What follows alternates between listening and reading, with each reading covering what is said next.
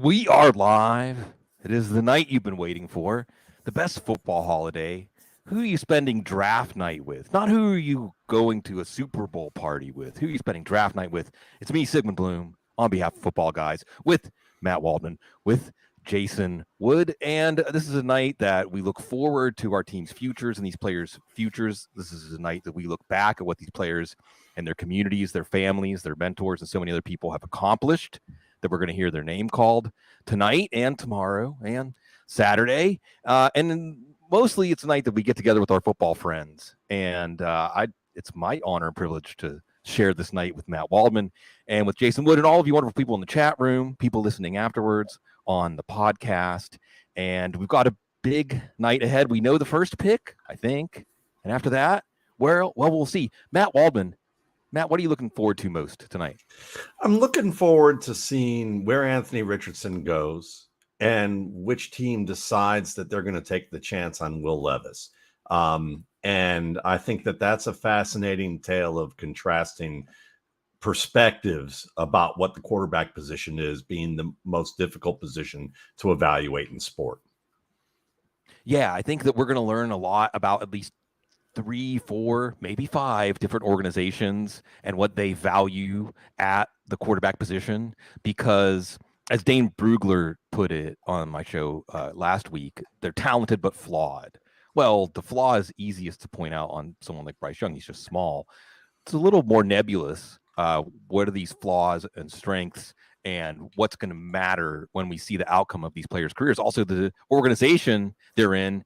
Jason Wood, not many organizations have been doing better at playing the draft, at building their roster, at making decisions at the right time than your Eagles. Take off the analyst hat for a second. As a fan, this is a big night for the Eagles. What's your nightmare and what's your dream for the Eagles tonight? Well, listen, my nightmare is probably what they should do based on prior history, right? Like I said in our internal chat earlier today, that there, of all the players I've seen quite frequently mentioned as likely Eagles picks, the one that I would be like, wah, wah, wah, would be Lucas Van Ness, the edge rusher. But there's not any particular reason. I think he's a toolsy guy that didn't even start for his own college team. So it's not a pick that would excite me. But that being said, even though we adore this stuff and we put a lot of thought and preparation into it, honestly, we aren't all that good at getting the picks right or wrong. So if Howie chooses Lucas Van Ness, maybe he'll be a badass, but that would be sort of the thing that I would be, I guess I would have sort of a visceral disdain for in the moment. But the only thing I think they could do tonight that would just bum me out, because we're on here to talk about football and it's such an exciting night, would be if for some reason they traded out of the first round completely. But since we have 2 picks in the first round, I doubt that's going to happen. So so I'm excited. In Howie, I trust. And as you noted, Sig, I mean, we have the luxury of not having any glaring needs, at least for 2023. So certainly you would expect he's going to go best player available. History would suggest that Howie's going to go to where he sees value at the highest value positions. So you would think defensive back, edge would be the places he's going to look, maybe offensive tackle if one's still there. So I would be shocked if I'm not happy with our 2 picks, assuming we make both of them. Yeah, it's hard. Even Bijan Robinson. And there's been some dissension, whether would they take a running back in the first round? Would they take a running back at 10? Would they take Robinson if they trade down from 10? Maybe Robinson won't even be there at pick number 10. I don't think he will be personally, but Atlanta, is that what you're thinking, Woodrow?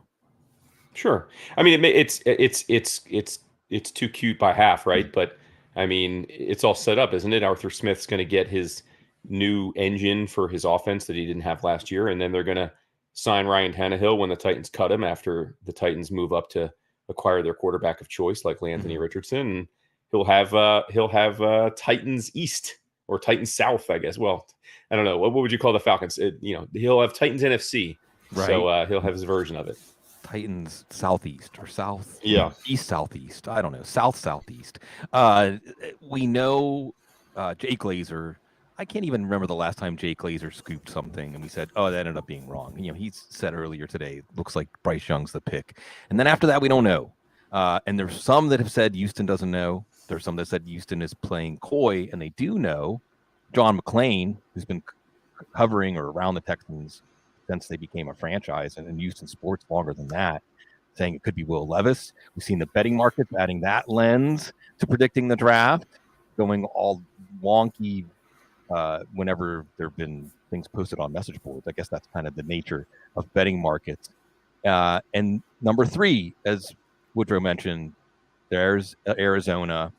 I think the latest was that Arizona is listening to offers. Andrew Brandt. I think Andrew Brandt was one of the first to cover the NFL from the perspective of the business of football. He had a lot of experience with that. He said that just means they're looking for a better offer. If it's out there, that they're listening to offers. So that's going to be a pick with suspense. Indianapolis's pick, if they're even there, number 4. Everybody has them taking a quarterback. Number 5 certainly is a pick we'll sit up in our seats if Anthony Richardson's still on the board for Seattle. Some say he may be there at number 20 when they pick for a second time in the first round. A lot of teams with 2 picks in this round. And then we get to number 6, Detroit. And it was a lot of talk zeroing in on Devin Witherspoon from Illinois. Favorite story about him is that his mom had to talk him into trying football when he was a junior. A lot of these players, their first love was basketball. Not too bad for your second favorite sport, getting taken in the first round, maybe even number 6.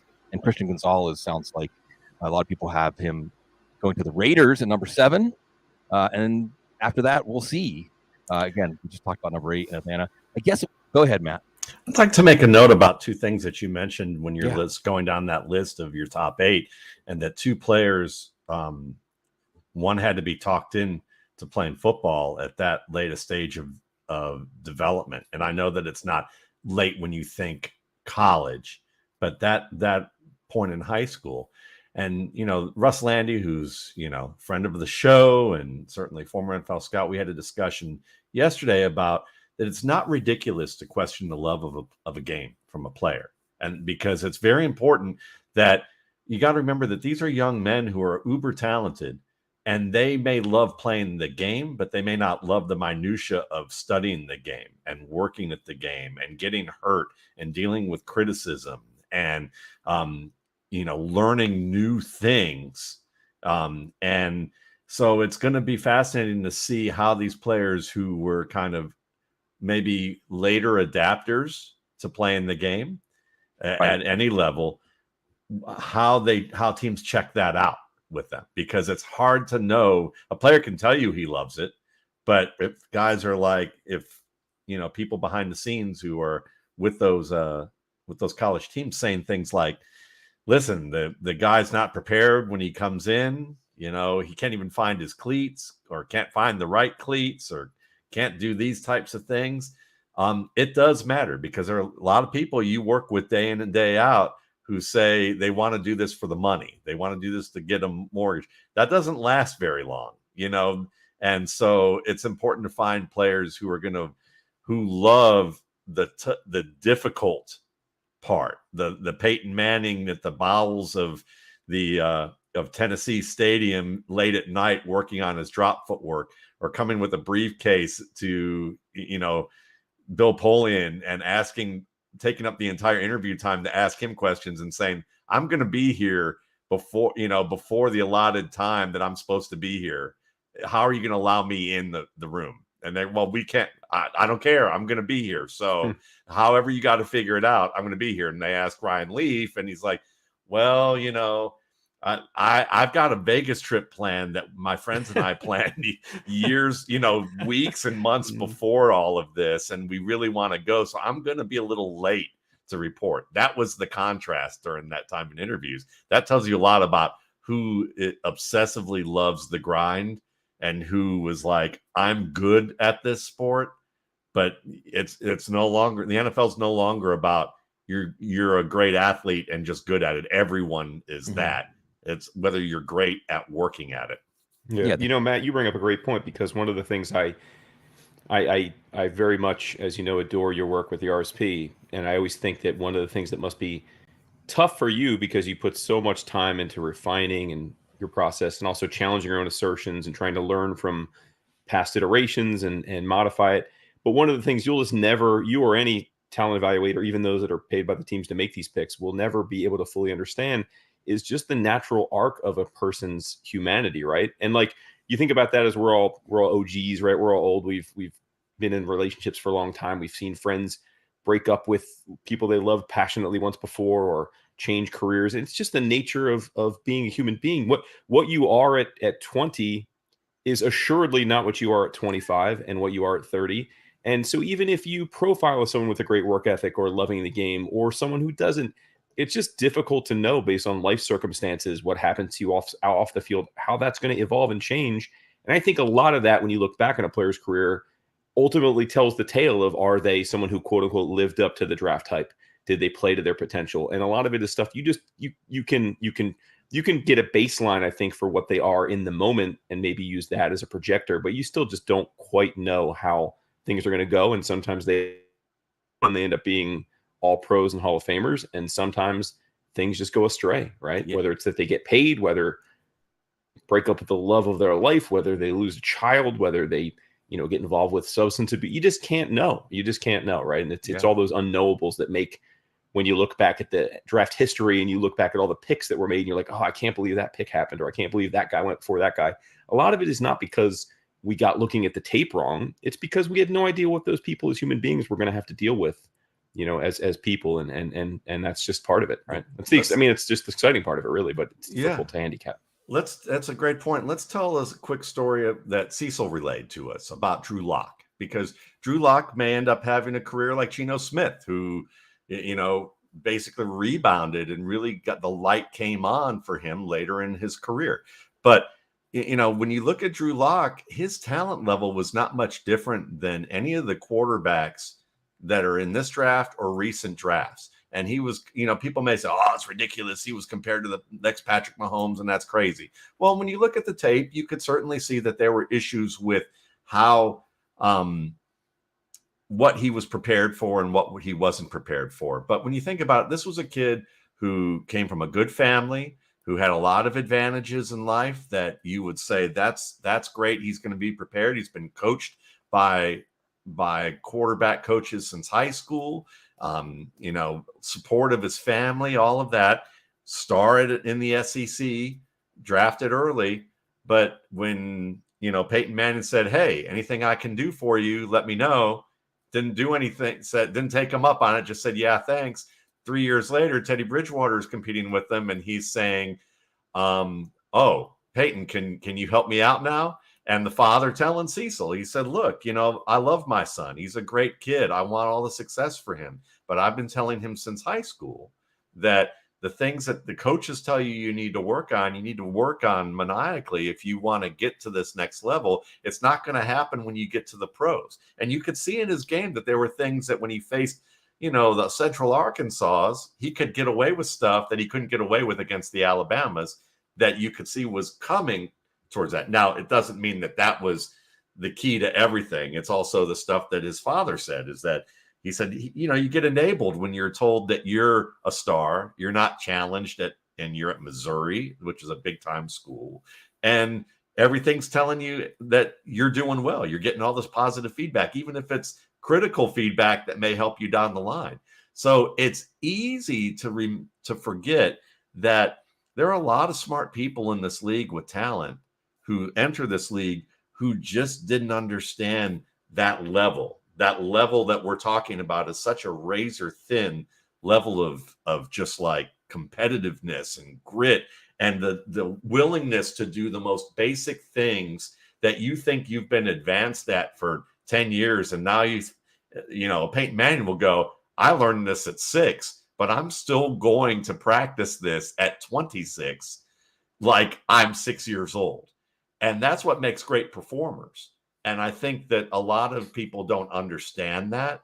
And when it comes time to have to do it, that's where you see the faltering sometimes, in addition to all the things that you mentioned that we can't know about, off the field, and how they deal with adversity and how they deal with distractions and everything like that. Yeah, they're all going to find out. I mean, just like all of us, there's stories still being written. You're the author of your life, and sometimes people need to learn from experience before they can really hit their peak. I want to say, hey, football guys continues to hit their peak with your help. This show, I don't know how long we've been doing this, Matt, on First Round. Woodard, you've been joining us for a few years now, but obviously this year looks so professional. I need to up my game, and I want to say shout out to Alfredo, our director, producer, man in the box, Julia Bryant, who's producing a lot of the great graphics and helping out tonight. Dylan's doing some great work with our social media, and it's not just the accomplishment of football guys, it's just the community. It's all of you that are here that we're now. This shirt is from, I don't even know how many years ago, when the Draft Dominator Mobile was the #1 app, and Football Guys has been going for 20 years plus strong. It's an accomplishment we all can share as the draft is about to be underway. And speaking of sharing the night, another tradition we love is sharing the first hour of the draft with Paul Perticchese from Saturday to Sunday, football.com. One of my favorite analysts, one of my favorite people that we get to share this time with. And Paul, it's a little different. We got you right next to an Eagles fan, so you guys need to be nice. All right. This is a little different as we're waiting for the official announcement. I don't know if the draft. I don't have a TV in front of me, folks. So help me out if there's something that I need to stop. And by the way, before I toss it to Paul, here's a breaking news that I guess there was some tampering between the Eagles and the Cardinals. They're going to swap third-round picks, and the Cardinals are going to get the Eagles' fifth-round pick next year. I don't know. Figure that out. That's our first news item of the night. But our first big welcome of the night is to Paul Perticchese. And Paul, you usually spend the first hour. Tonight we get a bonus half hour. I would have you on the whole time, but we want to get a lot of good guests through here. Usually you're on in the first hour because the Giants are picking in the first hour. Not so this year. Yeah, as always, guys, a pleasure to be here. Always excited to join you guys for round one of the draft. And yeah, it's a little bit different, a little bit more relaxed me. Don't have to worry about the Giants making a pick while I'm on air. So really excited to be here with you guys. And yeah, it sounds like the Eagles get the 66th pick this year. So Howie Roseman continues to just, make magic happen regularly. So they get the 66th pick, and then they send back a fifth rounder next year and their 94th pick. So going from 94 to That's 66. A good trade. That's pretty significant for the Eagles. Yeah. So they continue, and the rumors are that they're trying to move up tonight and maybe get Jalen Carter. That's the latest buzz I think that's out there. And this might now even help them in terms of their ammunition that they have to kind of move around the board tonight. All right, as we're waiting for this first pick, Paul, since you just arrived, I'll ask you first. Are the Panthers taking the right quarterback at #1? Yeah, I think they are. I think Young is the most ready to step in and run the offense that Frank Reich wants to run. I think his problem-solving skills is what really stands him apart. I know the size and the frame is an outlier, but we've seen outlier quarterbacks, make it at the next level, and I just like his problem-solving ability. I think we live in a league now where you got to be able to solve problems. You got to be able to play off structure. He's not going to be a big runner, but I do think he's going to be a guy that moves around the pocket well, buys time. I love his ability, his vision, his mental processing, I think is top notch. And I think he's the guy that there's less questions about him in terms of playing the quarterback position than there is of these other guys. You take away the size and frame concern, which I understand is legitimate. I think he checks off the other boxes that you want. It was a bold move up. I think they gave up a lot to get up there, including, a potential star wide receiver and DJ Moore. But I think it was the right play. I like the bold and aggressiveness that they showed. And I do think Young is the guy that they should be selecting at 1. Yeah, Lovie Smith, everybody.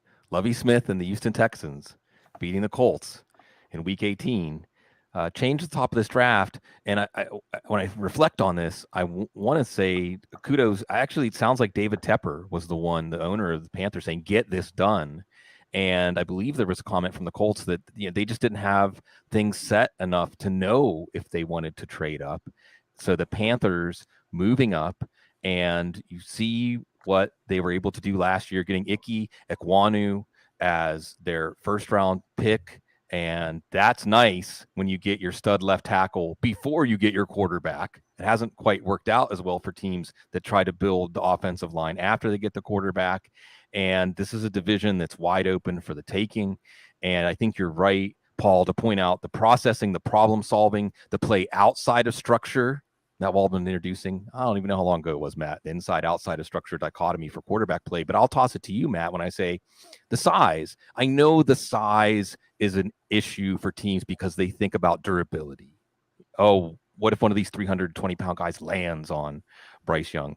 But outside of size, because what do we always hear? How do they see over the offensive linemen? They have to create passing lanes for themselves and other issues. When you watched Bryce Young, did you see his lack of size show up anywhere on the tape? No, it really doesn't. It's because you're throwing between linemen. You're not throwing over linemen in most cases.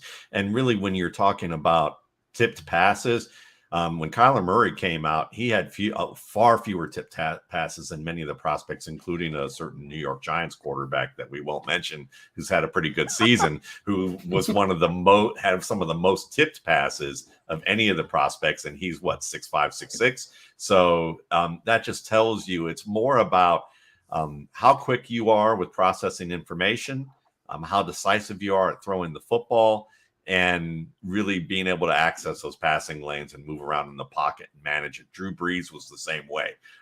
So no problems there. My only thing with Bryce Young, and it's a minor thing, is you're going to see some game management stuff with him that people don't talk about.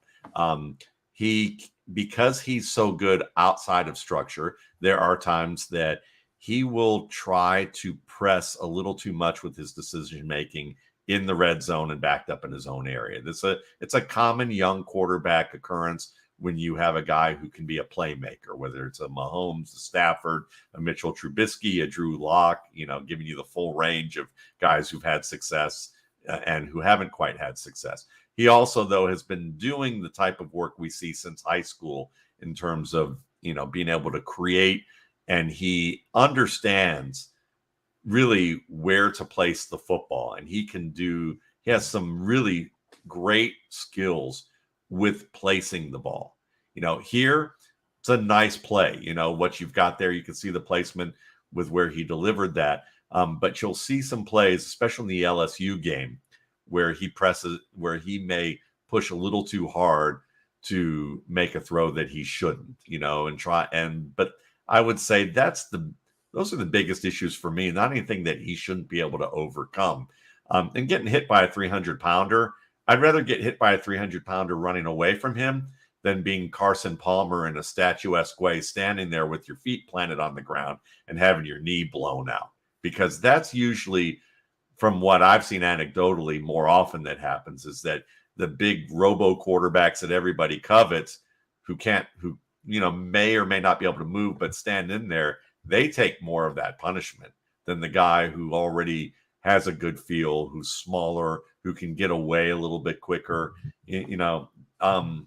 The concern to me is a little overblown. One big hit. Well, one big hit with anybody, because, unless even Anthony Richardson, you got a guy, if someone outweighs you by 50 pounds, one good hit's going to take you down and take you out if it's the right kind. So, it's more about threshold than how light, you're talking about with the quarterback position.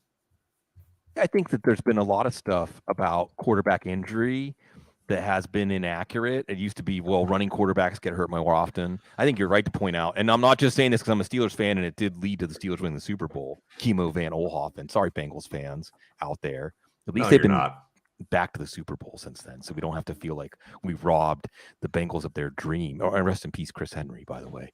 Pocket passers, especially more immobile pocket passers, they don't get to dictate the terms of engagement with defenders the way that mobile quarterbacks do. And a running quarterback can at least protect themselves or cover up or otherwise be ready for that contact in a way that pocket passers can't. So you're right, Matt, to say that there's like a denominator there of, you might be smaller and more prone to injury if you have a physical confrontation with these guys. But if you're more mobile, you can make that confrontation a little more to your advantage.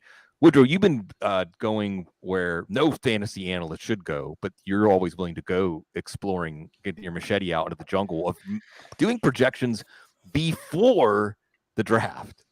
So projecting Bryce Young as a Panther, they picked up Adam Thielen, they picked up DJ Chark, they still have Terrace Marshall. They've got Miles Sanders. Who, in your knee-jerk reaction, is the biggest winner here? Who, when you update these numbers to reflect that the Panthers have what should be at least a competent passing quarterback from the get-go is going to be someone we care about in fantasy.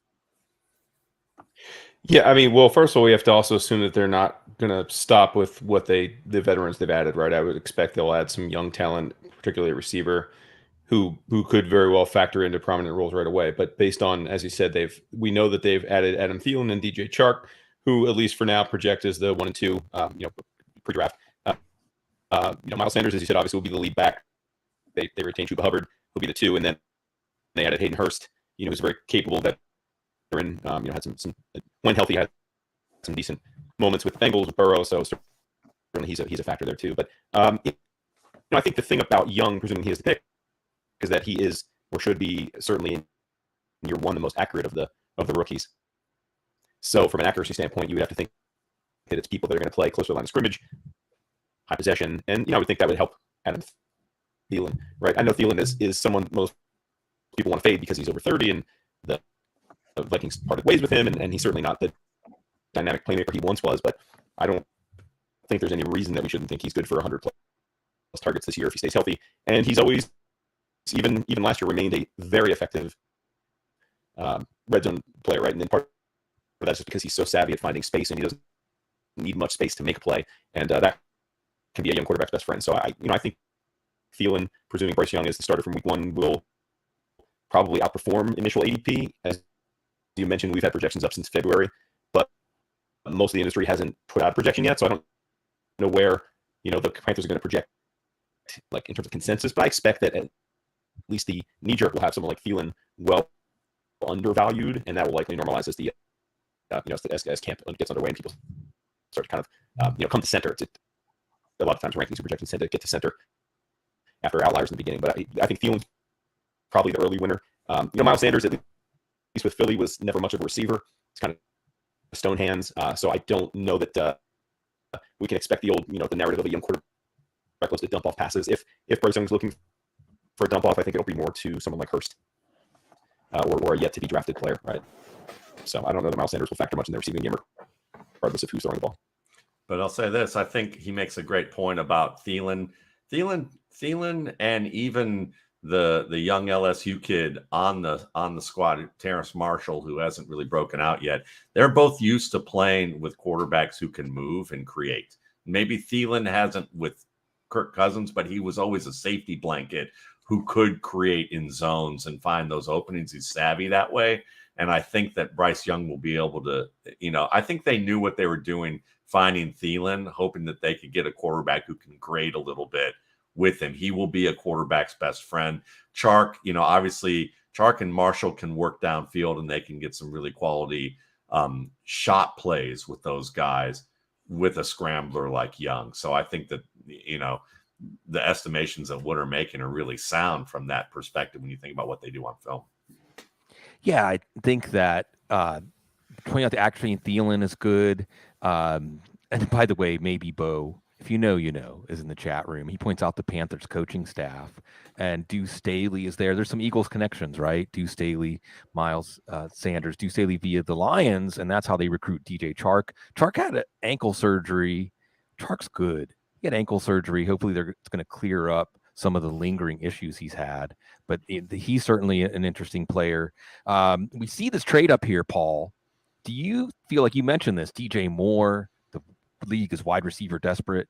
You can see the number 9 pick this year, their first round pick next year, their second round pick that they got from the 49ers this year, and a second round pick in 2025. Did the Panthers give up too much to the Bears to move up to this pick, Paul?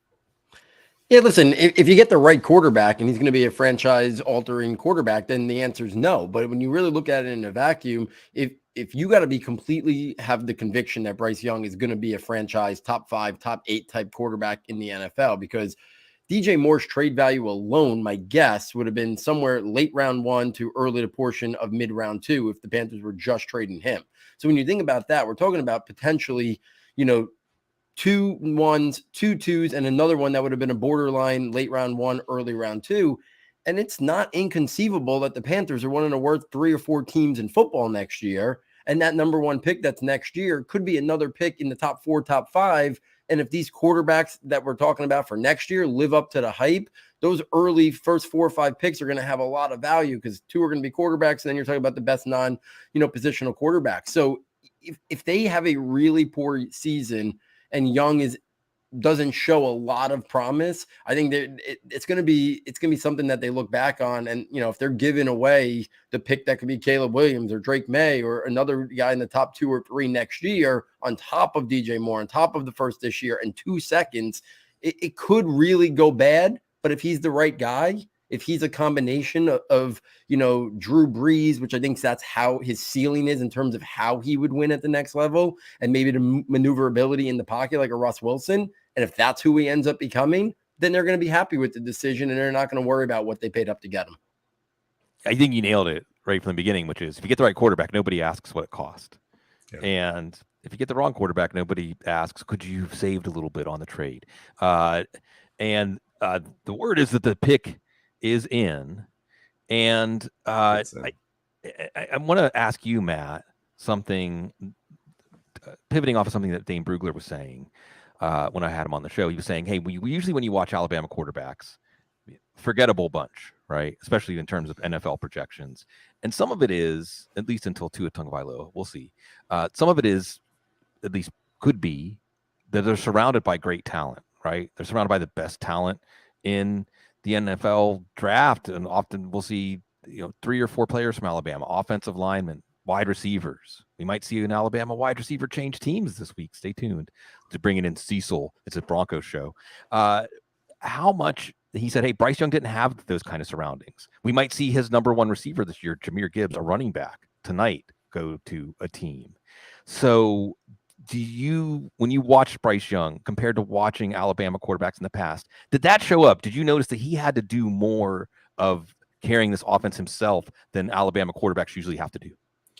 Well, I think it's more that it's his style of play. I think he's shown that style of play since high school. And while certainly you can make the argument that that's the case, I don't really compare quarterbacks based on where they were on school. That's logo scouting. And I don't think Dane Brugler logo scouts at all. I think he's just making an aside type of, about what he anticipates the public will point out, because I know that Dane does great work and logo scouting isn't part of that. But I would say that what we do know is that Alabama has been used. I think Alabama probably spends more of its energy, recruiting players in the trenches and star players at other positions, and then getting guys who are conceptually sound for the college game at quarterback because they know they can win that way. And if they happen to land a top prospect who is a high-end athlete, all the better, but that hasn't really been the need, if you know what I mean. So what happened, when you look at Jalen Hurts, and Tua Tagovailoa is a good example, Hurts has turned into an excellent young quarterback, but let's remember that Jalen Hurts had a lot of holes in his game. Even at Oklahoma after he transferred. I mean, we look back and we can see how great of a guy he was, a great leader, and how mature he was to handle the benching he had in the national championship game against Georgia. But that benching came because they wanted a change up, but they also wanted somebody who wasn't going to make some of the mistakes conceptually that that Hurts was guilty of throughout his career at Alabama. So I think that kind of speaks more to the idea that Alabama usually recruits a certain type. But with Young, you get that type plus the athletic ability in his game. I mean, if he couldn't move like he did, you would probably have a player like Brock Purdy in terms of the way Purdy performed at Iowa State as a heady football player that maybe people were wondering about the arm. Is the arm good enough coupled with not having elite movement skills? And I think the arm is good enough, but if teams are able to kind of foil him the way they foiled Tagovailoa with his arm, they might be looking back and going, maybe we should have taken Anthony Richardson here. That would be the downer if that doesn't work out. But I'm pretty confident the arm is good enough paired with the rest of his skills. Yeah, you're right to point that out, that Bryce Young, if you need to throw a 70 air yards deep ball or something like that. Deep out. Yeah, he might not be the quarterback, but neither is Lamar Jackson. Just got a good Or new Deshaun contract. Watson. Or Deshaun Watson, absolutely. Yeah. And Deshaun Watson might not be the guy you picked to knock over all the milk jugs at the carnival. And you brought up Jalen Hurts, and I just want to say as a quick aside, as he got his contract, and we're happy for him. People talk about Josh Allen and Josh Allen's accuracy, and we can talk about Josh Allen when we get to Anthony Richardson. I think Jalen Hurts and his processor is just as dramatic, if not more dramatic, of an improvement that happened in the NFL. When you watched him, he seemed like he was half beat behind sometimes, and it doesn't seem like that. Good structure around him can help. We'll see if Carolina has that structure around Bryce Young to help him. Now the real draft starts, right, guys? And feel free to interrupt me and scoop me, fellas, if you're seeing anything going on the world.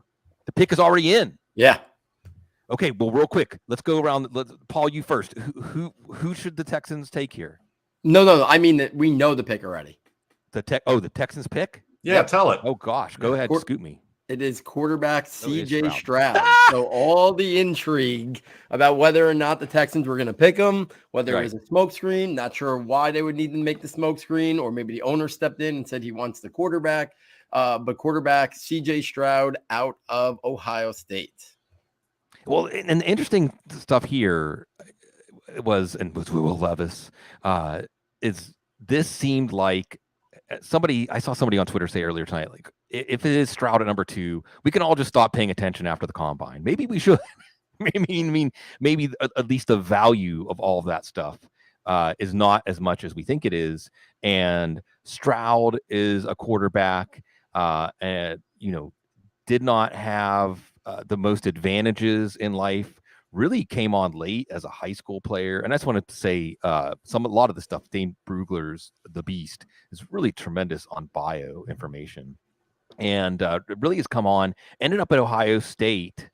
And this is interesting, guys. Ended up at Ohio State in part because of the great friendship he created with Jaxon, Smith-Njigba before he went to Ohio State, and it was part of what helped him choose that. I'm just saying, Texans are picking again at number 12. They do have a need for wide receivers. So, Paul, did the Texans make the right pick now that we know who they picked? Yeah, I think they did. I think the Texans needed to pick a quarterback out of this draft. They couldn't start pushing it down another year and say maybe we'll get one of those two guys next year. I think CJ Stroud, best ball placement and accuracy, I think, of the high-end quarterbacks in this draft class. I like that last game, I think, resonated with probably NFL decision makers a lot. That game against Georgia, he showed things that he had never shown in any other start in college football. The ability, like we talked about with Bryce Young, to playoff structure, to utilize his legs a little bit more, and not, like Matt was saying before, be like a Carson Palmer type player. Like, that's what he showed at times, and he really struggled with pressure at times in other games for Ohio State. And then all of a sudden, in the biggest game, the biggest moment against the best defense arguably he ever faced in college football, all of a sudden he was making plays with his legs. He was moving around the pocket. He was showing the ability to play off structure. I think a lot of NFL decision makers, if they see it once, think it's in the repertoire that it can be pulled out of him more. And I think that resonated in this draft process with him, because we knew he had the arm talent. We knew he had the accuracy and the ball placement, but it was, would a team invest this high of a draft pick with a guy who was really going to be like that statue in the pocket, which we thought CJ Stroud was. And there was a lot of concerns about that throughout this college football season. And then all of a sudden that one game, I think, really changed the narrative on him a lot. Yeah, what do you do with that? What do you do with that? Is there even anybody you can think of in the years of doing the RSP that had a final game with so much increased importance and degree of difficulty that maybe made you go back and wonder how to contextualize what you saw before? How do you chart the trajectory of CJ Stroud, knowing that he did save his best for last? Well, here's the thing. I'm going to disagree with Paul a little bit, and I'm going to disagree with the narrative that folks have about CJ Stroud, because while I think he showed more, I would agree with that. I would say that I don't think it changed the game dramatically. I think that what he did was reasonable. Georgia looked gassed from what I was watching with some of those plays. He wasn't doing what I didn't see him doing what Bryce Young does to that degree. I think what he did more was what you would see Kirk Cousins do, but with a little better arm talent in terms of how he moved and completed passes. So when I went back and watched that game, it was a great game.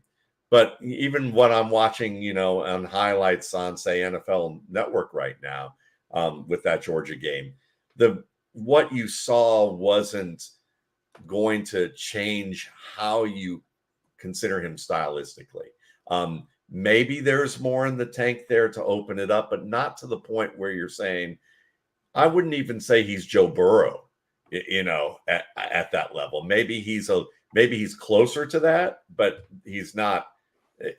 I think he's also a safer player. I think the Texans picked the safest quarterback of this class. He's, I think that the things that you worry about with him are more, is he willing to make some of the big plays that franchise quarterbacks make? There's times on tape when you watch him, not only does he get confused by coverage that's leveraged over the top of him on certain plays, but there's also plays where you can tell he sees the opening when he's breaking the pocket and he just won't let it go.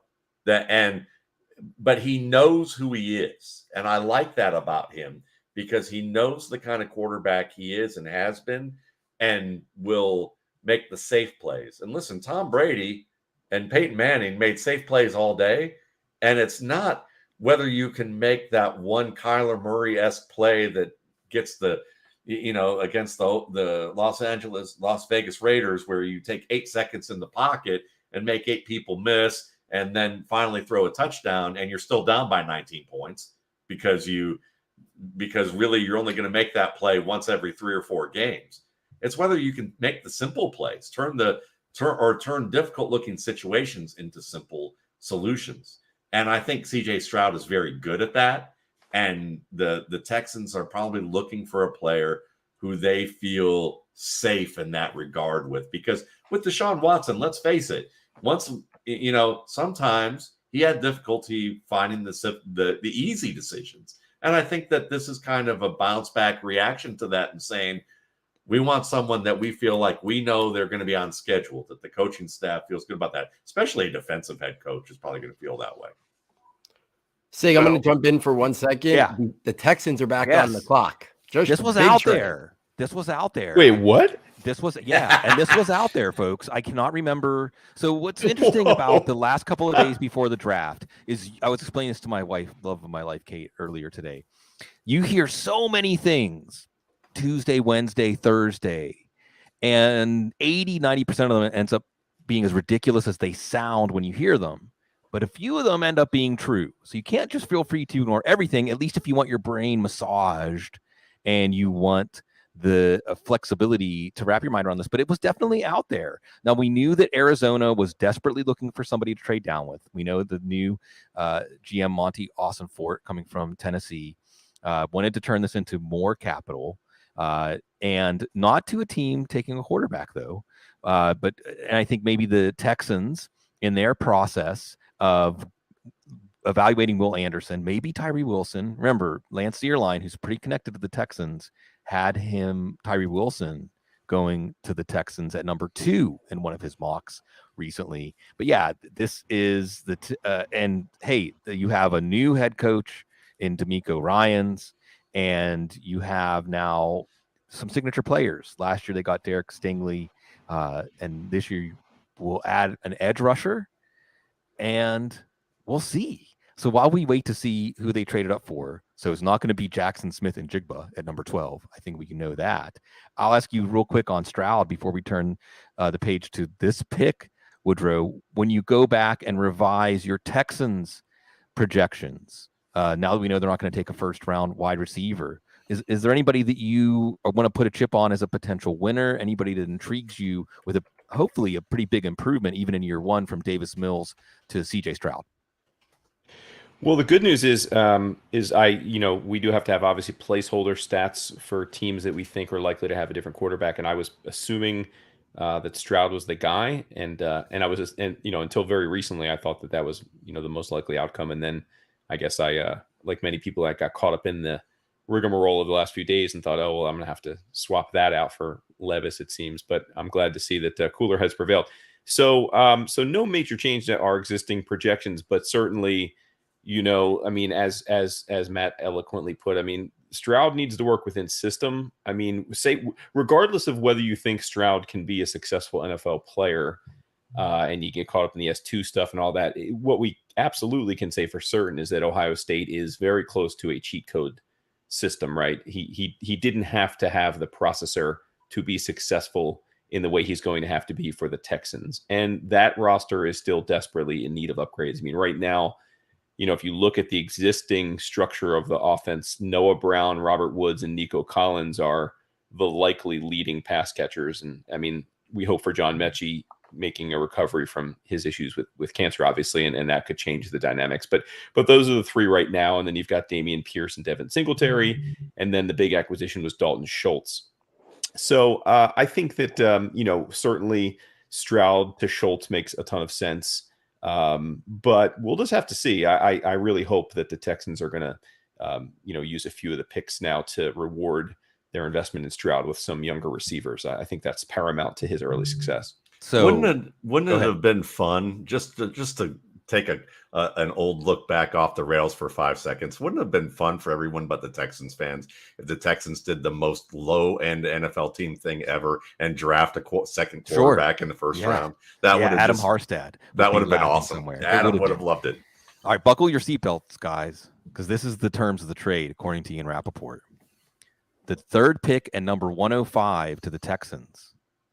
To the Cardinals, number 12, number 33, a 2024 first round pick, and a 2024 third.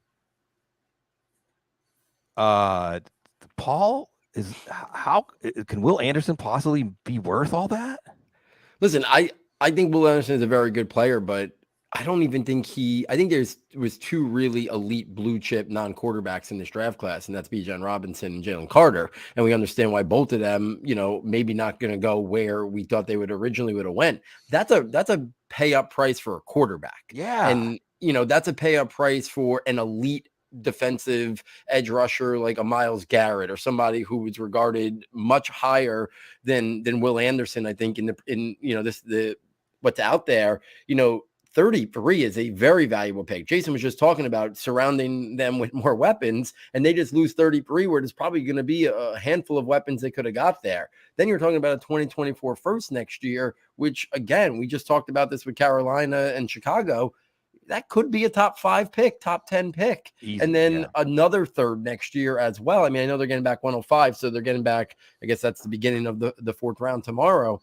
But that's a hefty price. Will Anderson, for that to pay off for them, Will Anderson's got to be an elite edge rusher at the next level. I think he could be good to very good. I'm not sure elite is what I see. I don't see Khalil Mack. I don't see that level of brother. impactful. No. Yeah, Myles I don't Garrett, see that level of impact. He's more of really good play strength, toughness, physicality. He's not going to be a guy who's going to bend the edge with that's not his elite calling card. Usually when we see edge rushers go at the top of the draft, either they are elite technicians with great play strength or they're elite benders off the edge. He's more towards the play strength and good technique than he is the bend off the edge. So that's a hefty price to come up and pay. And they're going to lose out on getting some additional weapons this year. And then that looming first rounder next year. Now, I know they got another one, right? They got the other one coming back from Cleveland next year. So maybe they looked at this as a little bit of a luxury that they could roll the dice. And maybe these were, two of their top, I'm assuming these were two of the top 3 guys, right? On their board, even if we think that Bryce Young was maybe number 1, they got their second and third best players. They're going for it and saying they think that's worth it, but it's a hefty price. It is a hefty price, and I will say though that one of the things we all tend to do, and I'm guilty of it too, when we see these moves is like, oh, it's such a big price to pay, but no one ever goes back and audits the price if the player works out. And the same is true of Will Anderson. I mean, edge is nothing is as valuable as quarterback, but we've now learned that, okay, you don't really question big trades for quarterbacks because if they work out, it was worth it and then some. Same is true for edge. I think edge is, I understand if you guys are right and Will Anderson doesn't end up being someone of Bosa's caliber, okay, fair enough. But I mean, playing devil's advocate, and I don't profess to be a meticulous scout of IDP players coming out of college, but Will Anderson led the nation in sacks and tackles for loss over the last 2 years, playing at the highest level of collegiate competition. And I would argue, especially this past year, he wasn't surrounded with the same level of talent protecting him as he was the prior year. So, I mean, from a production standpoint, he's as elite as you can ask for. And by all accounts, he's also a great leader, very motivated, getting back to what Matt was saying before the draft about the intangibles that often dictate early success or failure. So does it feel like a lot? It absolutely is. So yes, they have to get the pick right, but that's the whole point, right? Like they're going out and getting their guy. And I think we should respect that. We should respect the boldness for a team that's been moribund for years. They're going out and getting a guy they think is going to be a perennial All-Pro. So if it works out, none of us will think twice about the price that they paid. Okay. So I don't know. I applaud the aggressiveness. I wish more teams were willing to go out and get their guys. That's fair. That's fair. I think the one thing that Nick Caserio did not read is that nobody else was going to pay that much for the pick. And they probably could have gotten this pick for less than that. Because I think 12.33 in the third next year would have been fair. If that would have been the reported compensation, I said, that's fair. You're still going to get a good player at 12 and another good player at 33 or a second round pick next year. And Will Anderson's good. I believe Will Anderson is the first ever Alabama player to be a consensus All-American in back-to-back years. He's again, and he also won the Nagurski 2 times too, which I think there's only a handful of players in college history that have done that. So look at that. Yeah. So you want to go ahead now that Richardson, and there it is. So I love just before because the nature of the draft is that we get things carried away. Daniel Jeremiah, that's who it was. Audible alum. I don't like to puff out our chest on this, but the first regular media spot that Daniel Jeremiah had was right here on the Audible. And he was the one who put that Texans trade up to number 3 scenario in his draft. And the last thing I'll say about this is, this is backing your guy, D'Amico Ryans. I don't think Will Anderson is going to be Nick Bosa, but I think that D'Amico Ryans sees up close and personal how, and he's not going to be Von Miller, but having that signature edge rusher makes so many other things work. And now they have their shutdown corner in Derek Stingley. We get Anthony Richardson, Matt Waldman. Yeah. And this is going to be so much fun. This is going to be so much fun because if you like what Shane Steichen did with Jalen Hurts, this is like giving him a palette of colors where he can paint an even more detailed picture. Matt, what Colts fans, why should they be dancing on the table right now? Well, number one, he's the best quarterback in this draft, hands down, if you ask me. And he's the best player in this draft, hands down, if you ask me.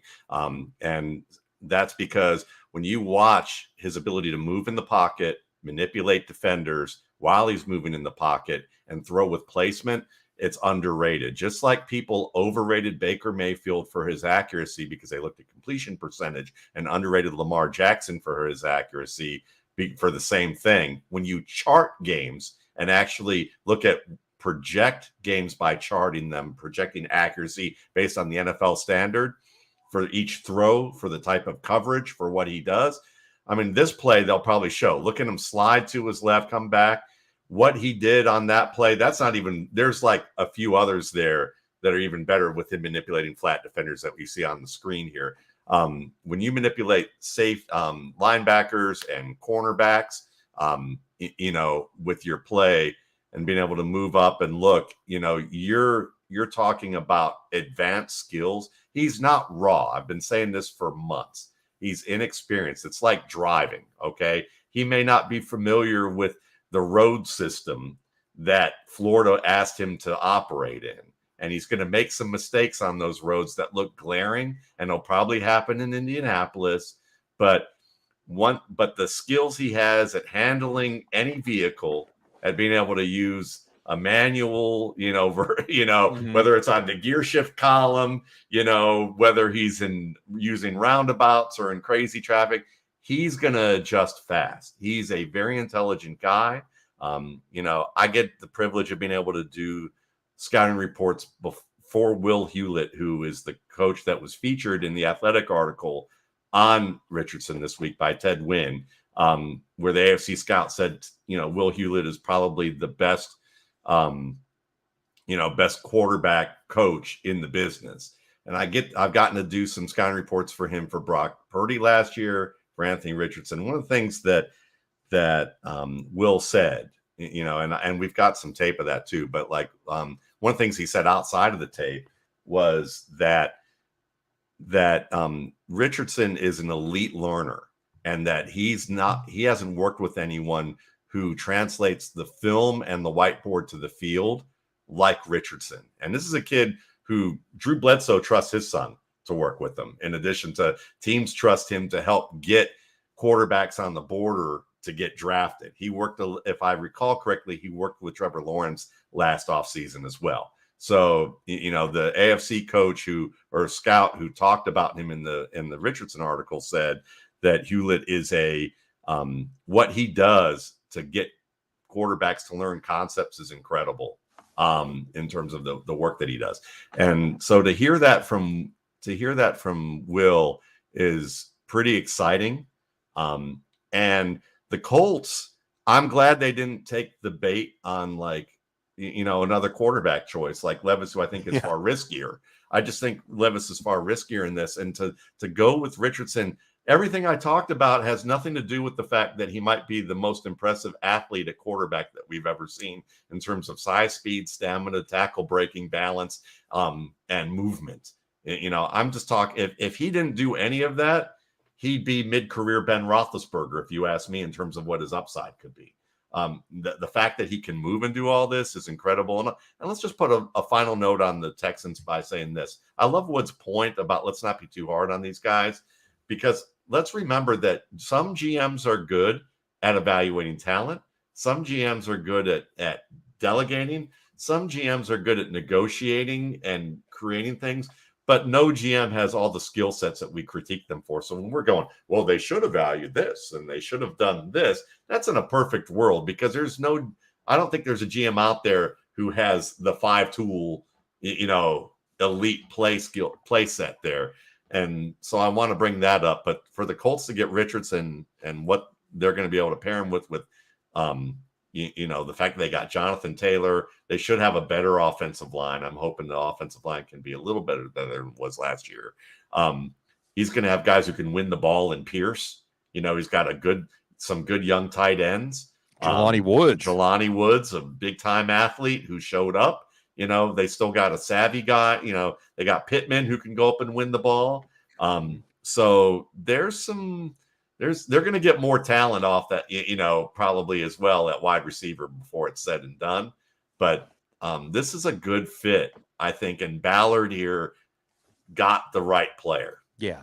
He held his water, right? Didn't trade up to number 2, didn't trade up to number 3, didn't get taken in by this talk. Josh Norris, I know, Matt, echoed something you said, that he's not raw, he's just inexperienced. Now I know that Alfredo's got that clip you were talking about, and I want to again introduce this, and hopefully we're gonna have Will Hewlett on the Audible soon, and you can find Will Hewlett on the RSP. Check that stuff out.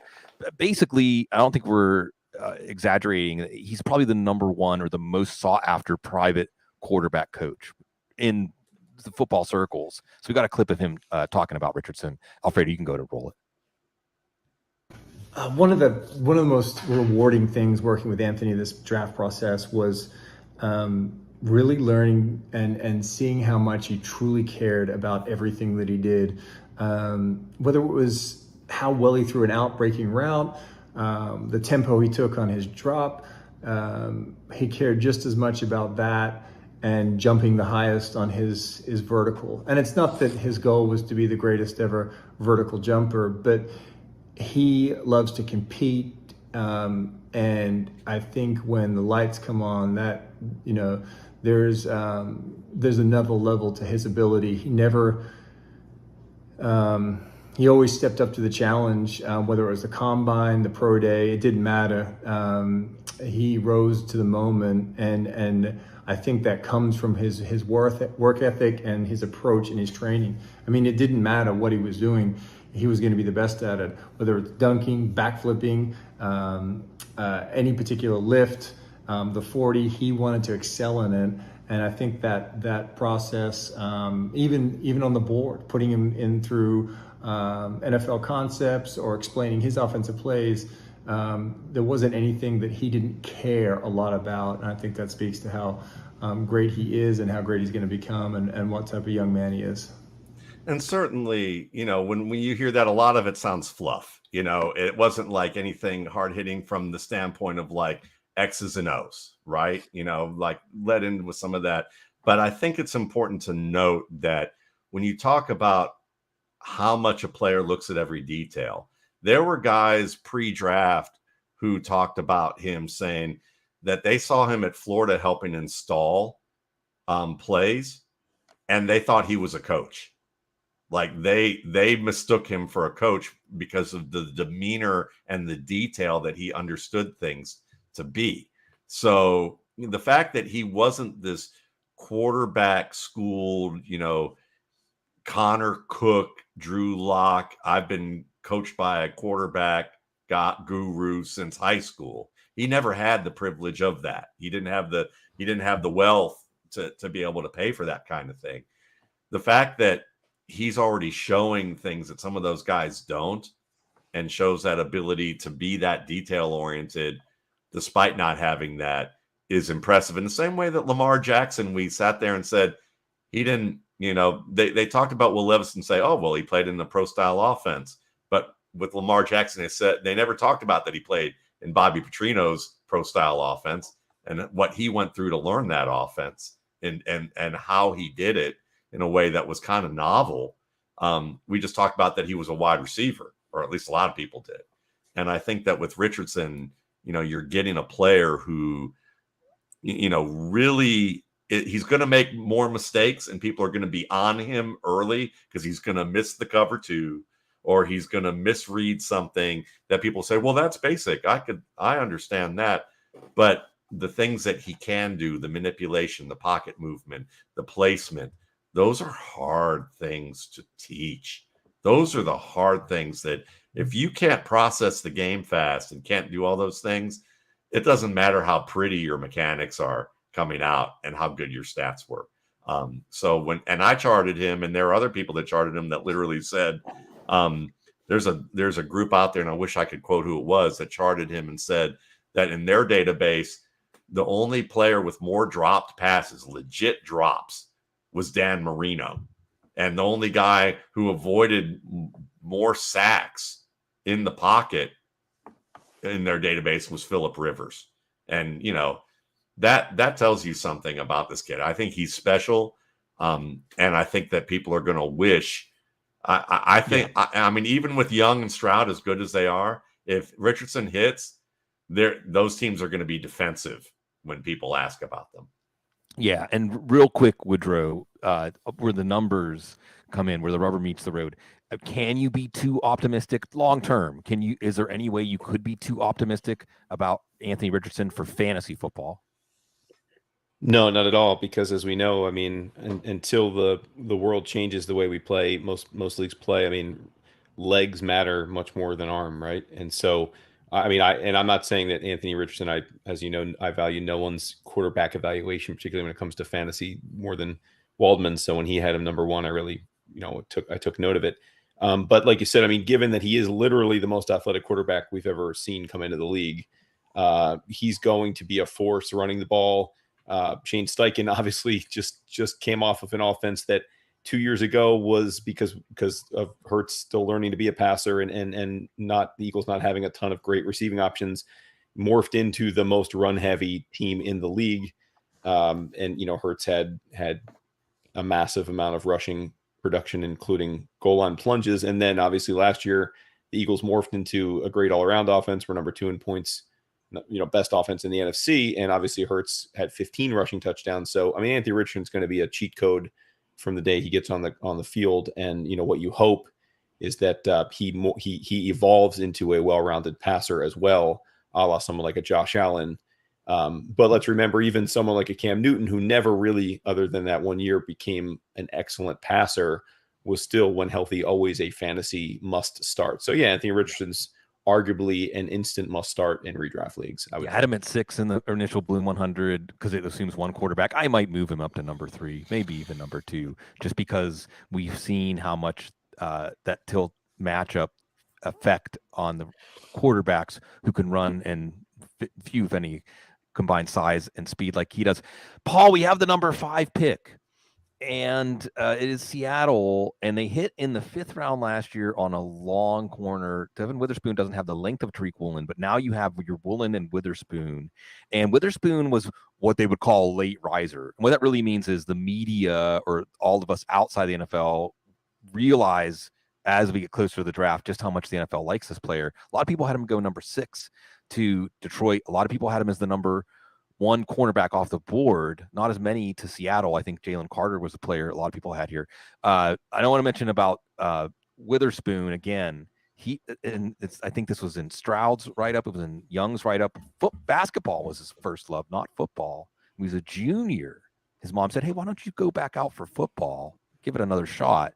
A no-star recruit, now the number 5 pick. Paul, is he worth the number 5 pick?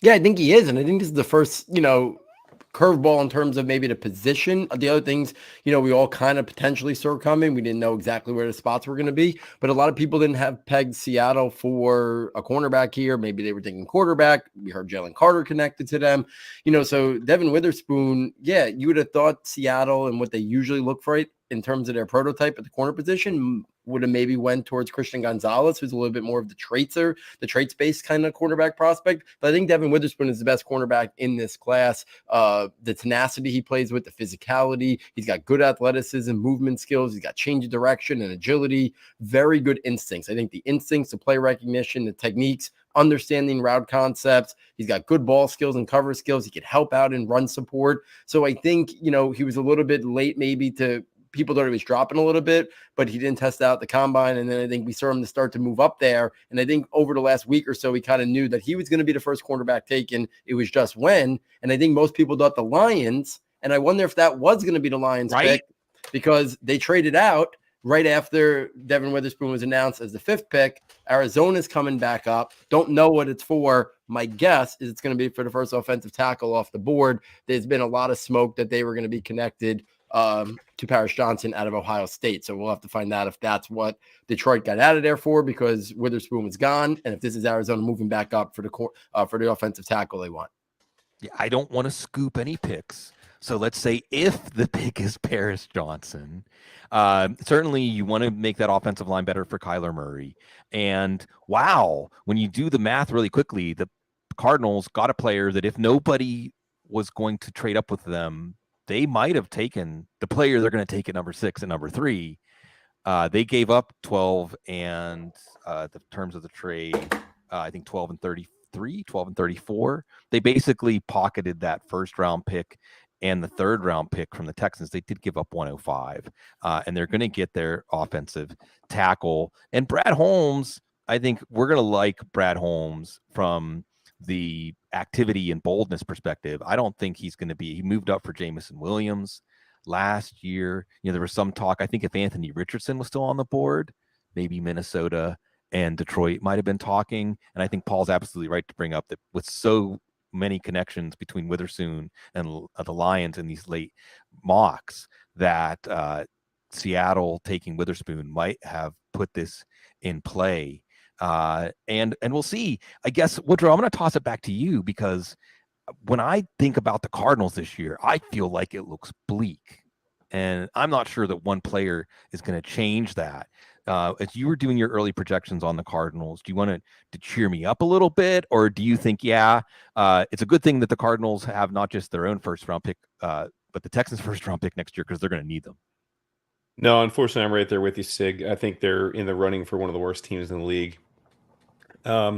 I guess part of that will come down to whether Kyler Murray really is making a miraculous recovery. I think a lot of us are assuming he won't be on the field in September, and that's not an official designation though by any means. So certainly if he is healthy for the full season, that alone probably will, take them out of the cellar completely. But no, I think it's rough. I mean, there's also been a tremendous amount of chatter that DeAndre Hopkins is going to be traded this weekend. And if he's not traded, it still seems like he wants out of the team. So they may have to then cut him. Who's to say? Obviously their running back situation, James Conner's long in the tooth and not a special player. He's been effective for them, but he's not a special player. And they're they have Marquise Brown and Rondale Moore. Certainly, Marquise Brown didn't live up to the. I mean, we were all very excited about his trade last year, including he and Kyler Murray were giddy to be reunited with each other, and it just didn't quite work out. So yeah, it's rough. You look at their offensive line. I mean, Paris Johnson will be an immediate starter, but you still got the likes of Will Hernandez and Kelvin Beachum, and it's just their center situation's a mess. It's tough to project them as being a very good team, and that's to say nothing of how a bad defense got worse with this offseason with Watt retiring and Zach Allen moving on. So as you know, the Eagles lost both of their coordinators to head coaching positions this year. Certainly Steichen and Gannon. I have a lot greater doubts about Gannon being ready for his head coaching opportunity, in part because of a lot of times these young head coaches, what really sets them into a success or a failure is their ability to staff. And I thought that if you look at the way the Cardinals staff came together versus the way that Steichen's staff came together, I think it's night and day. No disrespect, maybe Drew Petzing is the next great offensive guru in the league, but I don't quite see it that way. Nick Rallis is like the youngest coach in the league as a defensive coordinator. I just think this is a team that, if things go right, they're a year or two away from being relevant. Yeah, and Paul, I'll toss it to you, and I'll say, do you think that Paris Johnson should have been the first offensive tackle off the board? How much of a gap do you see between him and the next offensive tackle off the board? Yeah, I don't think there's a tremendous gap. I think it's pretty open in terms of him, how people view Peter Skoronski out of Northwestern, whether they're going to play him at tackle or guard, Broderick Jones. I think Johnson's got the highest ceiling. That's where I would say in terms of the athleticism, the movement capabilities, the length. So I think, but there's a lot of inconsistencies in terms of his techniques, playing with poor leverage, his pad level. He's not nearly as complete or refined as an offensive tackle as we usually see going in the top 10. And we know it's a hard position to transition. Like we saw Evan Neal really struggle for the Giants last year. We see Ikanwu really struggle for the Panthers last year. But those guys, if you're just talking about traits that they possess coming out of college, I think were way more complete players, way more refined players. And they had a lot of struggles in year one. I think Paris Johnson is going to be a little bit of a learning curve. I understand they needed that position, but as Jason was saying before, the Cardinals are arguably the worst paper on roster, the worst talent in terms of on the depth chart right now. That I'm not sure I would have, I think I might have stayed at 12, see if Johnson fell to them or pivoted to one of the other tackles and kept that early second round pick. I know they're working with extra, ammunition now after the trade down earlier, but I'm not sure that I would have moved back up at the expense of that early second rounder. But if they clearly had him as OT1, I get it.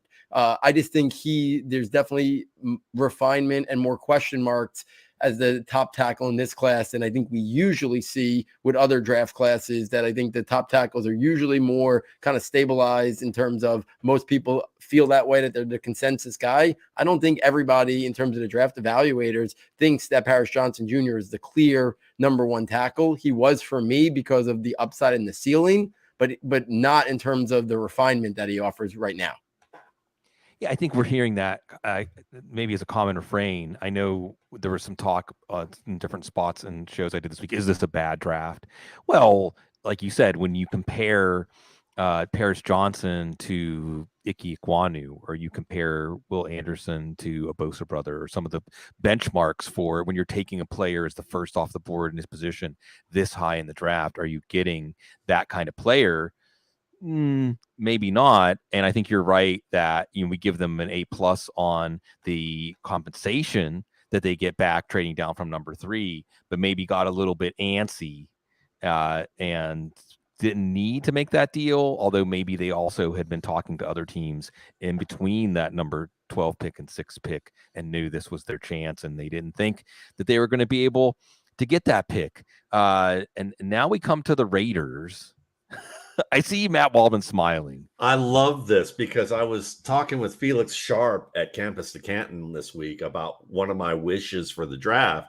And it was kind of the ultimate boom bust potential of Will Levis going to the Raiders, because really pro style offense, got signed off by a quarterback coach in Rich Scangarello, who had a series of one-year gigs in the NFL, which kind of notes that he was valued to some extent, but also that maybe he didn't play well with others. We don't know for sure, but that's often kind of a sign, is that maybe he's not the easiest guy to work with, or maybe not, or maybe doesn't have a great track record. But before Will Levis, he even became Will Levis's quarterback coach, I had people writing me who worked in the public sector, who aren't in football at all, telling me about Rich Scangarello, telling anyone that would listen while he was with the San Francisco 49ers or Denver Broncos that Will Levis had the NFL goods to be a top quarterback, which I thought was kind of fascinating, because that kind of tells you maybe he knew he was going to go there. Maybe he knew that part of pumping up a player kind of helps with recruiting, who might have some NFL skill, or maybe he really believes that. But the point being is that Levis, while he has things to work on, he can sit behind Garoppolo for a little bit. And the upside is that if Josh McDaniels actually has grown up as a personality of how to work with people, back from the days of Ted Sundquist and me and Brendan Thorne being on the show with Ted, and him talking about how McDaniels read Jay Cutler, the Riot Act, on like basically phone call one of his arrival there. And basically Cutler turned to Sundquist and his agent and said, "Get me out of here. I'm not playing for a guy who, me coming off a Pro Bowl season and everyone knowing that I'm not quite ready in the Denver building to be the guy yet. But for him to dress me down the way that he did on not a hi, how are you doing kind of thing." So, and then all the things that we could look at his track record, if he's matured to become the player, the coach that he is, this will be proof positive with his ability to maybe work with Levis. But as we see, it's Tyree Wilson who's the edge player. So maybe not. They passed on that too, because I was going to say it's either that, or if you're rooting against Josh McDaniels, if you want to see him blow up, Will Levis would be the stick of dynamite potentially lit if things went wrong that would cost him that.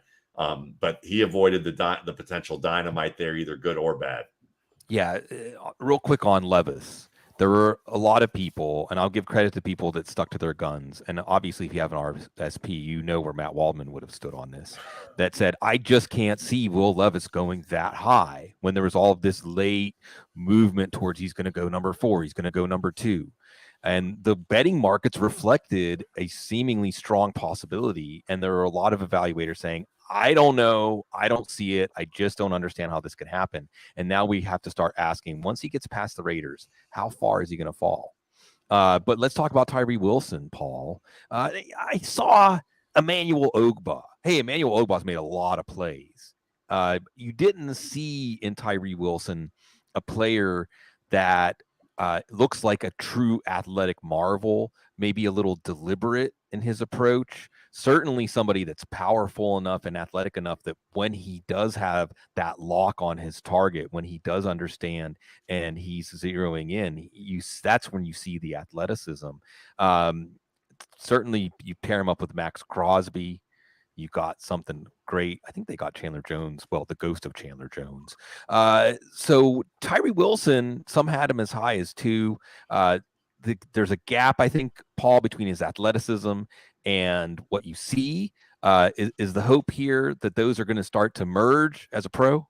Yeah, I think that's the key there. I think the athleticism is good. I think it could even be very good for a guy who's 6'6", 271 pounds. But I think it's what we need to see that athleticism translate to on the football field. And it makes a lot of sense, this pick, because the Raiders obviously heavily influenced by former Patriot people. This is a very Patriot style defensive pick, right? So like the Raiders, the Raiders front office, obviously Josh McDaniels, very much impacted by the Patriots way. Tyree Wilson kind of looks like that Patriot kind of defensive player, right? You could do different things with him. He can be 3-4-5 tech. He could be a traditional 4-3 defensive end. Maybe you stand them up and do some different things with him. So, I think the length is really impressive. I think that's the length, the play strength. He's a power rusher, and we need to see him turn some of that power, speed to power, I think is what we want to see him to take that next level. I think the ceiling is really high here. I think the upside is really high here. If in 3 or 4 years we look back, I don't think it's a slam dunk Will Anderson's the best defensive prospect. I think it's just as probable it's Tyree Wilson and maybe even another couple of guys who could be in the mix. So I understood when it was maybe at 2, the Texans chose Will Anderson after CJ Stroud with the trade up, but I think somewhere in this top 10 he belonged to go, because I just think, like we said, it's lacking those true blue chippers. But in a few years, if Wilson's a very high impactful player, if he's Cameron Haywood, if he's Cameron Jordan, right, I think that's the stylistic player that maybe he could be in terms of the size, the weight, the length. I think that's what the Raiders are hoping for. And I think that's the type of player he could be and the impact he could make. Yeah, I think this is a really solid pick for the Raiders. And whatever we thought of their offseason up to this point, we don't know how much they tried to move up or if they tried to move up, but you come away with Tyree Wilson at number 7, especially with the players they have. And Patrick Mahomes, by the way, took Twitter, take it easy on me. Texas Tech Red Raiders started out. Wilson did at Texas A&M, I think. Take it easy on me. Is he going to see him twice a year? It sounds like the Falcons pick is already in. We'll get to that. And as we're officially on Will Levis watch, as we wait for the Falcons pick, I know that anytime the Falcons taking a quarterback was mentioned, said very vehemently, they believe in Desmond Ridder. They are going to give Desmond Ridder a shot. So the Falcons were pretty excited to get this pick in. And I won't scoop anything. It's not going to be a quarterback, though. Before we talk about the Falcons pick, I'll ask you this, Paul, real quick. Jalen Carter, as we wait to hear Jalen Carter's name, is he the best player in this draft on tape? Yeah, I think he is in terms of what we've seen in terms of film. I don't think he has the highest ceiling. I think Waldman said it before. I think that's Anthony Richardson. But in terms of level of dominance at the collegiate game, it's Jalen Carter. I mean, think about all the elite defensive players that we've seen at Georgia over the last couple of years. No one was more dominant than Jalen Carter on that. He was the most dominant player last year when he wasn't even draft eligible. Now, we're just talking film. We're just talking on the football field. Obviously, there's been a lot of questions that have came up in terms of his character and his makeup and all that stuff. But I mean, it's remarkable that here we are. If he's not the pick for Atlanta, we're talking about Chicago, who we knew they were probably going to trade down, when they had the first pick. But if they didn't, right, when we played that game of no trading and make a mock draft, who were they picking? They were always taking Jalen Carter, right? So, like, they potentially could have got that haul we talked about earlier, and now may be able to get Jalen Carter, the guy that was originally tied to them months ago, at pick number 9, or he falls into Howie Roseman's lap. And the Eagles, arguably the best team in the NFL in terms of talent, add him to that defensive line mix. And we know that's where Howie Roseman likes to build up in the trenches. Put him next to his former teammate, Jordan Davis.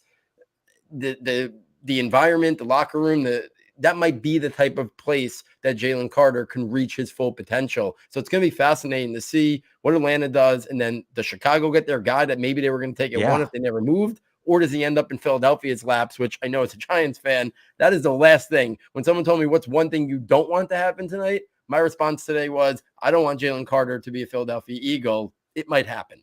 Yeah, it might, because the pick is Bijan Robinson. And this was another pick that if you've been listening over the last few days, there's been a lot of consensus, a lot of movement towards Robinson as the number 8 pick. And I guess from a psychological standpoint, if you think, which NFL head coach would be most willing to take a running back in the top 10 in this era, whenever at least the finances, the economics of it say maybe that's not what you should be doing, because in terms of what it would cost to get a player in another position, you're missing an opportunity cost there. But Matt Waldman, they got the opportunity to take Bijan Robinson. Tyler Algier came on. Yeah, that's nice. You got Bijan Robinson, you got Kyle Pitts, and you got Drake London. You got everything set up around, well, for now, Desmond Ridder. What are the Falcons getting in Robinson? They're getting the best running back in the draft class, who is a special football player from the standpoint of that he understands how to set up blocks. He has a really good feel and terrific short area acceleration with power. He knows how to use his pads and his hips to align to get the tough yards. And he's gotten better every year at learning how to play the mature game. The game that fantasy, old man Frank Gore type of game that ticked off fantasy analysts everywhere all over the internet when he was still playing in his mid-30s, and people complaining, Kenyon Drake on the fields, because Kenyon Drake was the guy who couldn't make the small plays, but could make the big plays. And Frank Gore was always going to give you the right play pretty much on every play, even if it wasn't a big play. Bijan Robinson, to me, is if you took what Frank Gore, he can become what Frank Gore was at his peak, but with some of the athletic ability in terms of explosion of Reggie Bush. And if you combine those two together, you kind of get a player who's a little bit like LaDainian Tomlinson. So, that's kind of backing my way into that comp. But Atlanta, listen, it's nice when you can get a back who doesn't have to come off the field, who you don't have to do this whole committee style thing. And if you do use another back, well, now you can be a little multiple with it because they already got Jonnu Smith. They've got Pitts. They can put those guys in line. They sure can get a better blocker than those two probably later in this draft if they want to, or via free agency. And now you're playing big ball, like which he likes to play, the former Titans coach, and you can use Cordero Patterson as kind of a wide out that you split out, or you use Bijan Robinson as that wide out you split out who catches post patterns like a wide receiver. So while it's not the thing that all the accountants of our NFL analyst space are going to love, and they're going to get on their high horse with that, and that's all great. And then you're going to get the analytics guys who are a part of that, who are going to talk about how much a linebacker moves or not. And I love where they're thinking with that, but they're kind of barking up the wrong tree with some of that stuff. This is the type of player that if you can, I agree with Emory Hunt, who he's biased because he's a former running back, and I like him, and I'm biased because I like him.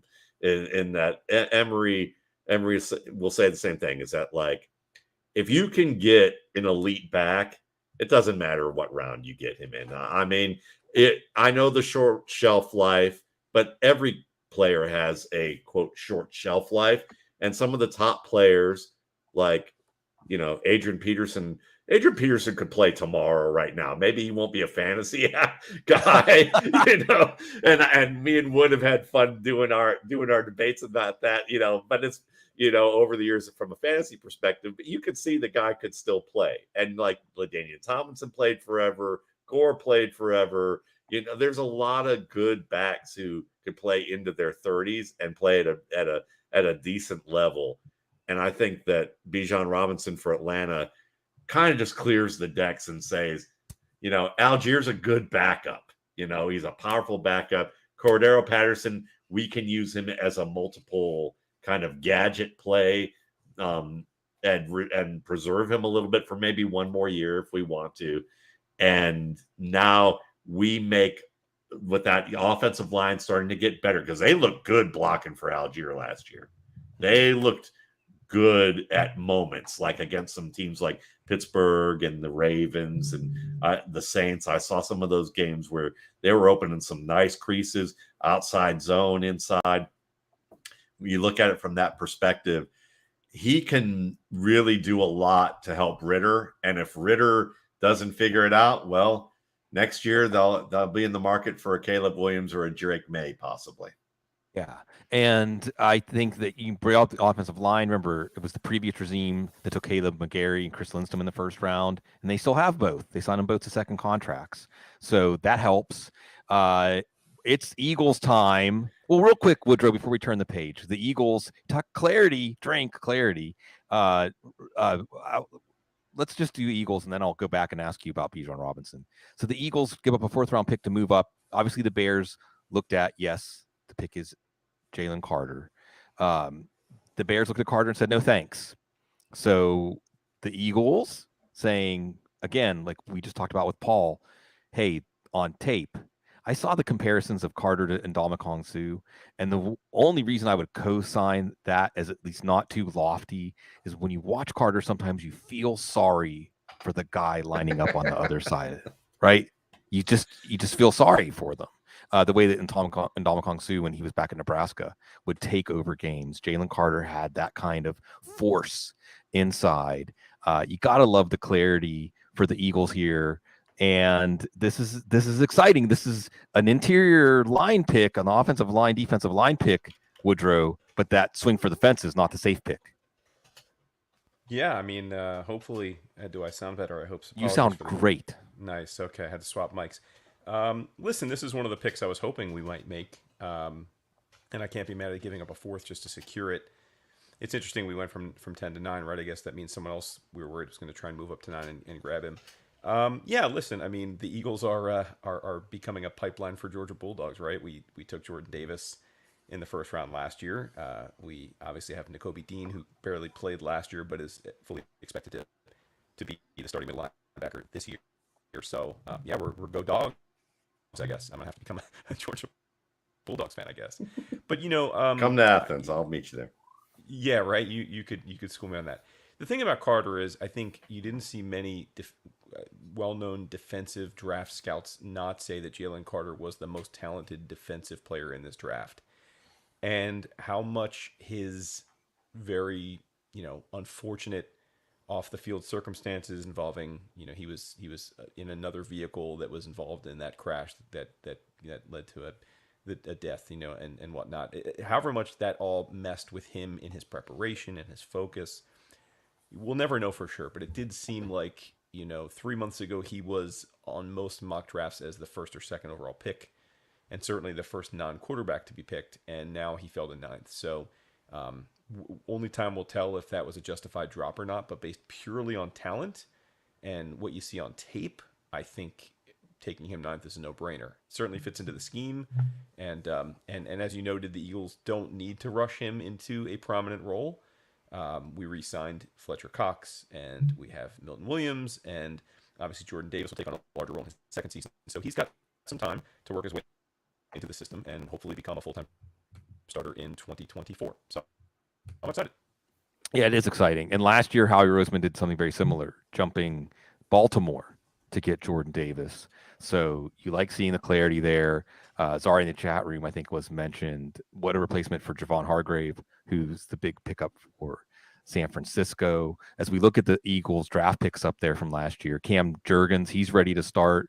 Nakobe Dean, he's ready to start. So that patience, and Jordan Davis obviously is going to have a much bigger role this year. That patience, and this is already a team that was this close to winning the Super Bowl. And the teams that Jalen Carter were connected to often, like Seattle and Detroit, they were teams that had 2 first-round picks. So you maybe feel a little more leeway. And hey, Howie Roseman probably has as much leeway as any GM in the NFL now. So you like seeing all those things line up for the Eagles, and we'll see. And I think that this is one of those examples, like I like to say, we're peeking through keyholes, like Jason laid out. There's some questions about his pre-draft preparation. There's some questions about an incident, an off-field incident. But you mentioned it, Matt. You're in Athens, or were in Athens, but you're down there in Bulldog country. And every time we would talk about, well, Will Anderson's not Von Miller, or Paris Johnson isn't Laramie Tunsil, although Tunsil famously fell in the draft. Jalen Carter, we're not necessarily saying that about, based on everything that you've absorbed, being that close to Georgia football. Is this as scary as it seems for Paul's Giants and all the other teams that are going to have to face the Eagles? Yeah, I think it is. And the Eagles obviously did their due diligence to probably decide that this was worth it to get him. Or maybe they look at it as that it was a worthwhile risk reward to give that an opportunity. And they seem to be good at, leveraging those risk rewards lately. But what you just see is just, unbelievable quickness. He's such a disruptive player. And when you can be that disruptive in the middle of the field, that's probably one of the most important things that you can have for your football team, because you need some, good offensive players process the field quickly in the middle of the field. So if you can prevent them from even getting a chance to look downfield before they have to make evasive movements, you've basically tilted the field in your favor. So, Carter's a great pickup, and the rich get richer. Yeah, the rich get richer. And on that note, even with Jalen Carter's questions, in a different organization, maybe he wouldn't work out. You're going to a strong organization here. You're going to an organization, I think, that has strong leadership, has accountability. And I think that this is kind of that more Bill Belichick school where we can take a risk or two because everything is so strong, what we've built here. And I think that this is going to work out. I'm going to go back to Bijan Robinson really quick, Woodrow, again, because you're doing these numbers. The folks that have been taking Robinson late first round in these early best ball drafts, early second round, top 15, now seeing where he lands, were they getting a little over their skis? Do you think that whenever you rerun all the numbers that he's going to justify that kind of investment in this year's fantasy drafts? I think it's one of the best spots he could have landed in, right? I mean, it's going to an offense that we know when things are going the way Arthur Smith wants, he could get 300 plus carries this year in a NFL structure that there may be 2 or 3 running backs a year now that get 300 carries. So I think they should be excited. And as Matt noted, the offensive line looked pretty good, especially in the second half of the year, blocking for Tyler Algier, who I think we can all agree is a fraction of the talent that Bijan is. So, no, I think this secures him as an instant starter. There's no challenge. There's no question he'll be in a timeshare. I mean, imagine if Seattle had drafted him, right? And we'd have to figure out who was going to split carries between Kenneth Walker and him. So even if he gone to the Eagles, right? The Eagles love to play a committee. So I think this is great. I think you can lock him in as a 20-plus touch back from day one. Yeah, I think so too. An endangered species in the NFL. Unfortunately, our time with Paul Perkisi is an endangered species. One of these years, if we could just do like Hollywood Squares, and we could just get every Alfredo, can you work on that for next year? Hollywood Squares. I just want the center square. Circle takes the square. Good way shorter reference though to endangered species. Paul, we're gonna wait and hear about the number 10 pick before we go. I know my man Narco News in the chat room wanted to know, since you're not going to be on, they're not picking in the top 10. What are your hopes for the Giants when they are on the clock at 25? Yeah, so for me, I tweeted out earlier, there's about 6 or 7 names that I'd be really excited about. 2 wide receivers who I think potentially could be there in Zay Flowers or Jordan Addison. A trio of cornerbacks from Deontay Banks, Joey Porter Jr., and Emmanuel Forbes. And then Kalijah Kancey, I think, would be a really intriguing fit along that defensive line. Very different than the style of players they have there with Dex and Leonard Williams. And Leonard Williams might only be there for another year or so. So I'm hoping it's one of those 6 guys. We'll see if there's a little bit of a wide receiver run in the teens or a cornerback run there, and if they get kind of stuck moving to a different position. But I'm hoping it's one of those wide receivers or corners, and then Kancey kind of like the fallback plan if the wide receiver run, quarterback run start a little early. That's got to be refreshing, right? That your team, you sit back, you're in the 20s, you're just trying to let the draft come to you. And I think you're probably going to get one of those players, or at least have a chance to sweat that out. And a lot of people would be looking forward to the Giants adding another weapon. And as is the pick in, can I officially say who the pick is for the Bears at number 10? Yep. Darnell Wright. I'll say this about Darnell Wright, and he was a late bloomer. So many references in the negatives in Will Anderson was, well, Darnell Wright kind of put him in a straitjacket. A right tackle, who cares? Right tackle, left tackle. Is that even really a thing anymore? So, Paul, while I've still got you, like you said, hey, the gap between Paris Johnson and the next tackle wasn't really that big. Darnell Wright, some had him falling much farther in the first round, but I think that also speaks to the level of talent, the plateau of talent after the top picks. The Bears, certainly offensive line was a need. does Wright address that in a way that is worthy of the number 10 pick? Yeah, I think this goes back to what we said. There was not a lot of consensus with these offensive linemen, right? Some like Paris Johnson. Obviously the Bears had Darnell Wright second, and maybe that tells us what we were asking before. They don't view Skoronski maybe as an offensive tackle. Maybe they view him interior at the guard position, and they went with Darnell Wright, who most consider maybe the best pure right tackle in this draft class. And he was a guy that, mostly was being mocked in at like 17 to, I even saw some mocks have him going all the way at the end of round 1. So clearly the Bears kind of targeted him as maybe their first offensive tackle. Right? We don't know that they like Paris Johnson more. We never really heard them connected to Paris Johnson. So maybe this was a guy that kind of penciled in on, as we think this is the kind of guy that we want here. And like you said, he was a little bit of a late bloomer, but really great length, the play strength, the physicality, the toughness.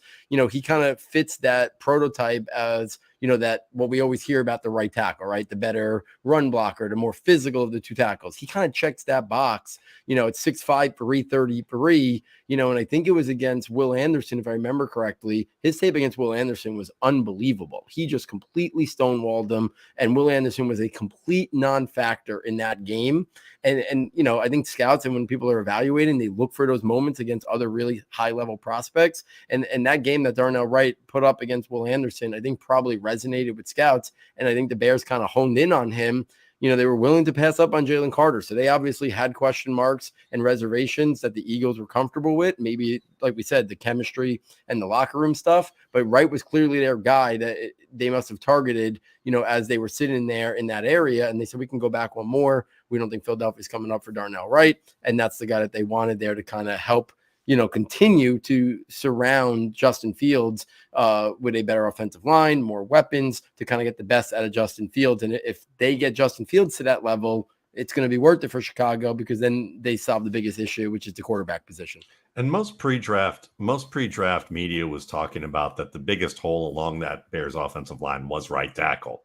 And Wright was one of the favorites for them to consider in that area. So if inconsistency is the biggest thing, and Chad Ryder, friend of our show, certainly, when he talks about him as a, top 10 overall recruit in the 2019 class, and that he compares him, and that Lance Zierlein compares him to DJ Fluker, in terms of what his potential upside could be.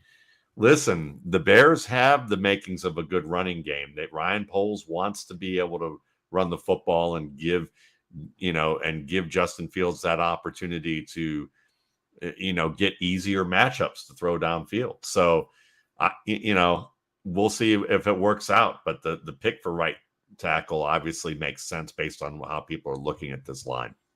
Yeah, I think that this is the right pick. Forgive me, for this team when you look at an immediate need. Sometimes need and value can intersect, and in this case, the Bears got an extra 4th-round pick out of it. As we're going to talk about Tennessee's pick, we're going to bring another guest. And first, I want to say a fond farewell to Paul Perticchese. You're going to see Matt and I and many other of the best minds. I include Matt in that, in the NFL fantasy football world. Again, you can follow Paul at Paulie, Paulie 23 NY for New York. It's parting such sweet sorrow, if I can say it. Parting is sweet sorrow, Paul. But I look forward very soon to the next time we're hanging out. Absolutely, guys. Always a pleasure to do this with you. These can be interesting. I'm expecting a lot more trades, I think, the rest of this round 1, because a lot of uncertainty with this class. Enjoy the rest of the round 1, guys, and look forward to catching up with you guys soon. Great work, Paul. Thanks, guys. Yeah. Oh, man. It's good. And then I hope that everybody else out there in the draft, you're spending some time with some of your favorite people, like I'm getting to tonight, like everyone in the chat room. And speaking of the chat room, we're giving away some subscriptions tonight, because we love our Football Guys family. And I can announce the first winner of a subscription will be Matt Jules. And maybe we'll give away another subscription. Congrats, use a prescription for my voice. Whenever we change over to another guest, we're going to bring in a guest to join us. And you're going to be able to follow him at Angelo_fantasy.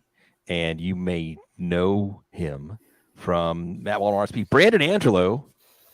Brandon, What's give us your going thoughts. on? Yeah, man. Thanks for coming out tonight. This Man, big thanks for having me night. on. I appreciate it, man. Appreciate it. I'm still at the office right now, so I'm trying to catch up on some of the picks. But man, I appreciate you guys taking the time. I love what you guys do, and this is going to be a fun first round. Well, for those of people who may not be familiar with you, Brandon, can you tell people a little bit about your experience in football and what you do?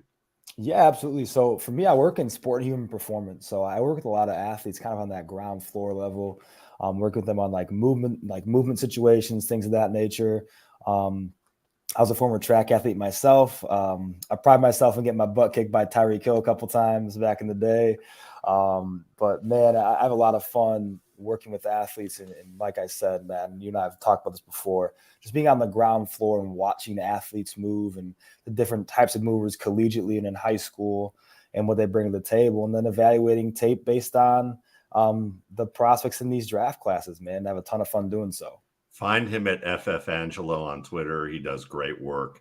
And, you're going to learn some things about just, athletic ability in addition to just football, because you also played a position that we both love, near and dear to us and near and dear to people in fantasy. Back in you the were day, a running for back, sure. Yeah. A little bit ago, back in high school, freshman, sophomore year, I played. I wasn't, didn't play in varsity. Stopped playing to focus on track. But football was always my first love, man. Maurice Claret was my idol growing up. So, but yeah, man, I have a ton of fun with this, and Matt, I appreciate all the sentiments, man. Thank you. We will get a chance to talk about running backs, maybe very briefly. But we got to talk about the another number 11 pick, the Tennessee Titans. It's not Will Levis.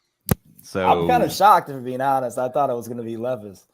Yeah, and we don't know how. We know there was a lot of talk they were making calls to move up. I don't know if they just weren't willing. Rand Carthon, brand new GM there. I don't know if he just didn't want to give up, obviously, what Arizona got for number 3. I don't think any team really should have given that up. Maybe could have moved up if they were worried about Will Levis going before their pick. They obviously could have moved up to number 5. More on that in a second. Number 6. They get Peter Skronsky. And like Paul Perticchese was saying, one of these players where you can get into thresholds, is he long enough to be a tackle? He's a good player. He's a good offensive lineman. And that is enough for Tennessee. Matt, that Tennessee offensive line has gone from a strength to a weakness pretty quickly. It has, and maybe that's why they want to wait on maybe picking a quarterback right now, because even if you're hearing that the teams are maybe out of love with Malik Willis, whether that's true or not, we're going to find out, probably this in this particular draft, or they'll stick one more year with Tannehill. We'll see. I still think there's a lot to be said about, what's going on there, but they know they've got to shore up the line. And I think it's smart, for them to look at this and say, before we even start picking another quarterback, let's get our line working. Right. And so that's it's just smart football. And I think that that's what you'd expect from a coach who's a little bit on the conservative side, maybe with some things, but that's what you would expect. They're a ground and pound kind of team, and they still have Henry. They still have Hassan Haskins, who they think is kind of more of a, who's a powerful back. They've got Julius Chestnut, who's interesting.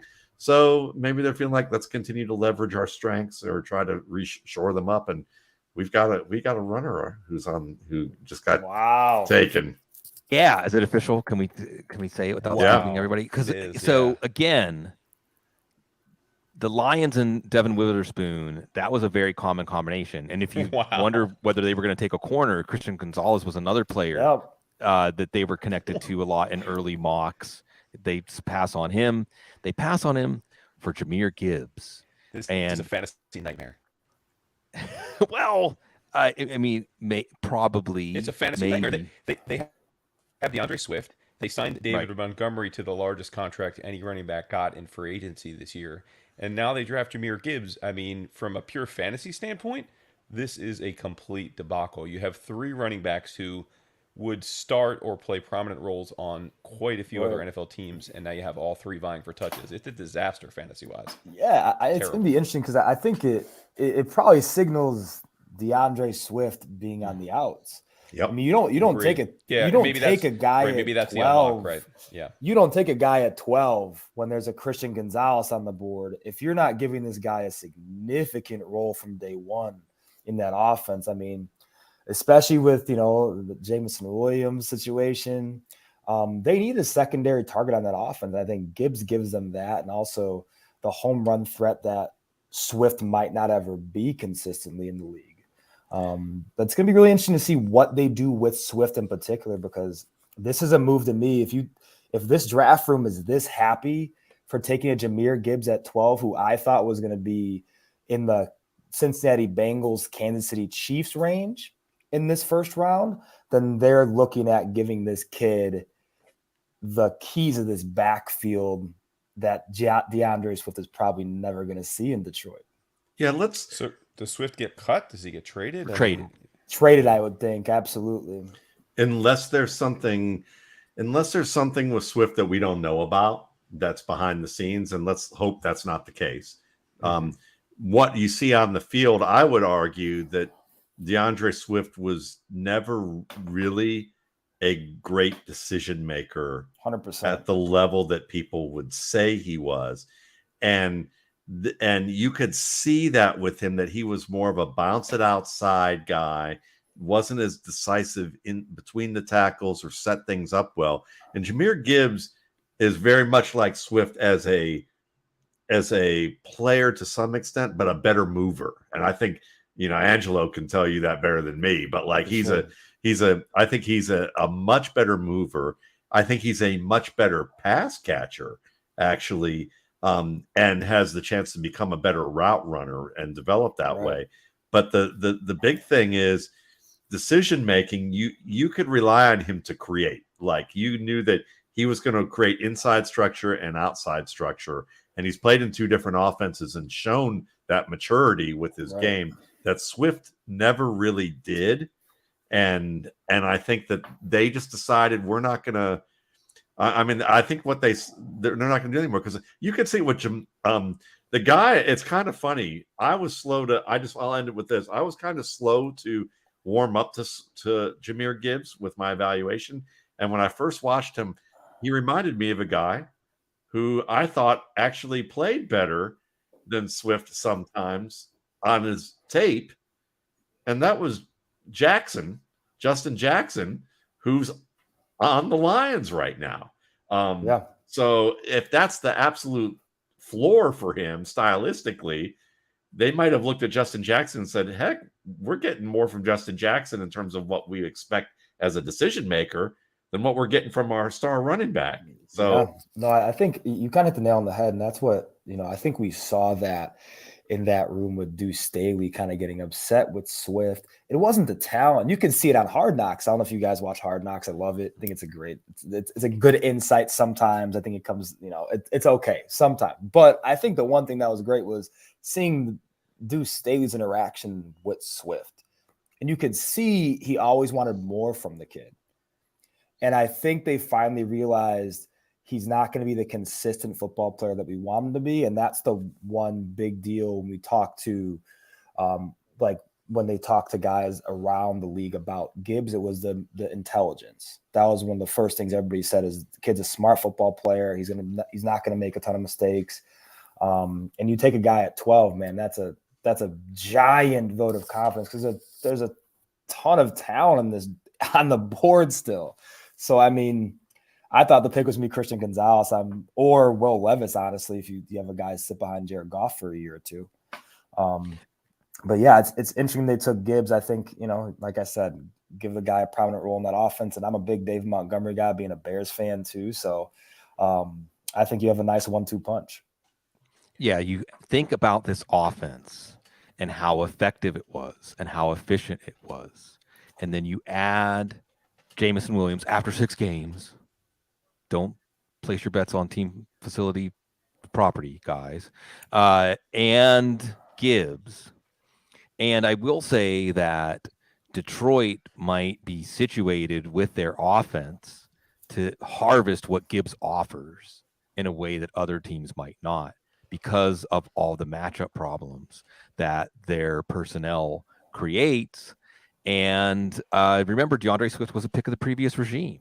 So this is always something we should be thinking about. I think that something else, we can keep this in mind for fantasy football all the time. There's been so many signs that something was off in that relationship. So many signs. That's fair. And sometimes we can say, oh, it's rational coaching, and one day they're going to figure out that Tony Pollard is that good. But this wasn't that kind of situation. Sure. This was a situation where, and I know we over-parse what coaches say, but there was a lot of cryptic things they would say about DeAndre Swift. And when it came right down to it, you could see they just didn't trust him. They just didn't trust him to take over a big part of the offense. So not shocking, not a surprise. So you said you're a Bears fan, Brandon. Let me just go back to you.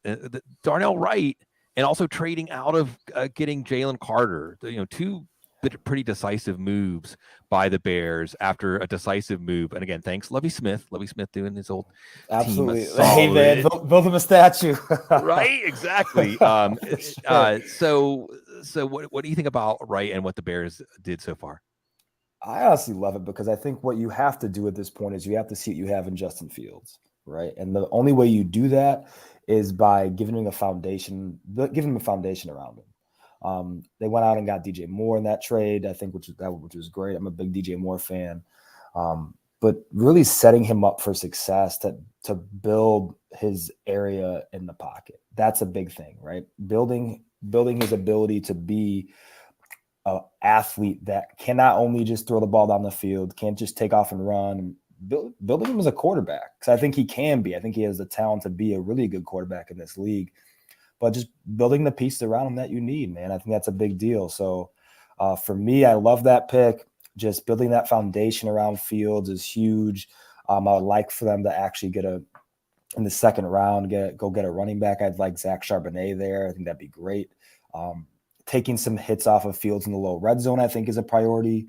But I love it. I love what they're doing. I love Poles and what his vision is for the Bears right now. So hopefully it pans out. And I'm interested to see what the Steelers do right now too with this trade. Ooh, so we did get a pick at number 13, Lucas Van Ness. Oh my God, oh my goodness. Yeah, and I think it came up earlier, and some of it is ceremonial stuff that the Iowa didn't start him. Now Iowa has maybe a program where players earn the right to start maybe more on seniority. He's a player that you're taking on potential even more than Tyree Wilson. Sure. But Brandon, you've got a reaction to this. What do you think about the Packers? Again, and we're almost looking like this Arizona move where you like the trade, you like Gutekunst outlasting Joe Douglas and getting that option for next year's pick to turn into a first when there was no other market for Aaron Rodgers. But then what you do with that extra capital, you take Lucas Van Ness. Brandon, why do you have a strong reaction to that? Because really, my opinion is, man, you have Jordan Love now. Go get Jaxon Smith-Njigba. Like go get your Dalton Kincaid. Yeah, get an intermediate option to make your quarterback comfortable. Right, get a guy you can rely on in the red zone. Because right now, that's not Dobbs, in my opinion. That's not Watson. You know what I mean? Like, you don't have that guy. No tight end. In my opinion, no tight end. Their most reliable pass catcher right now is Aaron Jones. Like, in terms of just intermediate reliability, it's Aaron Jones. So for me, it's like you got to go get a guy that has that Keenan Allen type skill set in terms of just being able to rely on him down to down, be able to give him the high leverage touches. But right now, that's a shock to me that two things. The fact that Gonzalez did not go above Jahmyr Gibbs, Jaxon Smith-Njigba going this far down. I thought Jaxon Smith-Njigba was going to go 12 to the Texans. That was my prediction. Maybe they'll take Xavier Hutchinson in like the fourth round. That would be the most Packers pick. 100%. Yeah. Yeah. Think he's the next. Is this going to be Joey Porter? Sure. How fitting? I don't think they would have needed to trade up. I don't either, but it would be fitting if they felt they needed to. we'll see. You ask yourself, and look, the Steelers don't trade up in the first round very often. It's very rare. For sure. The last one didn't work out so well when it was Devin Bush. While we're waiting for the pick, Sig, I mean, one thing that we should probably, at least certainly fantasy relevant, Will Levis is the guy in the green room now. Yep. How far does he fall? Tampa, and it's Tampa or maybe out of the first round. Well, Washington at 16 is still possible because an ownership change. I just don't think you commit to a quarterback when there's going to be an ownership change. That's fair. So Tampa at 19, Seattle at 20, and then Vikings at 24. The Vikings certainly did a lot of work on him, met with him several times. So those are his. If not Vikings at 24, probably out of the first round. Yeah, absolutely. I mean, the only other team you say maybe is the Saints. But I don't think with Carr, I don't think they do it. So, yeah, I mean, I think we're seeing a slide from him. And, yeah, I agree with the sentiment about Washington. I don't, they seem pretty set on how, at least for this year, getting maybe into the sweepstakes next year for Williams and May. So, Broderick Jones, by the way. Broderick Jones. And that's an excellent pick. And I think with 2, depending on how you count it, 3 tackles already gone, then that's what gives you urgency to move up. The Steelers have thrown a lot of picks at the offensive line, and they've got the interior offensive line somewhat firmed up. The tackle positions are an absolute mess. And what's the theme we keep talking about here, guys? You got to give your quarterback weapons. You got to give your quarterback an offensive line. And I think for Kenny Pickett, getting someone like Broderick Jones, Matt, you're nodding sagaciously. This is another Georgia player. This is another player that is in your neck of the woods. And again, we've seen 2.5. We'll see what Skoronski ends up in the NFL. Tackles go. I know you love to hate the Steelers. Do you love to hate this move? Well, I think Pennsylvania is the Georgia of the North, so I think that's absolutely kind of where Alabama too. Birmingham and Pittsburgh. I swear, sometimes when I'm outside of Birmingham, I feel like I'm close to where I grew up. I love that I can make one laugh, but I mean, because he knows I thought about that in more ways than one, probably. But that's why we get along so well, you, me, and Cecil, I guess. Yeah. So, but I mean, it's one of those deals where hard-nosed football player, good program. That before the Eagles got onto the Georgia kick, the Steelers have always been. Fans of Georgia football, even before Georgia got this good. They prized the athletes, they prized the types of players that they got there. But 0 sacks allowed on 449 snaps as a blocker last year. Yeah, I like him better than Wright, which I mean, again, I'm no offensive line scout, but I would have much preferred Jones to Wright if my team was taking a tackle. Yeah, I think he fits well. And you think about say what you want about Najee Harris in terms of how people feel about him in the fantasy community. I still think he's an excellent back. I think he is. I just don't think he had an offensive line. This was Le'Veon Bell rookie year all over again. Yeah, he can still play. He's still a top 5 caliber fantasy producer with a good offensive line around him. 100%. If you could just get that. And so, build that offensive line. The Steelers are smart. I just, I love to, they're the big brother that always whoops up on the Cleveland Browns. So, I love going after you guys about that. But the Steelers are they're one of the model organizations when it comes to the draft. So I don't expect anything less from them to make a smart pick in the first round. Right. And someone, go ahead. Point out in the chat room, just as when we put the moving pieces of the draft together, the Jets. So the Steelers just move up 3 spots. One of the teams they move up over is the Jets. And yes, the Jets have Mekhi Becton and they have Dwayne Brown. But what's the over/under on the total number of games those guys play this year? Come on. And when we found out the compensation on the Aaron Rodgers trade, that 13 to 15 swap didn't seem like that big of a deal, really. I mean, Packers probably would have got Lucas Van Ness at 15, right? But the Jets, moving down from 13 to 15, might have set a chain reaction in motion where they don't get their tackle. We'll see for Aaron Rodgers. They are going to be on the clock now. The Steelers give up pick number 120 to move up from 17 to 14 to get their tackle. And don't forget they got Allen Robinson, the real difference maker. The Rams were so excited to get rid of Allen Robinson that they paid $10 million of his $15 million salary just to get him off the roster. I think that, so do we think Broderick Jones starts at left or right tackle? So you're as a Steelers fan. Oh, I mean, I think that left tackle has been a little bit more of a rough position for the Steelers. Yeah, but Dan Moore is projected as the starter now. So right, and I think that he's a left tackle. He's used to all of his movement has been from left tackle. Why change that now? And we'll see about right tackle. I don't know who they have projected there right now, like Chukwueze or someone like that. Brandon, well, I've got you because. Unfortunately, we're gonna bring in a couple more guests, and we're gonna be saying goodbye. Sadly, again, Hollywood Squares, Alfredo next year. We're gonna have the Hollywood Squares. I'm just gonna point to people. I love it. But could we hear him talk about Bijan and Anthony Richardson? Yeah, give us your takes on these two very gaudy prospects. Who have a lot of interest for us from an NFL and fantasy perspective. For sure. I think Bijan, in my opinion, is the best player in this draft cycle. I think he's incredible. I think he's akin to LaDainian Tomlinson in terms of what he can do as a runner and receiver. I think his skill set as a receiver is pretty underrated.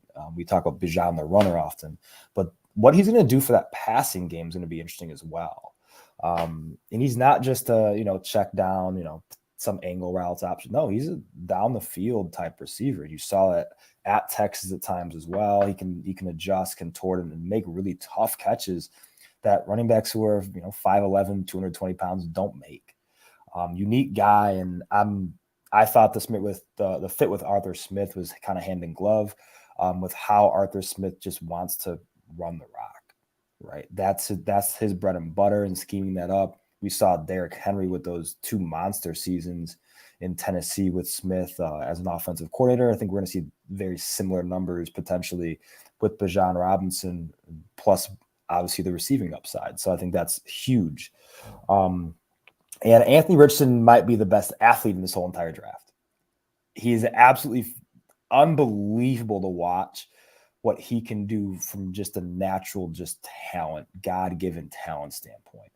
I think he's a better passer than people think, which is, I think, the thing. He kind of gets that label, unfortunately, the black QB label of, oh, this guy is not a passer. This guy can't move up in the pocket and make the throws.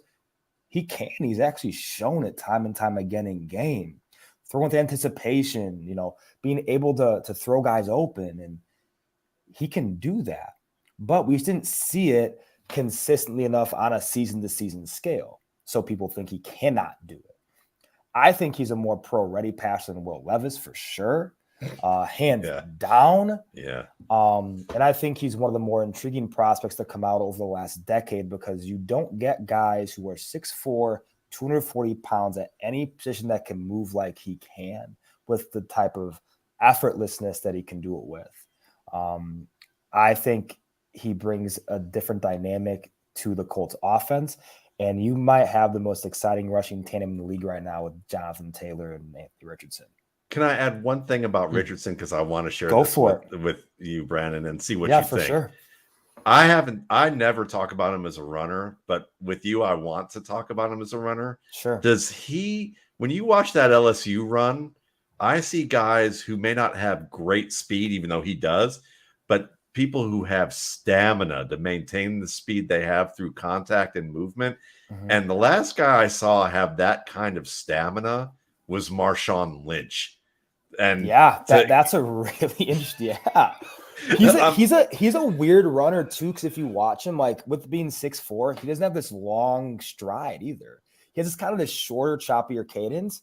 But the one thing you kind of see is he doesn't decelerate as he gets 35, 45, 55 yards. And you and I talked at length about Malik Willis last year. That was one of the things Malik Willis didn't do well. Is great accelerator, very abrupt, good through contact, but really lacked that extra gear that the Lamar Jacksons of the world had.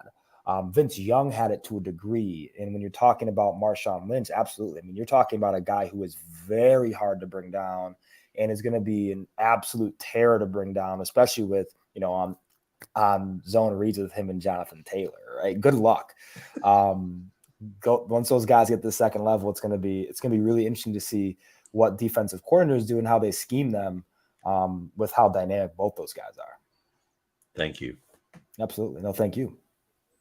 The pick is in for the Jets, and not a lot of people had Will McDonald going in the middle of the first round. They get an edge rusher. Woodrow, I hope we can get a screen cap of your face from that one. A lot of people had a second round. Yeah, a second round grade on him.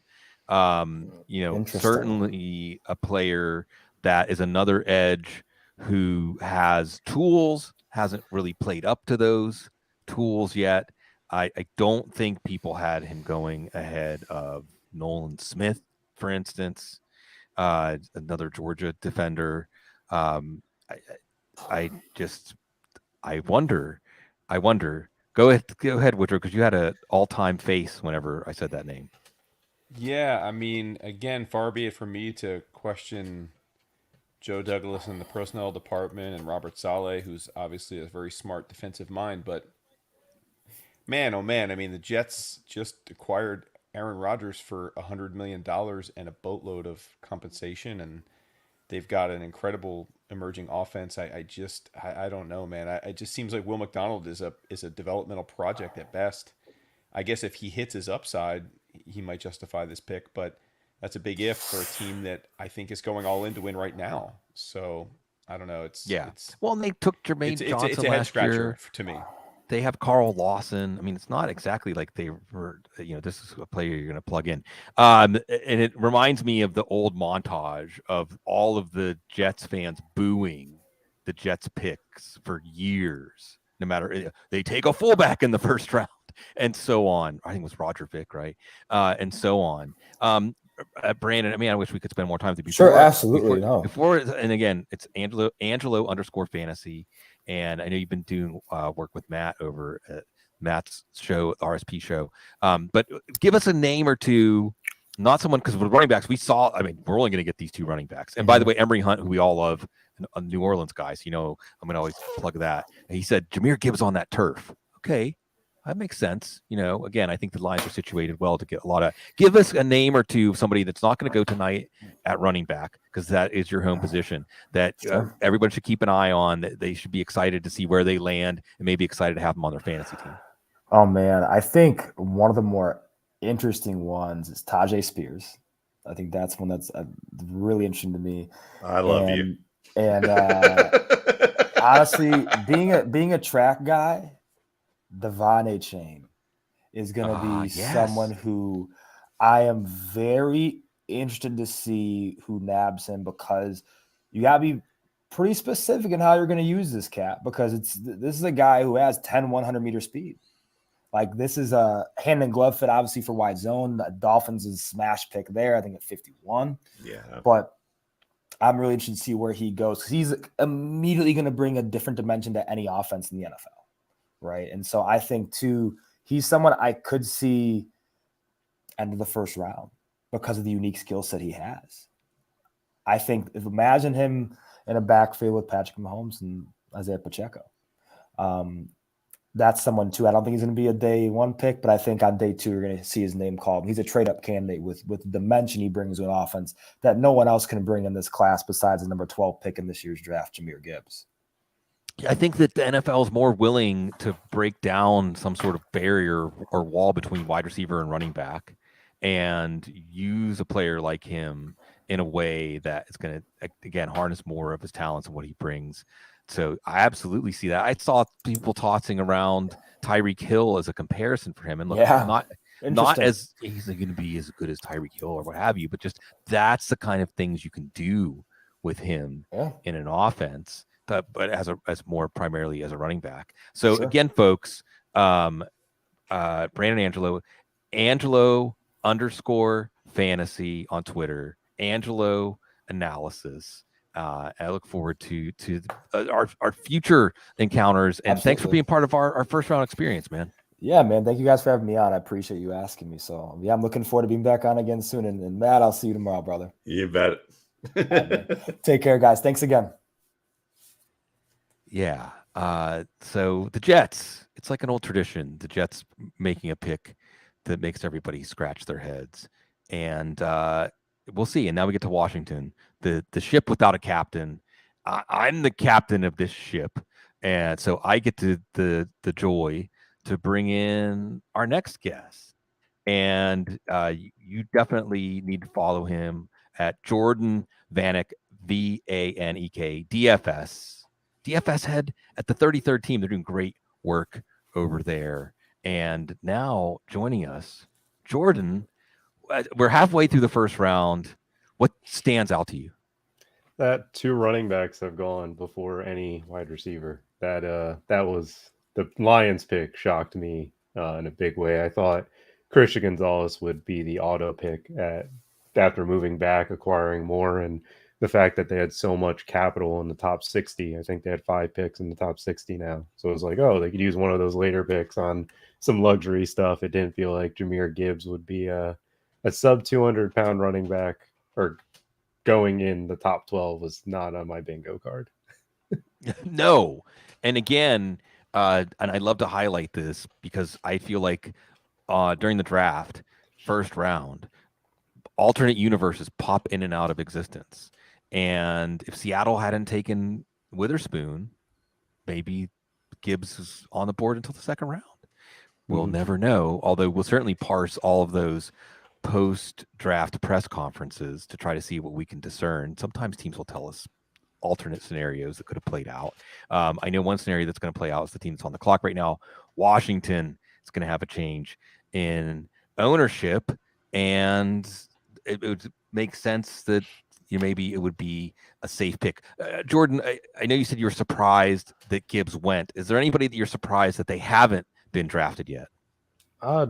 Speaking of the receivers, Jackson Smith-Njigba, like, I know everybody has labeled him into this slot category, but for me, I feel like that's fine. Like, if you're an elite level slot player, you're producing at a high level. We see Amon-Ra St. Brown, Justin Jefferson, CeeDee Lamb, Tyreek Hill, Waddle. All these guys are getting a lot of targets from the slot area of the field. And yes, JSN is not the 4.2, 4.3 speed that I guess people want him to be. I mean, I felt like the pro day numbers were just fine.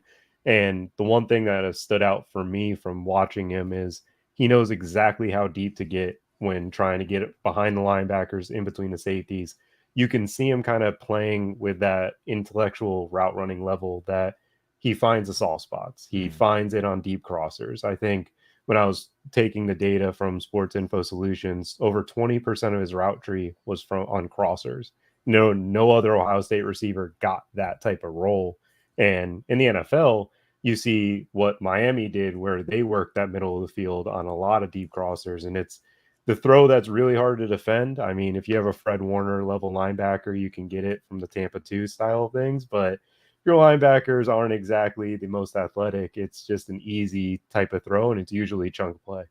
Do you think, Jordan, that it's possible he's falling because he needs to be a specific fit, and with offenses going back to running the ball like it was 10 years ago last year, do you think there's a possibility that we're going to see maybe tight ends go off the board before we see some of these wide receivers, because they're thinking maybe we should run more of this counter and run more of power and run toss and get 2 tight ends and just smash mouth these nickel defenses that are stopping the deep passing game from the spread? Do you think it's countering that way? Because and part 2 of that question is, do you think if that's the case, how long is this going to stay in effect? Because as someone who is a GA, you understand that we're getting people from the college ranks.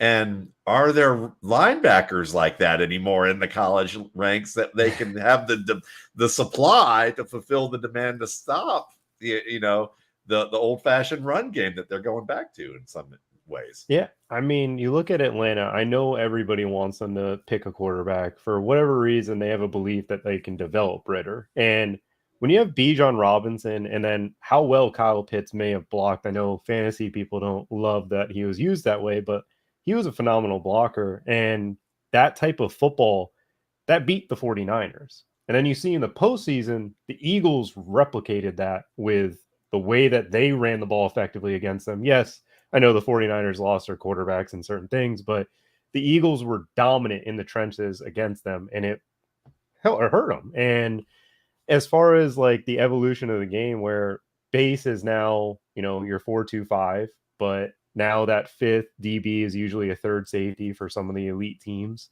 And it's that kind of counters some of that running approach, but it's really strange to where teams are kind of going in. I do believe that we might see teams kind of try to be more smash mouth, but it's just a matter of how many running backs can take that type of workload nowadays. Like you have Bijan. I don't think Gibbs should be getting it. Charbonnet is good. I don't think he's going to be a guy that, can make the big play, but it would make sense. And I think the yards per carry last year was at an all-time high, and I think it will be similar to this year, but it's still not quite there compared to yards per attempt. Washington has the pick in, and I know I've seen this pick paired with them. And I love this pick. This was a pick the Steelers were supposed to pick at 17, and everybody had them taking Joey Porter because, well, Joey Porter Jr., Joey Porter Sr. And instead, Washington gets Emmanuel Forbes out of Mississippi State. And this is a really good Rorschach ink blot for what matters at the cornerback position, because he's 6'1", 166. Guys, is there anybody at any position that's ever had that height weight? A punter, maybe? I don't even know. But he had 14 interceptions in the last 3 years. Six he took to the house. And this is playing for Mississippi State, okay? This is not playing outside of the Power 5 or otherwise in a place where you say, well, how much does it matter that he did that? So I think, Matt, I'm going to say this. When there's a player who goes this high, because in the models you have draft capital as one of the variables. In a lot of ways, you're baking things in twice when you put in draft capital. But again, Adam Harstad is one of my favorite thinkers, football or otherwise. He basically guides us to say, hey, if the measurables aren't there, right? Some of these edge prospects we're getting, if the measurables aren't there, if the classic athleticism or height, weight measurables aren't there, then assume that this player is going this high because of their play. And to me, that means smart pick. Do you agree? I mean, I got to tell you, without watching the player, I'm not probably privy to be able to give the best answer, but based on the criteria that you're giving, right, I think it makes sense. So I'm thinking that they probably saw something in him that really jumped out. Now, again, we're also talking about a team that some might accuse of being a rudderless ship. So, yeah. So that's the fun and intriguing part about the draft is that, for years, if I'm going to give you the mature point of view, which sometimes I don't give each year, and because I like to be the goof off on the show on occasion, is that the mature point of view is that, look, there's a wide range of what teams value and how they operate.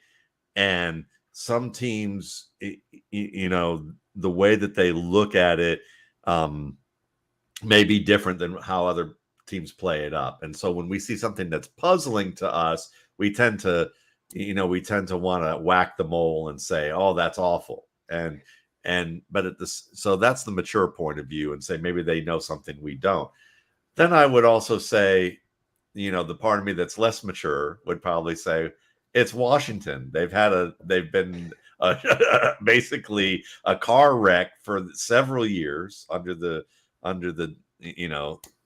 Snyder regime, and there's still people in place in that building who got hired by him who are probably trying to clean up the mess. Some are, and some are part of the reason that they are a mess.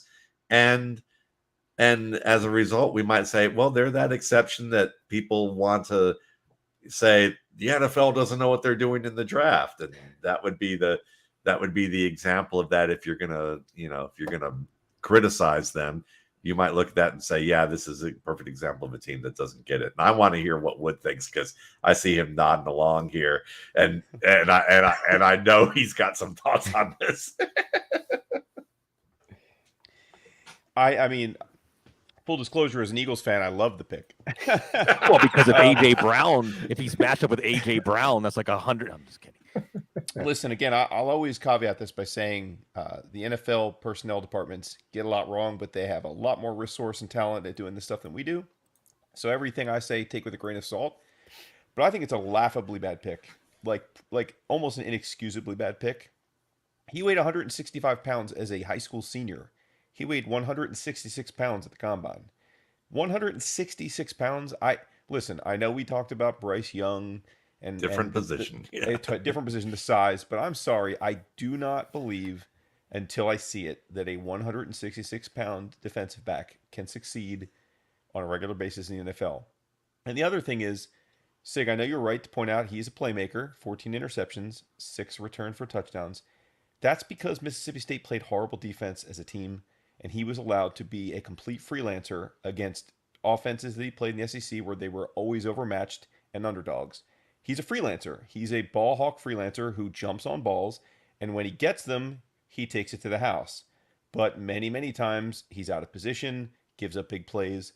I think it's a disastrous pick. And it's really a disastrous pick when you have Gonzalez, Banks, and Porter still on the board, who I think, by any measure, are much more intriguing prospects, both physically and in tape. I mean, Christian Gonzalez was still on the board, and you take Emmanuel Forbes? That is ridiculous to me. I cannot fathom a GM justifying that move. And it's no surprise that the Patriots sprinted up to the podium 3 seconds later and took Christian Gonzalez.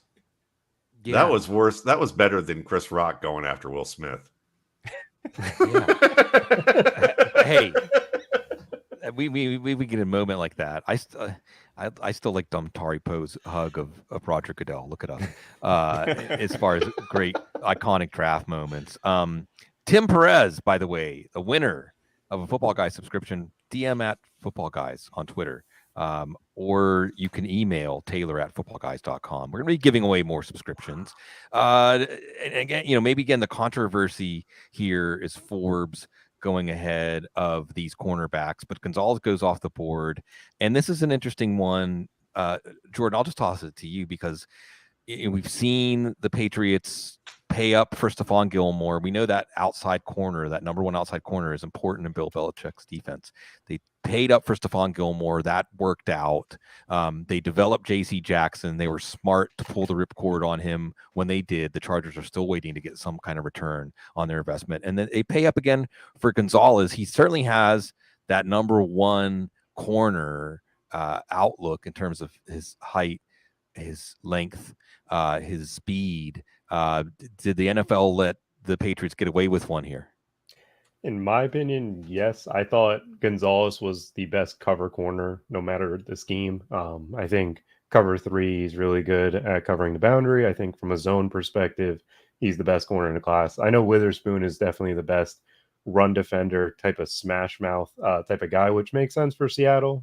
They got to defend the 49ers. They need their corners to be willing in the run game. So makes that a great fit. And then this is just, it's going to be rough for him early on because Garrett Wilson, Tyreek Hill, Jalen Waddle, Stephon Diggs will be difficult matchups. But with Belichick, we've seen him for years take his number one corner, throw it on the secondary receiver, and then double and bracket as much as he can with the other guy.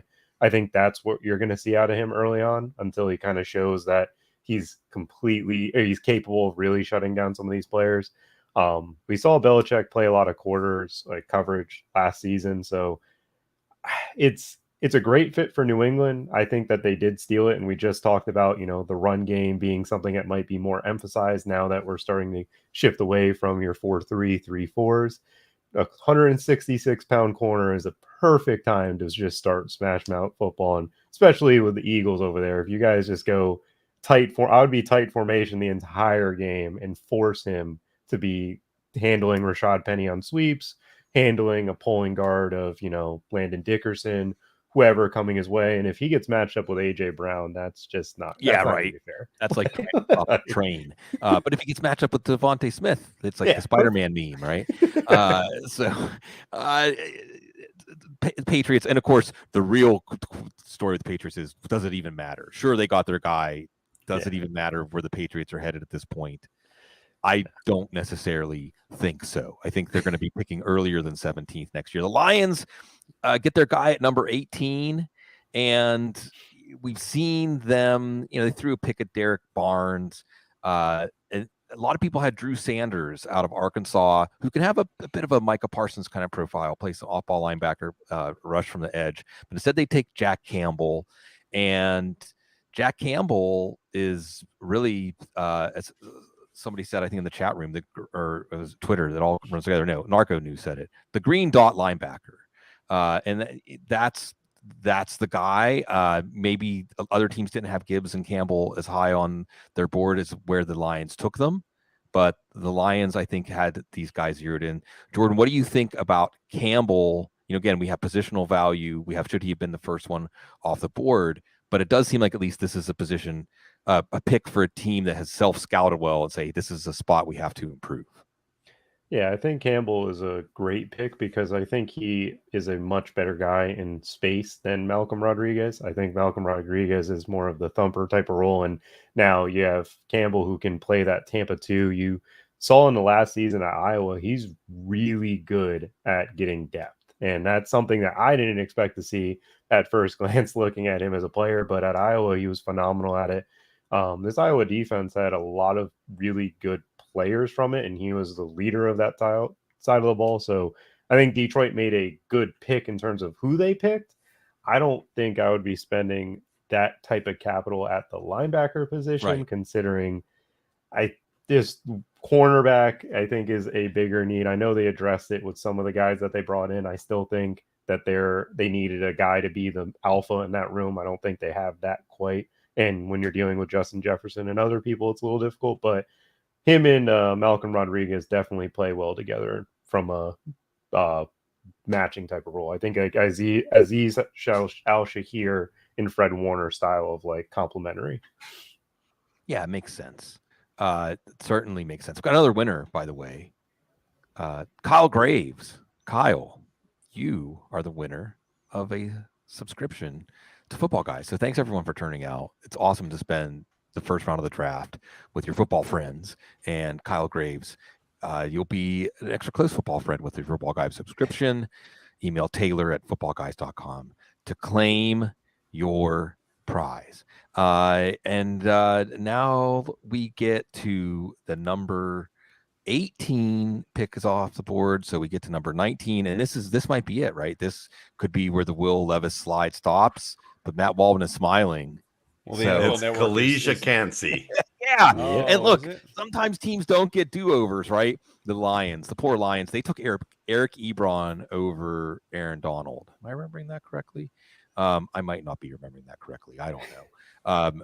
Anyway, maybe it's Eric Ebron over Odell Beckham Jr. Anyway, my point is Aaron Donald was a player that you heard repeatedly. Everything you want just isn't the size that you want at that position. Look, Cansey's not. He did go to Pitt.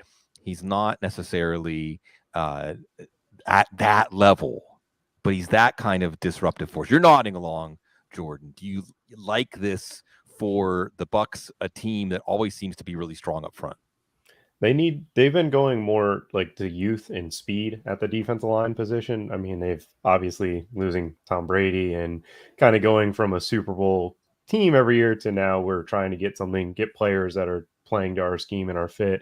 And they've gone a lot more speed. I broke it down with one of the other player or guys at 33rd team, just talking about their scheme, just going to the youth side. I think Joe Tyrion in 2 years ago, and just they need this type of guy to pair with Vita Vea, who he's not going to get double teamed. He's not going to have to deal with a guard and center because Vita Vea is going to handle all of that. He just needs to win one-on-one. And with how quick his first step is, it's an easy fit into what Todd Bowles wants to do. And they're going to be able to replicate some of that interior pressure that won them a Super Bowl just 3 years ago. So is this vindication, Matt? I mean, I know it's draft night. Oh, I don't see Matt, so I'll wait. Maybe he just had to go and towel off a little bit, seeing Will Levis fall past another quarterback needy team. Jordan, I guess We're at that point. yeah. Oh, I'm sorry. I was just going to say we're at that point where the NFL Network, I presume ESPN as well, is just zooming in on Will Levis every 3 seconds. It's kind of that like you could see the cold sweats building up as they focus on his not being picked. I'm not Matt Waldman, but I did stay at a Holiday Inn last night. I will say that Cansey is interesting to me because he's like a T-Rex. He's not particularly strong at the upper body, and he's got super tiny arms and hands, but he was productive at Pitt and certainly tested really well. So, I think he had a lot of buzz as being someone who certainly could move into the mid to late first round. And as you noted, it certainly makes a lot of sense to pair him with Vita Vea. So, I mean, a lot of that makes sense. I personally would have found Brian Brzee as the more interesting upside pick for a team that's not really going to contend this year, but is building towards the future. But yeah, you can't hate the pick. It fills a need. One of the things, while we're waiting, is I wonder how people are going to look at the Lions draft, because when you do the dreaded draft grades that you see pop up all over the internet, usually it comes down to, did teams take players at ADP, and did they take need players? Like, when we all had these little grids of what teams needed and where we thought players were going to go, if you got a player that was later than you thought they were going to go and they filled a need, they get an A. And that's often not how it plays out if you look 3 years later. But I'm wondering, the Lions took a running back at 12 and then a middle linebacker in the middle of the first round. Certainly from a salary cap slotting value perspective, those are both terrible ideas. But they do both fill needs, and one makes a strength even stronger, and one fills a desperate need and I think Campbell's a very good player. So it'll be interesting to see how people read and react to the Lions draft. I think it's a fine first round, but I bet a lot of people are going to pan it. I think he's got 2 lunch pail players in the style of what they want. Yeah. And they trust them rock solid to be the type of guys they need. They're like glue. They're going to be like glue to that organization. And I think, Jahmyr Gibbs, to me, I hear the Alvin Kamara comps and I'm like, dude, please don't. It's like, the contact balance is otherworldly with Kamara, and he doesn't have that. Everything else is enough to go there, but the contact balance is that important. But he does have a glue guy type of skill set, and if he can develop as a route runner, because they took him off the field on certain routes. I'll note, Jay Moyer, friend of the show, friend of the RSP, really was one of the guys that I thought brought that up astutely, is that Alabama took him off the field with certain routes that you would have expected an Alvin Kamara type to be on the field for. But he can catch, and he will develop. And I think, to me, I've always compared him I jokingly said he was between 2 Falks in ability, Kevin Falk and Marshall Falk, and he's kind of in the middle.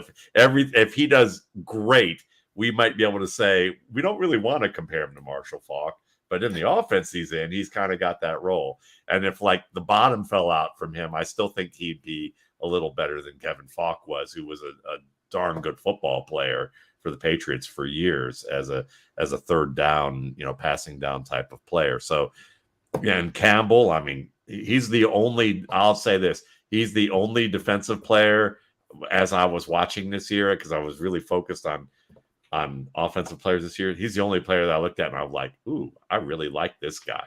That's the only defensive player I really know and thought, wow, nice linebacker. I want him. And the Lions, I love the pick for them.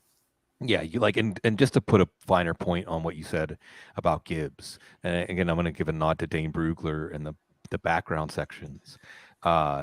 He was basically raised by his grandmother, who became his legal guardian when he was 13, and they at one point lived in a shelter, and he lived in friends' houses when he was in high school.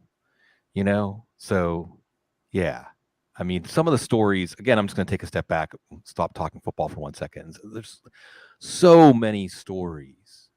Some of the players, the difficulty, that they have overcome to get this far. And it's not just the players, it's the families, it's the communities, high school, teachers, coaches, mentors. And I think that we sometimes overlook the culture fit and how teams identify something in a player that fits. And I think Matt was right to point out that, hey, the Lions got two guys that are going to fit.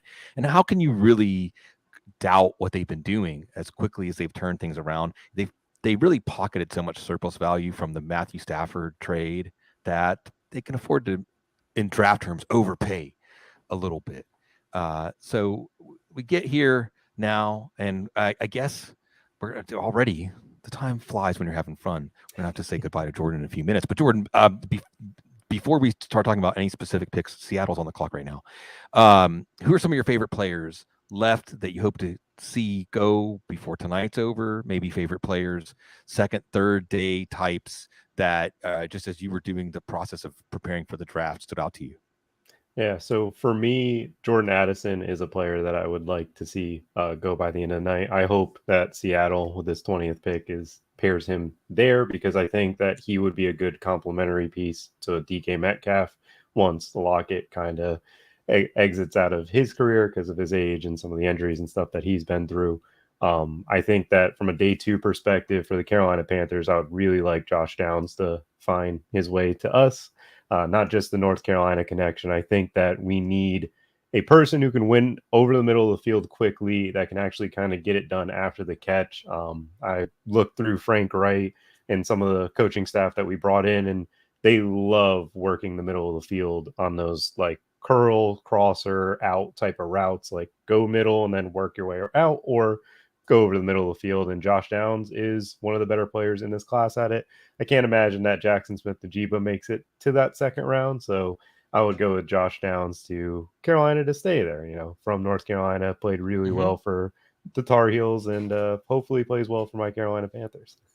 Yeah, it makes sense. I know you talked about DJ Chark and activating more of that part of the route tree with him, but I think you're right to look there. Just as a Panthers fan, how do you feel knowing that your team has made this decisive move and now you have your franchise quarterback? I'm happy with it, just from a standpoint of I don't question Bryce Young's ability to play quarterback. It's always a size question, which is a huge question. He's going to have to be an outlier. He's going to have to be a Drew Brees or someone of that level. But in this class, there's not a single quarterback that is at the level of processing that he's at. You can see him get to the point of the field, know what coverage is coming, and get into a play call that allows his team to win. He was one of the few Alabama quarterbacks that I've watched recently where I felt like, wow, he's completely in control. Like, some of the guys kind of had it, but they also had some ridiculous talent around them. I don't think that was the case for Bryce Young at the receiver core. I wish we would have been able to see some of that. I remember when Mac Jones and him were battling the year Mac Jones obviously took over and Devonta won the Heisman. I was wanting Bryce Young to be the quarterback. I felt like he was going to be playing with that type of skill weaponry would have been phenomenal to see, but Mac beat him out, and I can't say I'm unhappy with the end result of that one. Well, Thanks. Jaxon Smith. Then Njigba just went to there we go. This is our party with Seattle. And I think that it makes a lot of sense. Tyler Lockett has been a tremendous player, but he can pass the baton. And I think that Seattle, you certainly can't argue this pick. Jordan, as a parting shot, you want to give us your take on Jaxon Smith-Njigba, the Seattle Seahawk? I love it from Shane Waldron's point of view. He's from a Ram. He's a McVay disciple. This gives him a guy that he knows will win in the slot, and he doesn't have to move him out wide right away. He can keep him there because Lockett's capable of doing it, and we know DK Metcalf doesn't need to spend any time in the slot area of the field. I think it's a perfect fit. I think this is just another, like, Seattle just got two really good players. Like, they're at Devin Witherspoon early in the draft, and now Jaxon Smith-Njigba to fill out when Lockett leaves. And it's going to be interesting to see them go more 3 wide receiver sets this year. It's going to open up the field for Kenneth Walker. And we talked about, the run game and getting that better. Now you have these guys with a run game of Kenneth Walker, and the offense line that they've put together has been pretty impressive. So Seattle, this is the first year. I feel like the back-to-back years where they did not get that first-round pick wrong. No, and they've got a lot of good things going for them. It's good to be a team that traded your veteran quarterback before the bottom fell out. So maybe next year it's the Packers' turn. We'll see. We have had a great time with Jordan Vanek, Jordan VANEK DFS, and I know he's part of the 33rd team Discord draft party over there. There's so many people. I feel bad saying you got to come and join Football Guys because there's so many people, smart people, unique perspectives that are hanging out. It's fun being in this era of the democratization of football media. That means we get to hang out with Jordan. Jordan, thanks for joining. Well, I'll say it tongue in cheek that I don't feel bad about saying it, even though they do great. Yeah, Jordan, we love you. Appreciate it. Appreciate you guys having me. It was definitely nice to get to meet and talk and hang out for a little bit and talk some football and get one receiver before I head out. That's right. Right? These specialized receivers. Well, it's I always enjoy we got another guest. And I always enjoy talking to this guy, interacting. There's certain people like, well, how's this the first time? You follow him on Twitter in Harm's Way 19, and we're gonna have to let him go before the end. My plan was that Daniel Harms was just gonna, because Mark Schofield, who I miss Mark. Let's say, oh man, Mark Schofield's busy. All these different people, they're busy. And Daniel's busy too, because when the Chiefs are getting close to being on the board, we're going to have to say goodbye to him. Daniel does great stuff again in Harm's Way 19 on Twitter. FF Astronauts, which I think FF Astronauts is awesome. I'm all about it. Not since Draft Mecca was there a group of people getting together that I thought, hey, these guys have the right idea and they're original. And you still have the build up. Daniel, welcome. And I guess the first thing I'll before we count down to the Chiefs pick, what strongest impressions from everything that happened so far tonight? Well, first of all, thank you guys for having me on. I always have loved Football Guys, and just getting to talk to you guys it's going to be awesome. This draft has been just insane. Just some off the wall picks, some defensive players that maybe I disagreed with picking here and there. The run on tackles I think was a little bit. I didn't not expect it. There's some good tackles, but I think that shows you how far the gap down to the next tier really is, and teams are like, we have to go get these guys now. So yeah, that made a lot of sense. I still think Peter Skronsky's going to play tackle to start, but he has that tackle guard versatility, even though he was announced as a guard.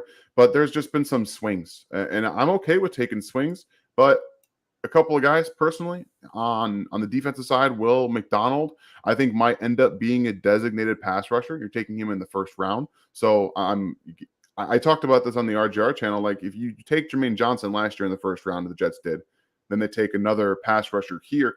If you could combine both of those guys, maybe you get a whole 3-down player, but you're talking about 2 first-round picks invested in pass rush that you might have to combine them both to actually get a first, second, and a 3rd-down player. I'm not sure that the investment matches what you're going to get on the field for both of these guys.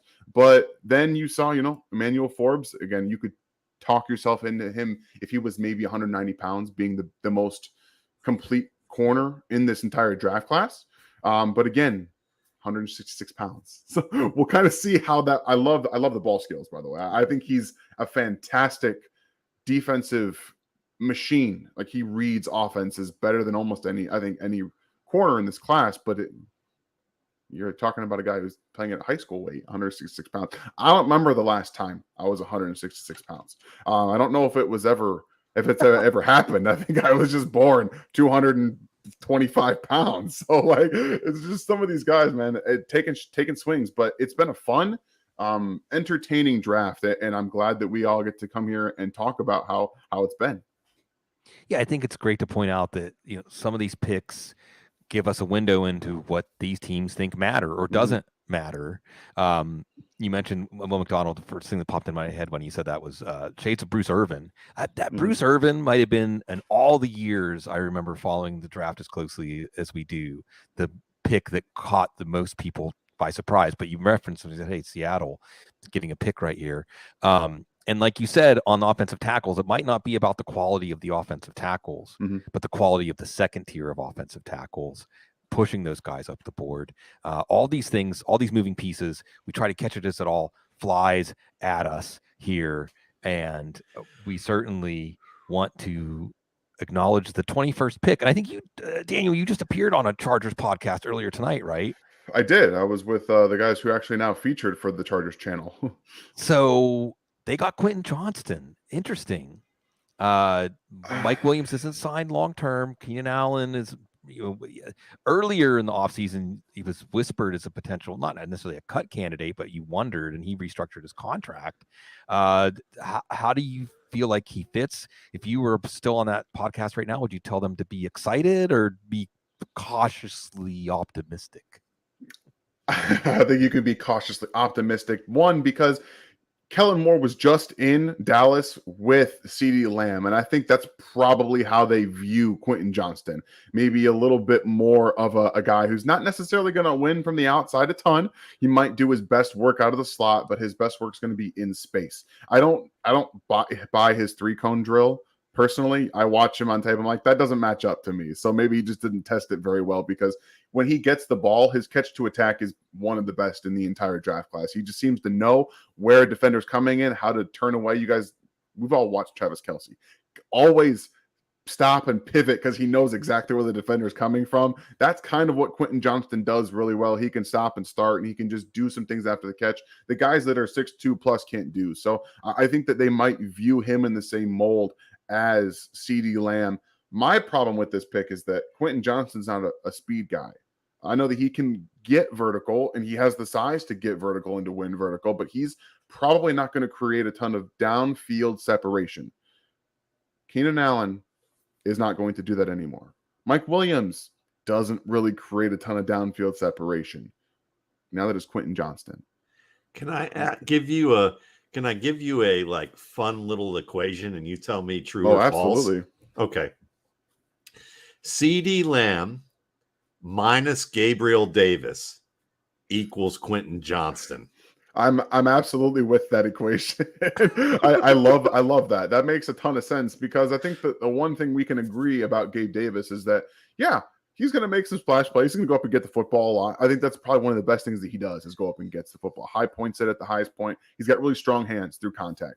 I don't know if Quentin Johnston's going to get to that point. We'll kind of find out, but his TCU days didn't instill a lot of confidence in me that he's going to come into the NFL and just dunk on guys. Like, that just doesn't seem like his style. He definitely does seem more get him in space and make him work. And I like that TCU used him on drags. That does show that they wanted to get him in space. You see the vertical route tree that he has, combined with a drag route, at least shows that they wanted to get him in space. But yeah, I think that they're going to be able to use him to the best of his abilities. And one thing that I believe about Kellen Moore is that he was able to unlock CeeDee Lamb quite a bit over his tenure in Dallas. And I think he's going to do the same thing for Quentin Johnston. Yeah, I think if I love the basketball analogy of dunking on people, because I think right now Quentin Johnston's the guy who has learned that you want your hands to be overhand when you're dunking through the hoop, but occasionally still has lapses where he jumps high enough where his head's almost at the square, but he's like somehow trying to like make a dunk by using his hands underhand, like going through, like he's doing some cockamamie thing that he shouldn't do, kind of like Gabriel Davis can do, but still somehow come down with the ball. But Quentin isn't doing that.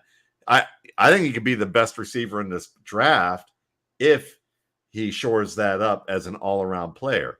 If he never shores it up, then you've got like some Robert Meacham kind of vibes about him. But like you said, it fits well. Like the CeeDee Lamb as kind of the template for what you want to do. That's a great aspirational comparison for how the role will be. I don't think he'll ever get there, but I think that he'll do things good enough to say, in that offense, if we can continue to supplement wide receiver talent as Allen goes and Williams goes in another direction, this year he could be really good because he's buffered by those two really good receivers, and he's going to draw really strong matchups. But there's a risk that he's kind of Kenny Galladay in the sense of like big guy, not technically skilled, buffered by Marvin Jones and Golden Tate, and doing really well. And then they're like, we got to give that guy a second contract somewhere as a starter. And then they're like, what happened? That's the downside. But I don't think I think he's in the middle range. I'm with you that I think they can maximize what they do with him.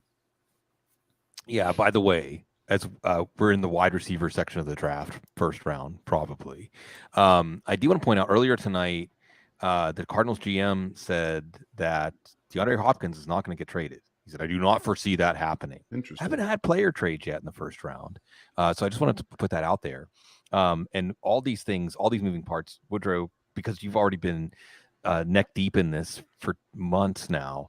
So when we see Quentin Johnston, Charger, Smith-Njigba, Seahawk, from a fantasy football perspective, is the headline more, hey, move Justin Herbert up, move Geno Smith up, or is it, ooh, maybe you should be a little more wary of your Seahawks and Chargers assets now that the picture gets a little more complicated?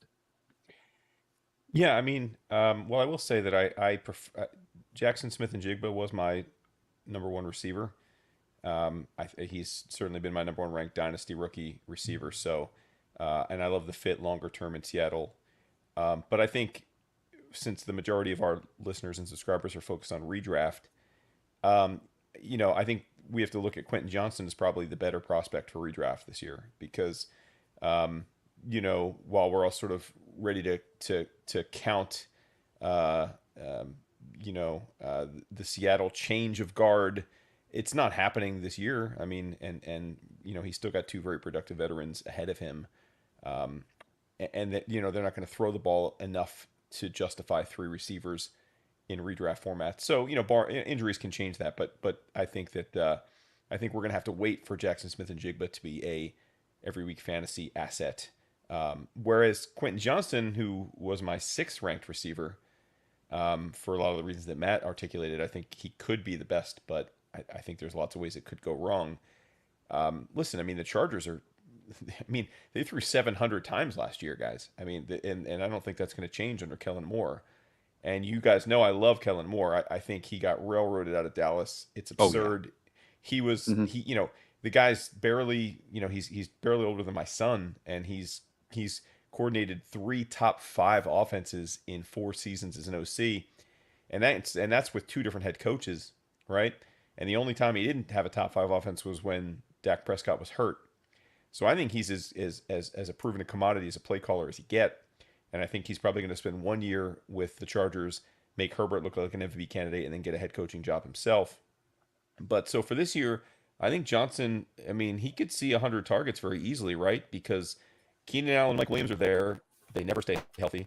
And then Josh Palmer was going to probably get 100 plus targets if he was the wide receiver 3. So, yeah, Johnson's going to get the targets if he's ready. If he has a good camp, he's going to see immediate usage.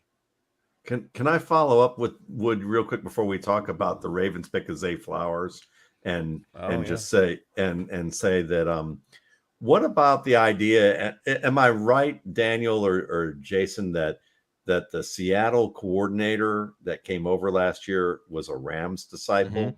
Mm-hmm. So you could see a little bit of that Jaxon Smith-Njigba might be in that Cooper Kupp role if they do go 11 personnel a lot more and run that outside zone. That would be the only counter argument that I would make to that, because I think you make astute points. But if they're really like, we're trying to embrace this and we need a guy who can be that Kupp type of player, and Njigba's the closest thing to that. I think that's on the board. My only issue, Matt, on that is just I think as long as Pete Carroll's running the show, they're going to be toward the bottom of the league in passing. No, yeah. I'm not. I get it. The Seahawks were great last year, and he had the last laugh, right? He versus Russ Wilson, and certainly for at least a year in, it looks like he made the right call, right? So Geno Smith was as good as Russ was but they threw, they in a 17-game season they threw 573 times. So that's my only issue is I just don't see how 3 receivers are going to get the volume to be relevant. But I think certainly this accelerates the Tyler Lockett situation. And I'll be honest, I don't offhand know Tyler Lockett's contract situation. Maybe you guys do, but maybe this Tyler Lockett being a cap casualty. I don't know if this is a 2024 thing or this is a signal that they're going to cut Lockett. If they cut Lockett, then certainly Smith-Njigba probably vaults back into the potential number one rookie fantasy receiver. So I'm not writing that off at all. But if all three are there, it's going to be tough for me to see the volume to be there. Matt tucked it in there that Zay Flowers is the pick, and a pretty eventful day for the Ravens.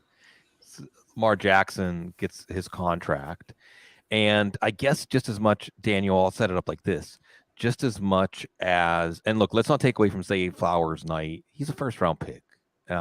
So congratulations to him. Congratulations to everybody that's been part of the effort to get his career to this point.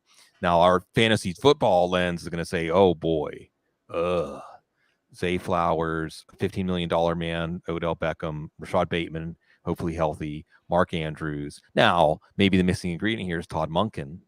And it does seem like there's a pretty clear message, just as clear there's a message from the Broncos moves. The Broncos could not be telegraphing more clearly that they're going to be a run-first team. Do we see maybe the Ravens showing us that they are willing to change on offense? I think that's exactly what's going to happen. They were like, okay, we need to change how we do things here. If Lamar wants to stay, which I think that they stayed connected throughout this whole process, and I think he was heavily probably involved in hiring Todd Monken. At least they asked. I would imagine they asked him how he felt about Todd Monken. But you see right now, Zay Flowers adds a yak ability to their offense. I think that Rashad Bateman, healthy, adds a little bit. He's definitely more of the route winning receiver. He can win vertical. I think he's going to be more of a intermediate to deep winner. And then Odell Beckham's going to do some of the same as well, but probably be their guy down the field too. They don't have like a true, I would say a true number one receiver, quote unquote. I think they have two high level twos right now. Odell Beckham's probably a two. Rashad Bateman has the talent to be a one, I think, but we haven't really seen it quite yet. It should be I think it's going to be a fun offense. And with the way that, Lamar just got money, their offense now, what it looks, Todd Monken in the mix, I'm pretty excited because I know a lot of people are going to say that this is where everyone's going to go to die in terms of the fantasy value. I think we're going to see this offseason give you guys like Odell, like Rashad Bateman and Zay Flowers at a very, even Mark Andrews to an extent, discounted price. But even Lamar, this is going to be an opportunity to get a lot of these guys. And before the offensive explosion probably comes, because I do think that they're going to be wanting to throw the ball more, limit in a little extent what Lamar does with his legs. And one way you can do that is by bringing in weapons to allow him to throw the football, because he's been adamant and kind of, I think over the last couple of years, we've seen he's okay staying in the pocket if it's there. He's like, okay, I'll stay in the pocket. I'll throw the ball. You guys want me to do that? I can do that. He can do that. And I think this is them showing, okay, we believe you. You want to do it. Let's go ahead and put weapons around you. So I'm excited. Yeah, it should be fun as long as Ronnie Stanley can stay healthy. And offensive line is not what it used to be. We'll see. That's always the caveat. But that Lamar Jackson is going to go down swinging no matter what. I mean, he has no regard. I love how some of that was used against him in the public conversation about whether Lamar Jackson deserved what he was asking for. Yeah, he got banged up a lot because he really played for his team and had no regard for his own well-being. But yeah, I think that we have to look at this. Look, in fantasy football, let's go off on a little fantasy football tangent for a second here. A lot of the arbitrage is whenever a team is going to change their philosophy and it hasn't really been factored in yet to the projections or an improvement in play calling. You've been talking about Kellen Moore.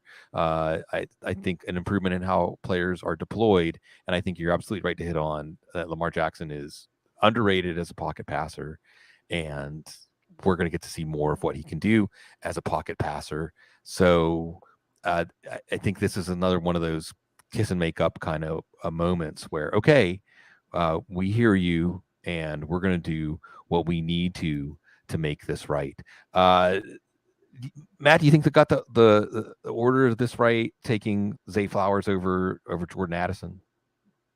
Yes, I do. Even though I like Jordan Addison, Zay Flowers offers more after the catch in the middle of the field in a way that while I like Addison and probably can do that well enough as a slot, certainly, I see Addison's real strengths as being that inside out guy, working inside to the outside a little bit in the deeper ranges of the field. Whereas Flowers also gives you the contested catch options that I think maybe a little bit more rugged than what I saw. It's not that far apart. Like if they took one or the other, I'm not going to begrudge either pick because I have them 2-3. I think 2-3 on my board if I remember correctly. Or it's not that far apart. Flowers to me though, I mean the upside that he has to attract the football in contested situations is strong. And this is a team that's not going to run a lot of the deep outs or deep comebacks because that's where Lamar's arm is weak. Lamar can make the rest of the throws on the field. He can put a lot of air under the ball, but he doesn't have that high velocity arm. But with the receivers they have, they're all good runners after the catch. They're all inside guys. So they're going to try and find the right matchup with guys who give you that kind of advantage with their game. And I think Monken's going to be imaginative enough that they won't have that defenses will have a difficult time of trying to box him into making the timing route throw with a low trajectory, target on the deep out or comeback. They're probably going to avoid doing a lot of that in this offense. So Flowers to me is a nice pick, and it also gives them some work with the future in terms of a kind of a hedge against Beckham staying healthy. If Beckham gets hurt, and they kind of a hedge with that so that they can make sure this offense is explosive for the time that they have Lamar at that position. And the Vikings, as Alfredo brought up, will announce it. They take Jordan Addison, which is, again, a rich get richer situation for that offense. And I think they needed that with Thielen going away. I like Addison as kind of and I want to ask, Daniel this, but I kind of like Addison as kind of an aspiring T.Y. Hilton type of player. I think that there's some potential there for him to be that kind of guy. He's not there yet, but I wonder what your thoughts are on him. I have always had questions about Jordan Addison's ability to win down the field. And that's one thing I think T.Y. Hilton did extremely well. He has the deep speed to do it. I watched Jordan Addison, and I always go back to the Oregon State game. It's because that's what really sold it to me. There's a corner out of Oregon State named Rajon Wright. He was not once worried about getting beat deep by Jordan Addison. Not once. That will not translate to the NFL. So when I've heard quite a number of people say that he could be like a T.Y. Hilton. I don't think he has the speed to do it personally. I think he's going to destroy defenses in the intermediate field. He is just going to be able to win. I think he's still going to be more of a lean towards the slot, a Z type of player who can, can split out every once in a while, but he's majority going to win through the slot. In Minnesota, that's probably going to be his role. I think KJ Osborne might be more on the outside, but we're going to have to see how they end up using their receivers now, because I think KJ Osborne's also best from the slot. So they might have to kind of mix and match with Jordan Addison there to try to do the best that they can. But the speed for Addison is something that I was quite sold on. Go ahead. And just to say, Addison too, the thing that you could probably say is that maybe another guy compared him to, and I don't know how Wood feels about this when I'm going to say it because it's about his beloved Eagles and Devonta Smith. I always saw Devonta Smith as like that Calvin Ridley type of player who really couldn't win one-on-one against top cornerbacks downfield at a high level against physical guys. And he needed a guy who was going to be a bully opposite him so that he could be like, we've seen those Hollywood movies of like the bully, and there's always the little kid who's the mouthpiece for the bully, and the bully's standing behind him. But, he looks tough too because he's doing that. And that doesn't mean Devonta Smith's not an excellent player. He's just a high-end wide receiver disguised as a wide receiver one, who maybe is more of a wide receiver two in skill. But AJ Brown's now the bully standing next to him or opposite him. and it's kind of that way. And I think Justin Jefferson with Jordan Addison, to me, Addison is probably closer to Smith in that dynamic, even if the skill sets aren't one-to-one in comparison. Yeah, I would agree with that. That's probably what the role he's gonna play, is that Devontae Smith to the AJ Brown role, which I'm totally okay with. That's what he's probably best is. His ceiling is probably wide receiver 2 in the NFL. I think that makes a lot of sense for what he's going to be able to do. You feed off of the coverage that Justin Jefferson's getting, and I think that's also what they want to do. They want to bring a talented player who is going to learn the yak stuff a little bit better. I think he transitions at times very weirdly to his yak. I don't know he necessarily understands all the angles quite yet, because that burst, that speed, he might think he has more than he does. And I think that'll catch up a little bit more in the NFL. And once you understand the angles and kind of understand how to pivot in and out of coverages and see them coming at you, which like he does when he's running routes, he'll be able to transition a little bit better, take advantage of that space. So as a 2 to Justin Jefferson, I think it's a great fit for him and a great get for the Minnesota Vikings. That crushed pink velvet suit is matching with the pinkness of the lining of my face right now. Yeah, someone's really got to do more like the draft, covering the draft from the fashion standpoint, because this is a big moment to express yourself for these guys. Not as much opportunity to do that in a football uniform. 4 wide receivers in a row. Giants are on the clock, not at 25, but at 24.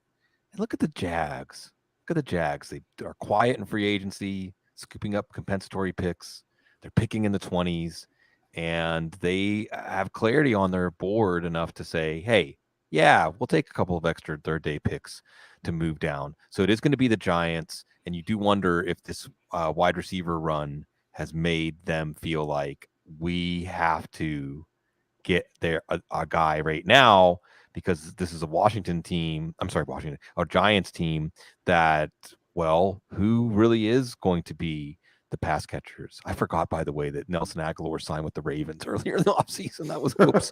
Anyway, the Giants could use Nelson Aguilar right now. So, is that maybe a clue to what's going to happen here?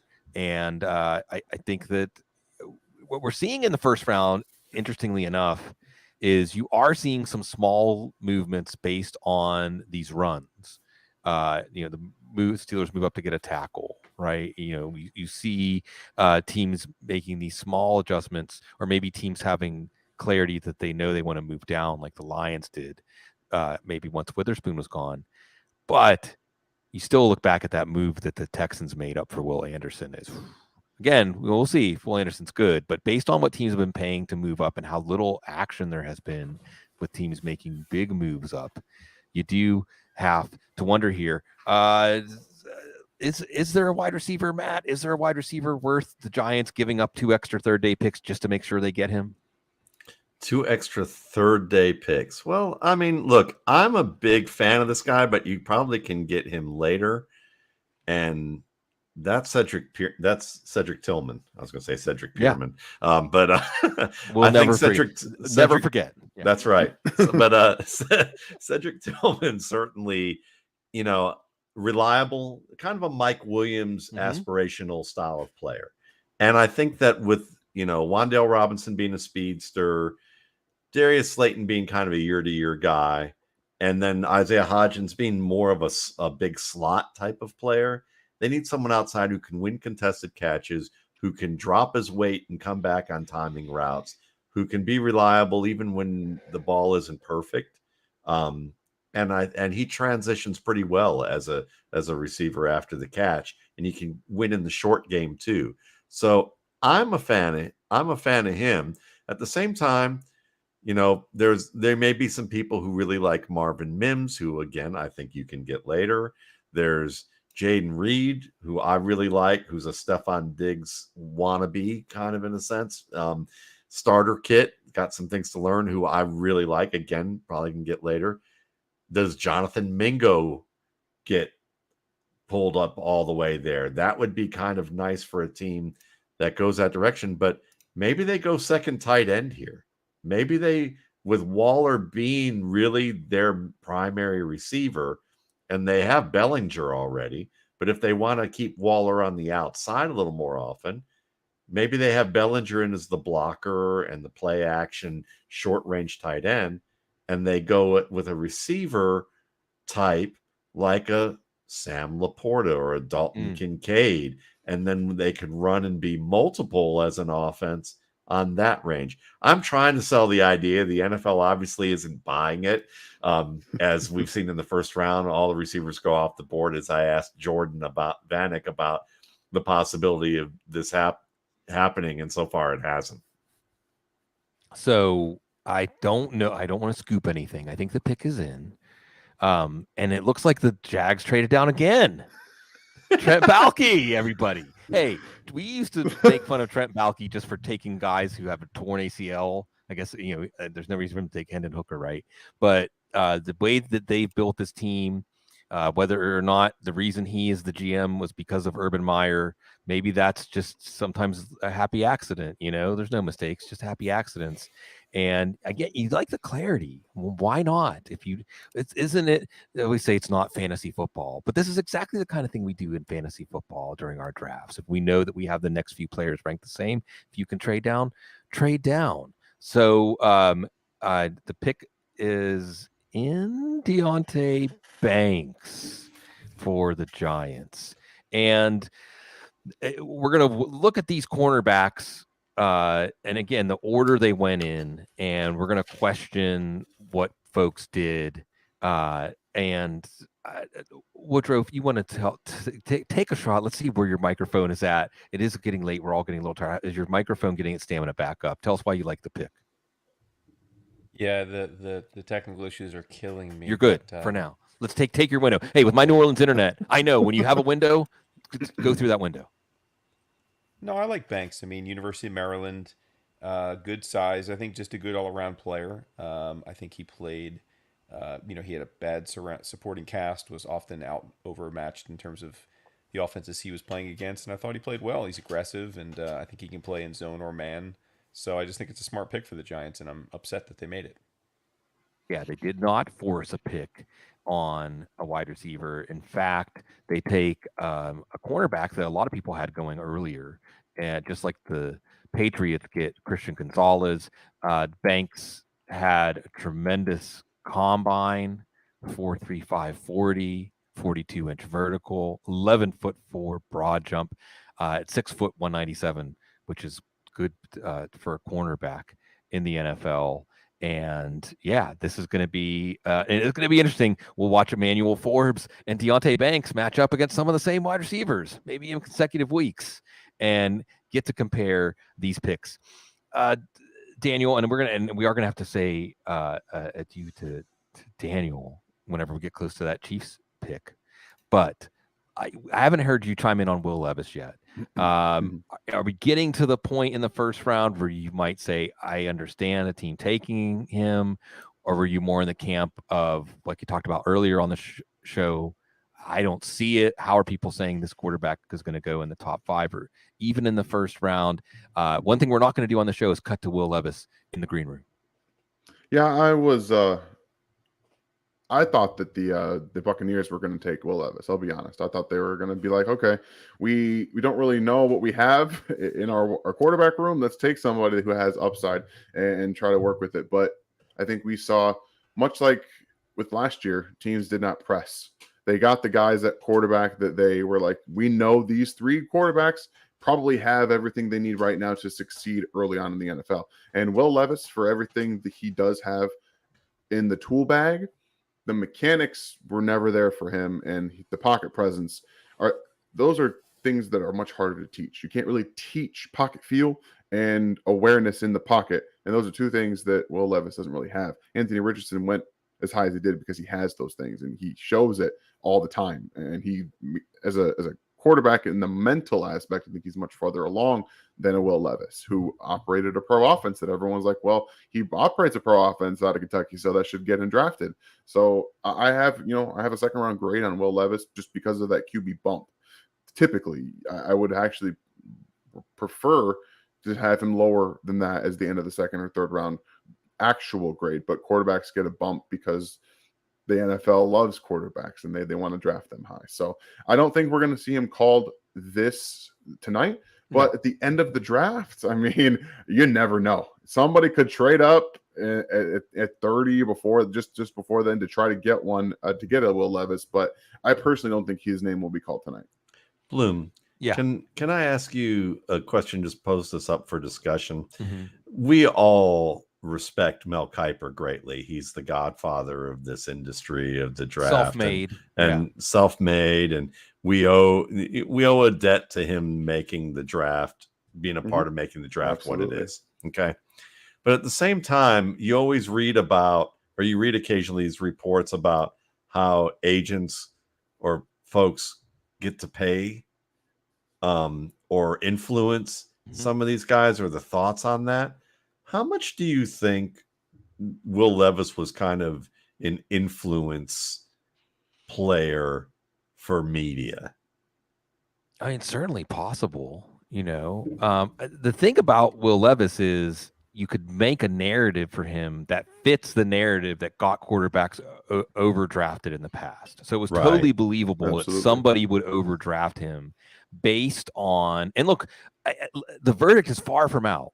Okay, the draft is the ultimate cliffhanger, but actually each pick is a cliffhanger for what's going to happen with these players' careers and how it's going to affect the trajectory of these teams. So maybe, and look, again, alternate realities, maybe Will Levis top 5 pick fails, but Will Levis second round pick, there's not as many expectations. Right. He has more time to undo the bad habits from playing in behind a poor offensive line and playing hurt. He has more time for a team to craft something that fits him more like a key and a lock. So, it isn't static or set in stone whether a player is going to be a bust or a player is going to be a hit based on where they land, based on when they get drafted. But I think that it was believable that a team, especially a team like the Colts, where the owner might be putting his thumb on the scale, would take a Will Levis.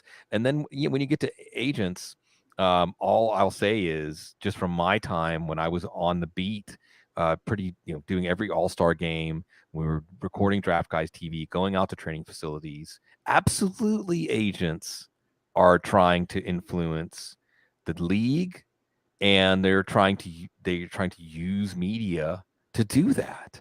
Now, you could say good organizations don't care. I know Lance Zierlein took to Twitter a week or two ago to say, y'all can talk all this media stuff. Teams already know everything about a player, and they're not influenced by this stuff. But we also know, I love how you say, like, Urban Meyer was a decision, Matt, was made on a private plane, right? Well, or, in the hot tub. Go ahead.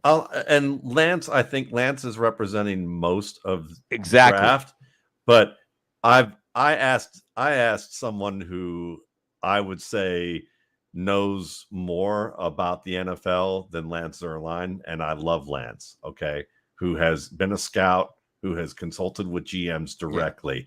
Yeah. And I said, offensive line coach, so he's been around. Yeah. Yes, but I've asked this person. I said, I saw that, and I said, I don't agree with this. Am I out of my mind? And he's like, no. He goes, because it does. We know that owners make 11th hour decisions that they shouldn't.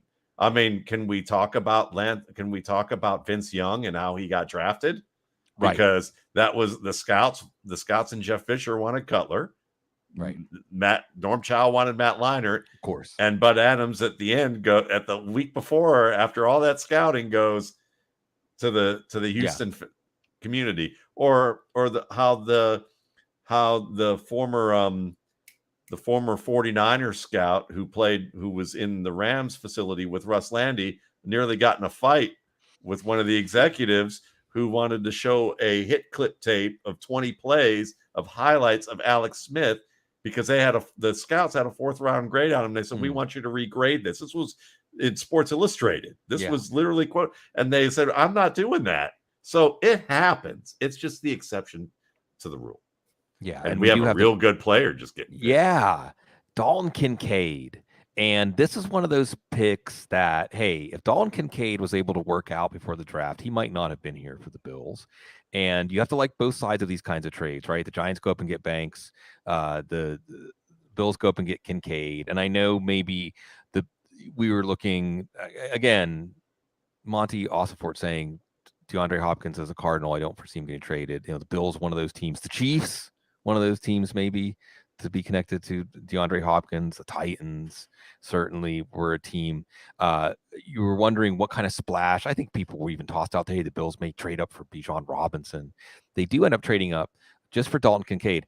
Daniel, I'll serve it up to you like this. When I had Dane Brugler on, he said Dalton Kincaid might be the best. It's arguable that he's the best pass catcher in this class, wide receivers included. He only went a few picks after the wide receivers. Do you think that's an overstatement, or is it there on the tape?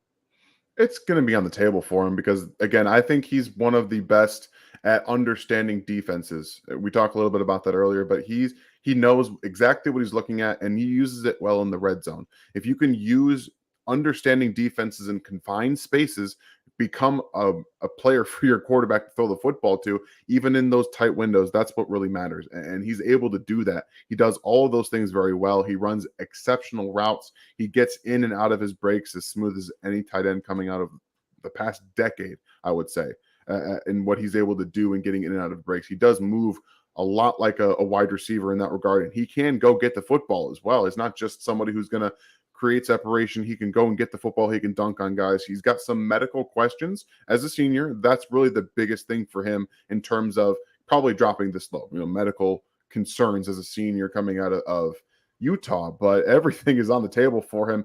If he can become an actual full tight end, play in line, he could be every single down player. But as it stands now, he's probably going to be in that Dawson Knox role where he's off the line of scrimmage, which is fine. It's going to be perfect for him because he can still do all the things. He's a very good on the move blocker. Matt and I talked about this on his show. He's very good at lining up blocks on the move.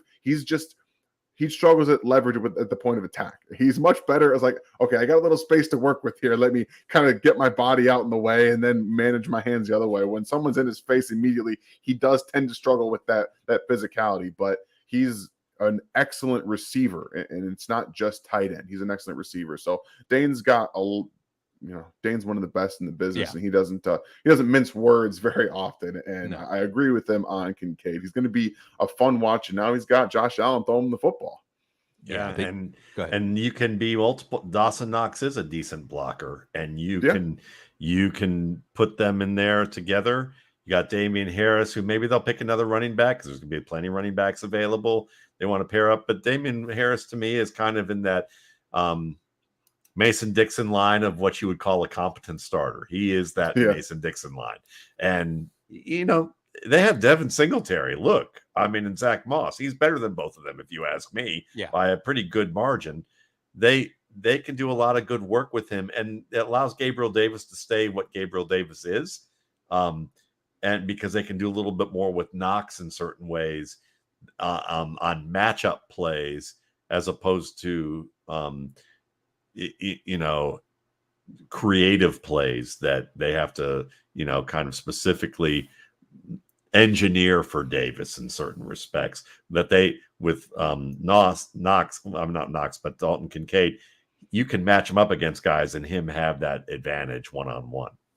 Yeah, Doug Farrar, who I know we all respect and enjoy all of his work too, he wrote about Kincaid. There's no tight end in this class and a few receivers overall with Kincaid's ability to win contested catches, beat both man and zone coverage with timing and spacing, and then use pure speed to get things done. So this is a good pick. And look, one of the things, putting a fantasy football lens on it, and Woodrow, I wanted to give you a shout out. I wanted to make sure to give you a shout out tonight because, man, when I started making the Blue 100, it's all about my evaluations.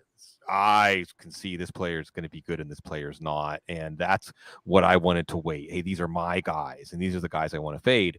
And the longer I've done this, the more agnostic I've become about my ability to necessarily pick those out, and instead take more of more of a Jason Wood approach and say, hey, let's make sure we weigh in how much we don't know or how much we can't predict. But one thing I think we can do, and one thing I do try to weigh in the Blue 100 is how much of this player's value to their NFL team is something that shows up in fantasy football. And with Dalton Kincaid, I think it's almost 100%. So I think this is going to be somebody that we have to pay attention to. He's up there with Kyle Pitts, if you ask me, as Sure. a receiver. Right. He's up there with that. And maybe not as an all-around player, but now he's also in a better offense than Kyle Pitts is in. So he's a better fantasy prospect than Kyle Pitts is right now. Right now, I would take Dalton Kincaid over Kyle Pitts in a dynasty league setting, though it would be close enough that if someone took it and said, I'm going to take that bet because Atlanta's going to pick a good quarterback next year, you know, I could see. But the fact that it's even a push is telling. Yeah. It's a spicy take, but I love it. Well, and I think that, but I think it's the kind of thing that, obviously you could trade. Dalton Kincaid's not going to go higher than the top 8, 9, 10. I had him number 10 in the Bloom 100. I'll probably move him up a spot or two. I don't know how many I'll be able to really, but I think that you could easily trade Kyle Pitts for Dalton Kincaid and a lot more. Yep. So this is what gets the wheels turning. What gets the wheels turning, Daniel? We're gonna have not many more picks before you have to put your Chiefs hat on. We will get a Cowboys pick in here. Not as, for Cowboys fans, maybe they would like it. A defensive tackle, and maybe not the defensive tackle that we like for fantasy football, right? But somebody that is going to give them some beef in the middle of their defense. They get, I don't know, I might botch his first name, Mozzie Smith out of Michigan. Nice 6'3", 323-pound anchor in the middle of their defensive line. Yeah, Mozzie Smith actually ended up being my, defensive tackle 3 in this class, if I'm not mistaken. Let me pull up my board here. Yep. He ended up being there. And I wasn't as high on him going through the process as I thought I was going to be. I'm a Michigan fan, actually. So I got to watch him every Saturday. And the flashes were always there. But he really is going to improve their run defense. And I think you can, as a Cowboys fan, I think that over the last couple of years, they have not had the best run defense. That's been kind of a bugaboo for them. And while they do like to play aggressively on the outside, they really value picks over, technical wide receiver yards given up. We've kind of seen that over the course of the last couple of years with Trayvon Diggs making some decisions, some business decisions, as we like to call them. But Mozzie Smith is going to help them in the regards that he's a really nice 2-gapping, versatile run-stopping defensive tackle. He has a ton of athletic upside, and when you watch him play at Michigan, he does some things for a guy his size you just don't expect to, being able to move as nimbly on his feet as he does with the same power. And he does have speed to power for a guy who's 323 pounds. He's able to generate some burst off the line at times and get centers and guards moving one way, and he swims around them to the opposite side. So brings a little bit of pass rush upside to him, but early in his career, he's going to help that defensive line stop the run and look to get the ball back to Dak Prescott. So you're mentioning your board, so I want to give you some time before you serve the wonderful Chiefs audience who's having a pretty good 2023. Who's your highest players left on your board? Who are some players that maybe you aren't going to go tonight that you'll be looking for a smart team to take tomorrow when the second round gets underway? All right. So this year I had 15 first-round grades. The 3 that I have left on the board are Michael Mayer. He was the only tight end I gave a first-round grade to totally. Miles Murphy, defensive end out of Clemson, and Nolan Smith, defensive end out of Georgia, are the last 3 players that I have that are round 1 grades for me. Christian Gonzalez is one of my top 12 players, and obviously we know that the Patriots were able to trade back and get many people's eyes the corner 1 in this class. So good job on Bill Belichick doing what he always does, and this time getting a really good player out of it. On tomorrow is going to be where the value is in this draft, specifically on offense, and I have almost 90 players with day 2 grades. That's how stacked I think that this entire draft is on day 2. You're going to see a ton of value, and that's going to push players that are really good that should go on day 2 into day 3. I think that we're going to see a lot of movement early in day 3. So be prepared for guys like teams trading up to get the guys that they have left on their board there. But specifically for, I think on the offensive side, Jonathan Mingo is an extremely interesting player to look at as somebody probably maybe someone trades up early on day 2 to go to get him, because there's talk Cedric Tillman goes tonight. We'll see how that goes. I know Matt is high on Cedric Tillman. I am very high on Cedric Tillman in terms of what I think he could be. I just keep going back to that Georgia Alabama tape from 2021. I'm just like, this guy, he's unstoppable. And that kind of stuff is fun to watch. And I think that in the right place, he could be a lot of fun. For the running backs, Tajay Spears, Kendre Miller, Zach Charbonnet, these guys, I love all 3 of them. And I have Charbonnet as my running back 3, but Tajay is like, he's so much fun to watch, man. I love watching Tajay Spears play football, and I'm hopeful. I'm hopeful that his knees will hold up, because those are ACLs are no joke. I've had 2 surgeries on my knee as well, so it doesn't get better as you get older. And then at the tight end position, Tucker Kraft out of South Dakota State University is a guy that I have my eyes on a lot. I want to know where he goes, because while Luke Schoonmaker is my tight end 3 in this class, there's a wide gap between Dalton, Kincaid, and then everybody else who gets scrunched in there. But I think Tucker Kraft has unique catch to attack and yak ability for a guy out of South Dakota State. Like, he looks a much different part. He has better yak ability than you would expect for his kind of role, the way he plays football. And he had some injury troubles this past year at South Dakota State, but he's somebody that I'm very interested to see where his landing spot is. And I know that Matt's also very high on Luke Schoonmaker, but he's going to be an interesting eval in the NFL as well. So there's just a couple of guys that I'm going to keep my eyes on, specifically for the fantasy lovers out there. Yeah, I think that tomorrow is going to be more of the fantasy, get the brain cells percolating for fantasy, and maybe a little more consequential in terms of the number of moves. Although I wanted to ask you, since you weren't with us, what did you think? What was your first reaction when Detroit went running back, specifically Gibbs at 12? If I could recreate the face I made, I would, but I can't. I don't know if I can think exactly what it was. I was shocked. The first thing that I actually said on the stream was that I can guarantee you DeAndre Swift is gone. Like, they're going to trade him. There is no reason to keep DeAndre Swift on that team. You bring in David Montgomery, and then you effectively replace everything that DeAndre Swift did for you in the pass catching department. And he's a better runner. He just is. He can run between the tackles. And that's something they effectively did not want DeAndre Swift to do. And now they get 2 guys that will do that. They'll do it willingly, and they'll do it better. I love Jahmyr Gibbs. Him at 12 was an utter shock for me. I did not expect the Lions to, honestly, after last year, they had a really nice draft. I thought they had a nice draft, a nice first round.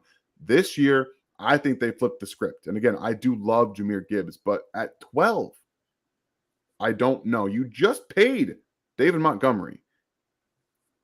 Doesn't make a whole lot of sense to draft a guy at 12 when you pay David Montgomery. Well, to be fair, you paid him kicker money.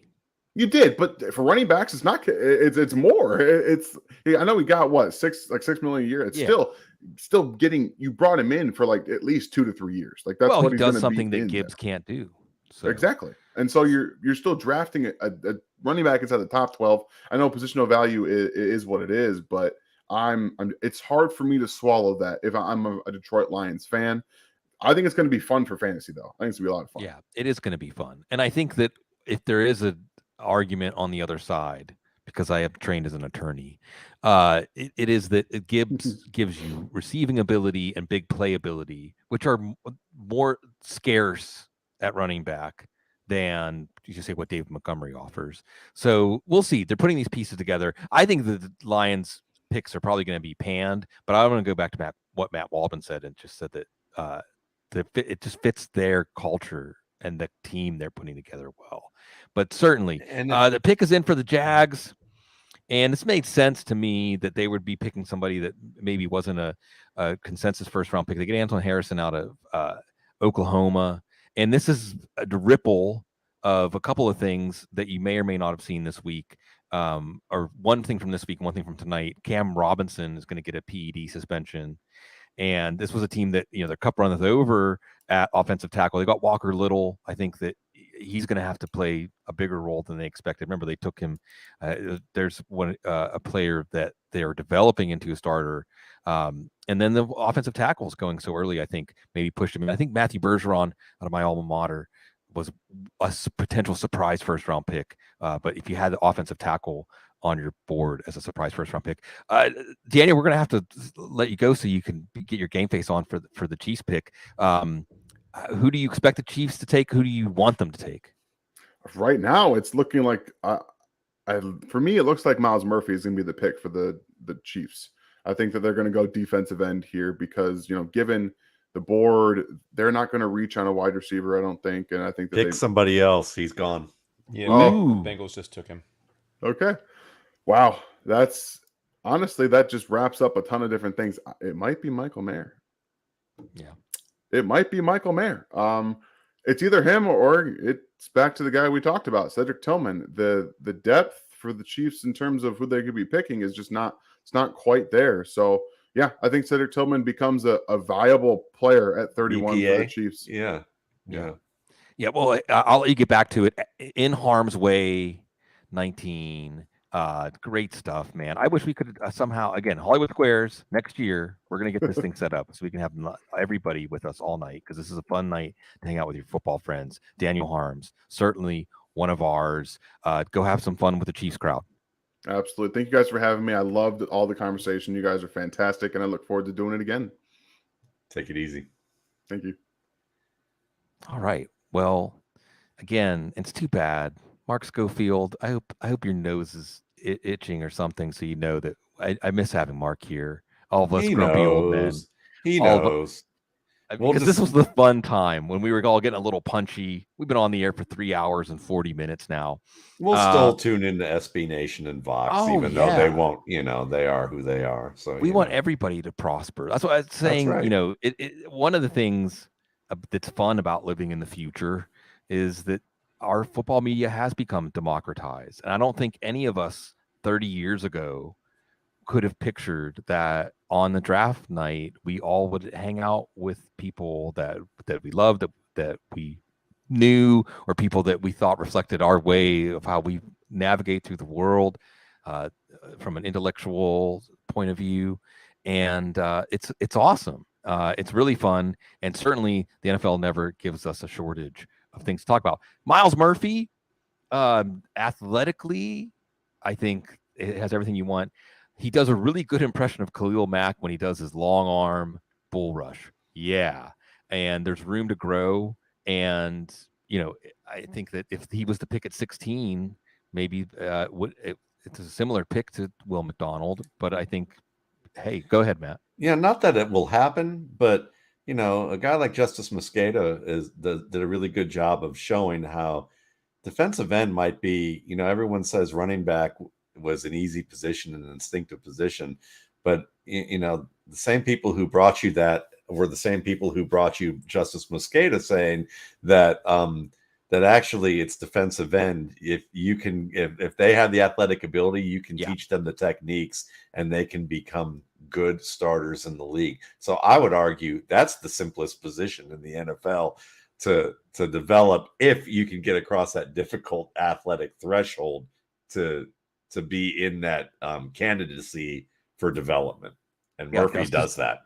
And I think you're right to call out his work. I think it was Force Players. That was the last name he had for the metric. And, which is a certain putting together certain measurables. It was pretty uncanny, much more than the S2 test. I understand that if it wasn't worded or as eloquent as we would have wanted, but I'm glad at least that CJ Stroud spoke his mind on that. Well, because go ahead. To defense S2, even though I think that it's a very good point to bring up, Bloom, that one, it's young. We don't have a lot of data to confirm where its holes are yet or not. So there's a lot more time that needs to be done.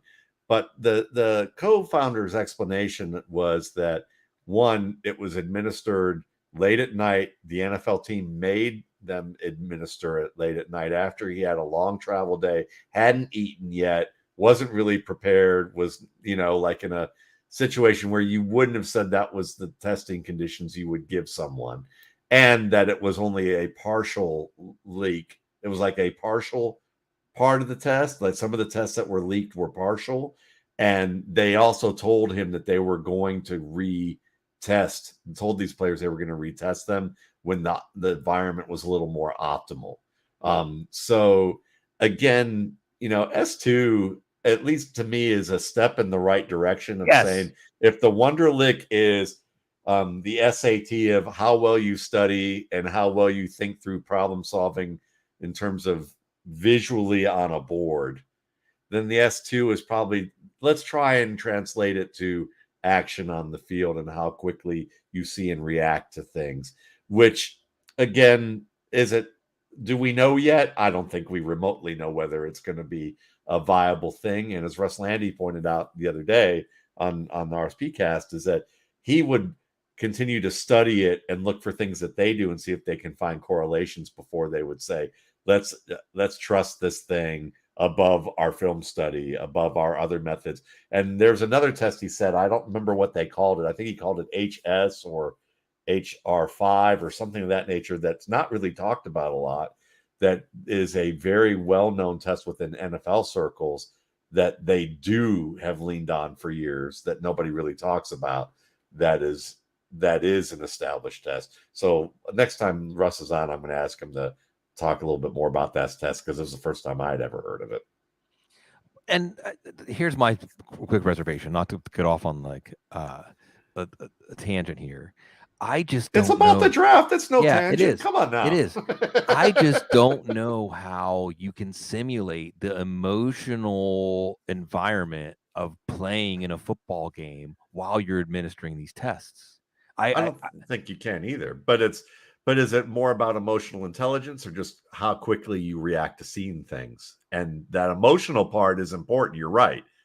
But it's maybe just another individualized layer of saying, how quickly can they see the leverage point? Right. How quickly can they see the linebacker drop? How quickly can they do that with distractions? Maybe that, I don't know. I'm trying to defend it. I don't know enough about it yet. So. You're right to say it's a step. I mean, I as I reflect on all the years we've all been doing this, we can say there has been progress. And a lot of things that people were braying about and saying the NFL is so stupid, they don't realize this or they don't understand that. And sure enough, the NFL has been reactive to a lot of these things. So I think it is a step in the right direction. Certainly from the Wonderlic, I think it's still very questionable that we know anything about CJ Stroud's score in the first place. And I hope that the Texans and Stroud are vindicated by that. And again, getting back to Myles Murphy, getting back on track.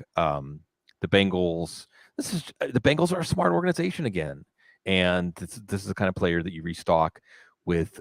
Trey Hendrickson ended up being a terrific pickup for them in free agency. Sam Hubbard is an outstanding player. I think that teams are understanding that. You all remember, like, how long ago was it, guys, that your nickel corner was basically a starter? Like 10 years ago, 12 years ago. I think teams are understanding that your second tight end, depending on your offense, is an important player. And your third pass rusher is a really, really important player. And he can be that for now and more. And of course, you're trying to get over the hump of the Chiefs. You're going to be facing Josh Allen. Teams are definitely thinking that way when we get to this part of the first round. The New Orleans Saints. This is the pick they get for Sean Payton.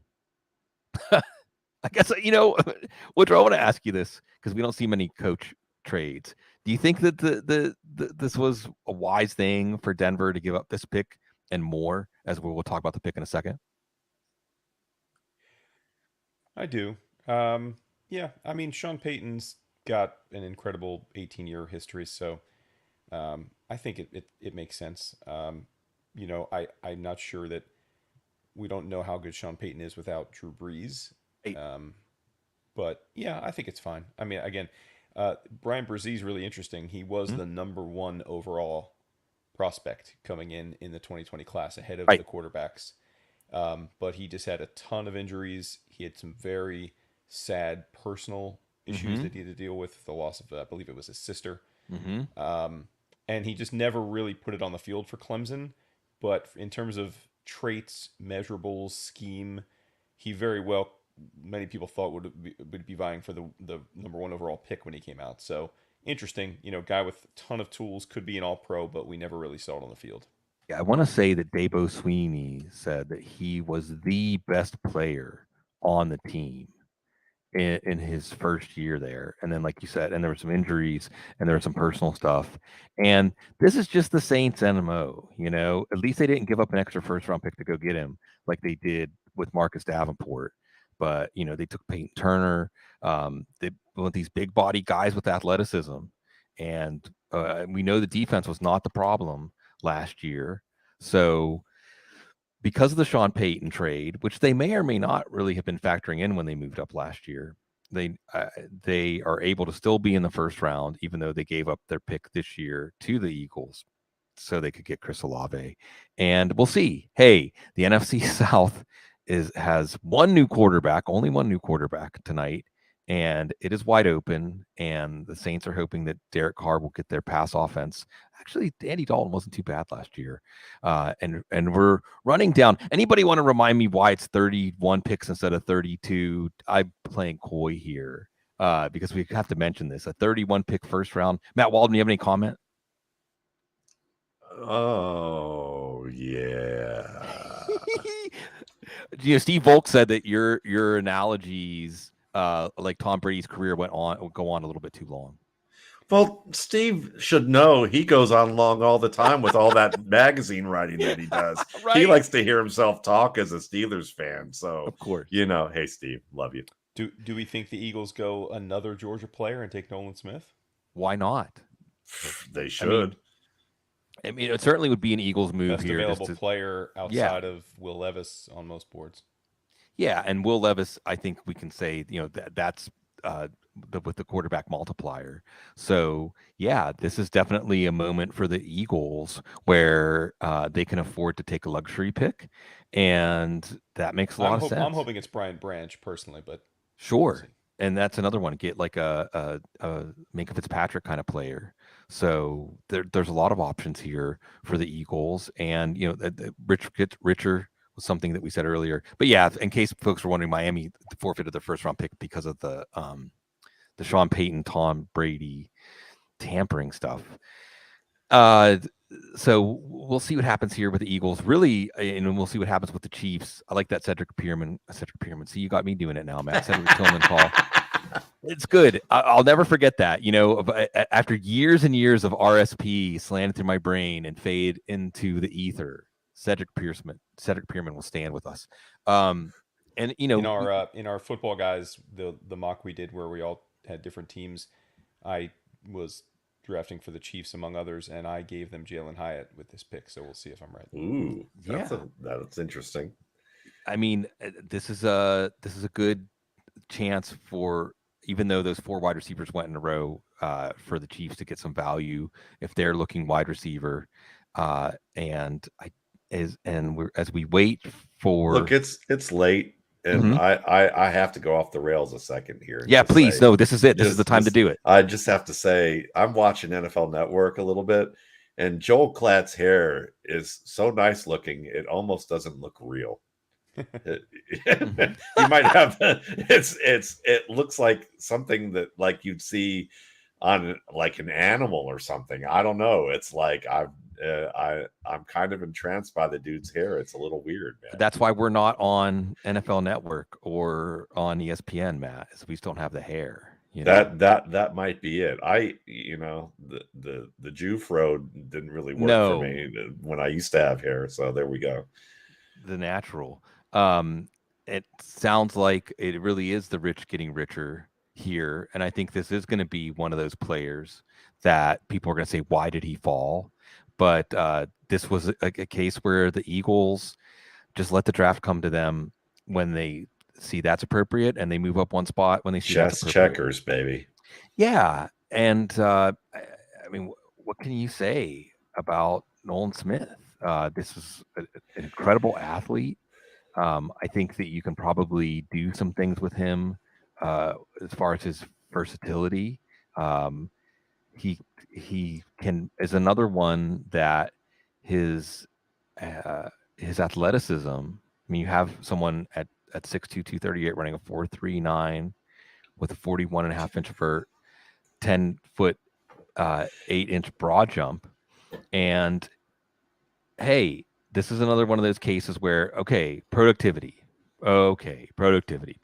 Well, now Jason Odafe Owe, sorry. I think he wasn't even he had 0 sacks. He certainly ended up being a better pro than a 0 sack player. But when you look at Nolan Smith only having 11.5 sacks, you should ask, what was he asked to do in that Set defense? up everyone else. Yeah. Right? So I think this is a player that he can drop into coverage.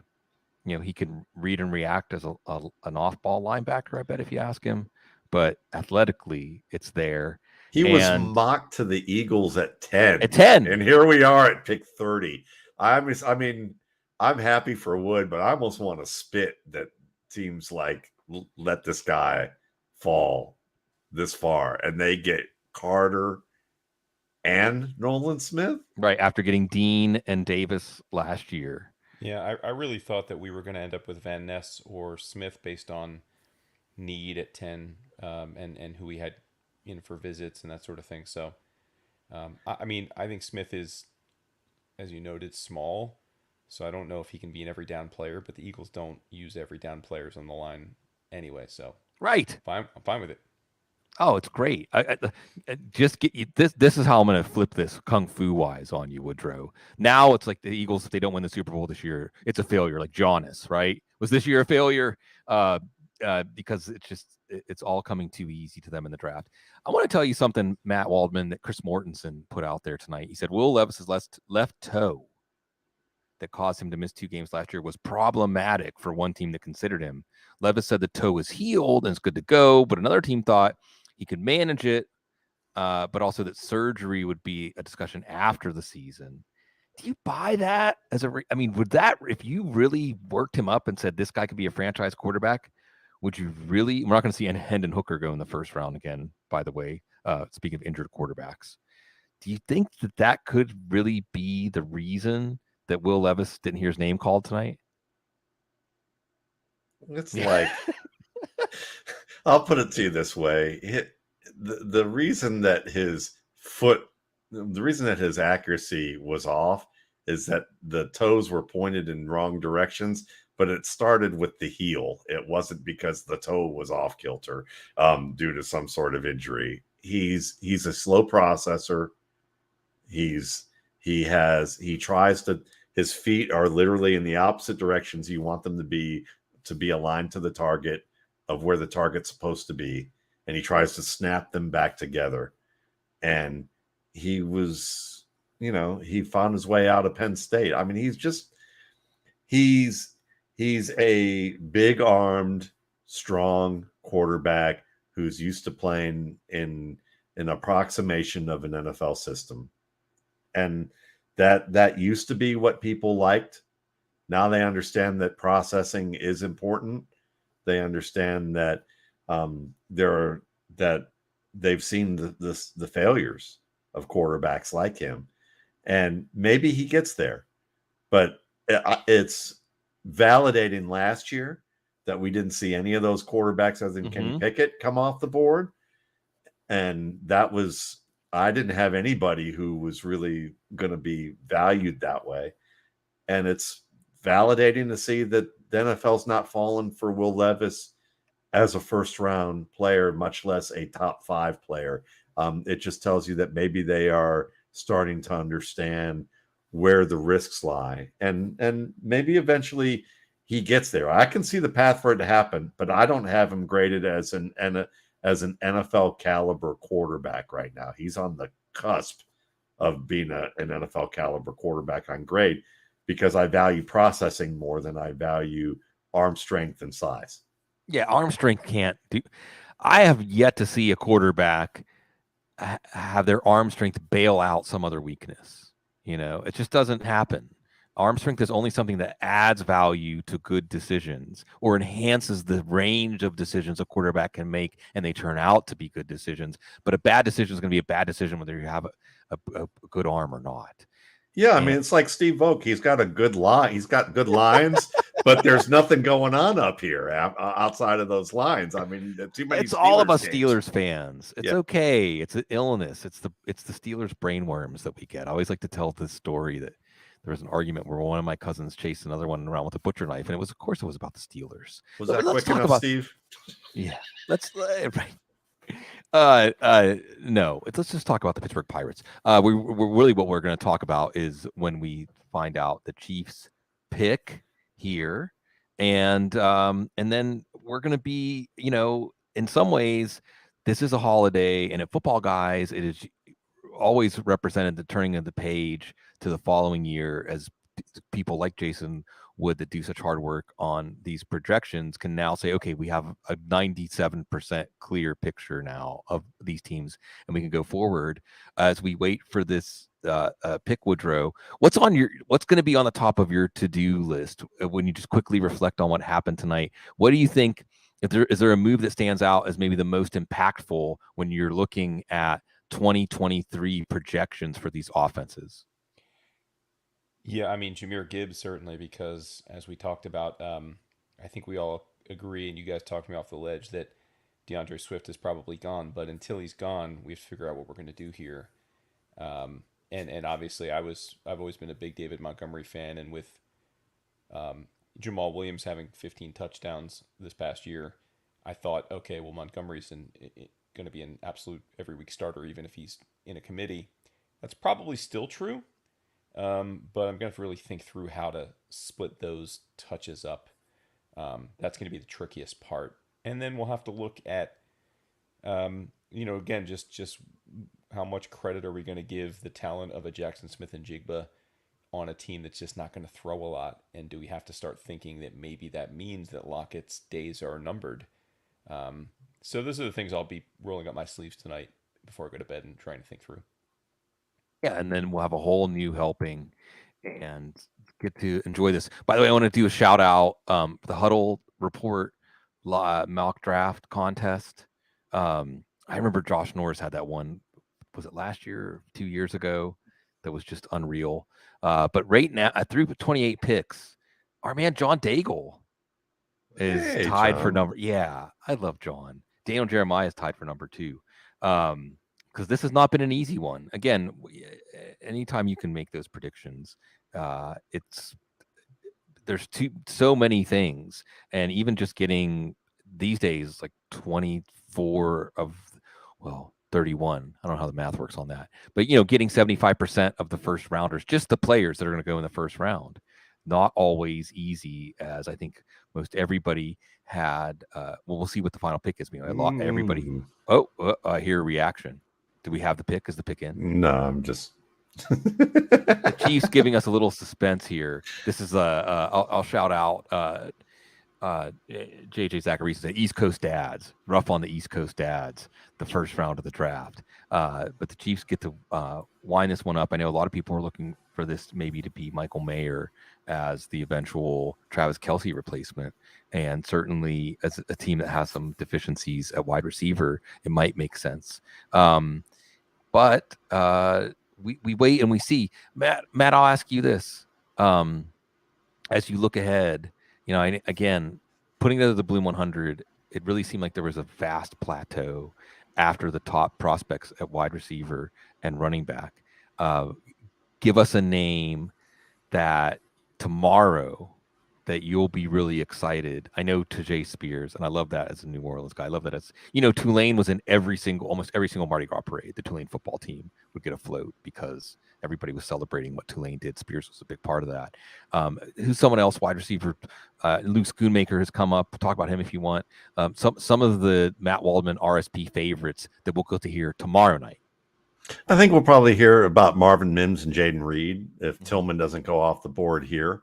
Those are guys that probably are worth considering. Mingo obviously is in that mix too. Jonathan Mingo. In terms of running backs, still some good guys on the board. That Kendre Miller certainly is a guy that fits that realm. Zach Charbonnet is a little bit more of a boring pick, if you ask me, but still a solid football player who could possibly get that opportunity.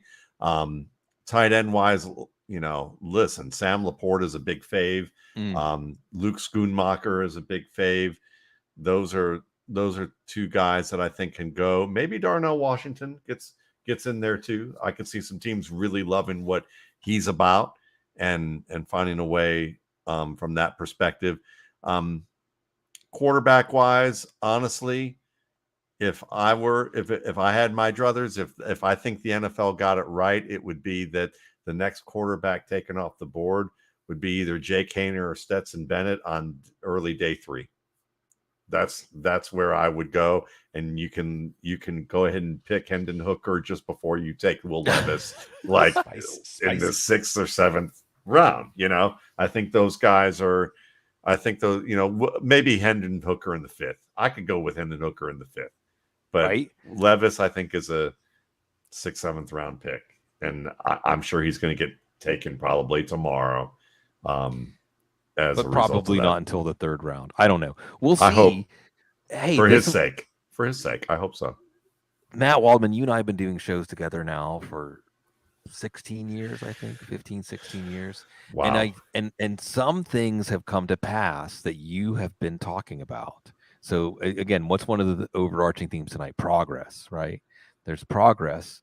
And I think you're right that a quarterback like Will Levis, well, heck, Will Levis might have even gone in the 1st round last year. He might have even gone ahead of Kenny Pickett last year if he had come out last year. I know Dane Brugler said that he didn't know that Liam Cohn was leaving until February. So he didn't have the opportunity to leave, and they thought he had a chance to get up to number 1 overall with a good year. But I don't think teams are just thinking it's the toe that has dropped him out of the 1st round. And I continue to come back to Atlanta with the Matt Waldman plan. You build around the quarterback and you wait for your moment, and you don't have to force the quarterback pick. We'll see what happens there. We do have that last pick, and it is another edge rusher. Again, some of these positions that folks thought were strong in this draft coming through.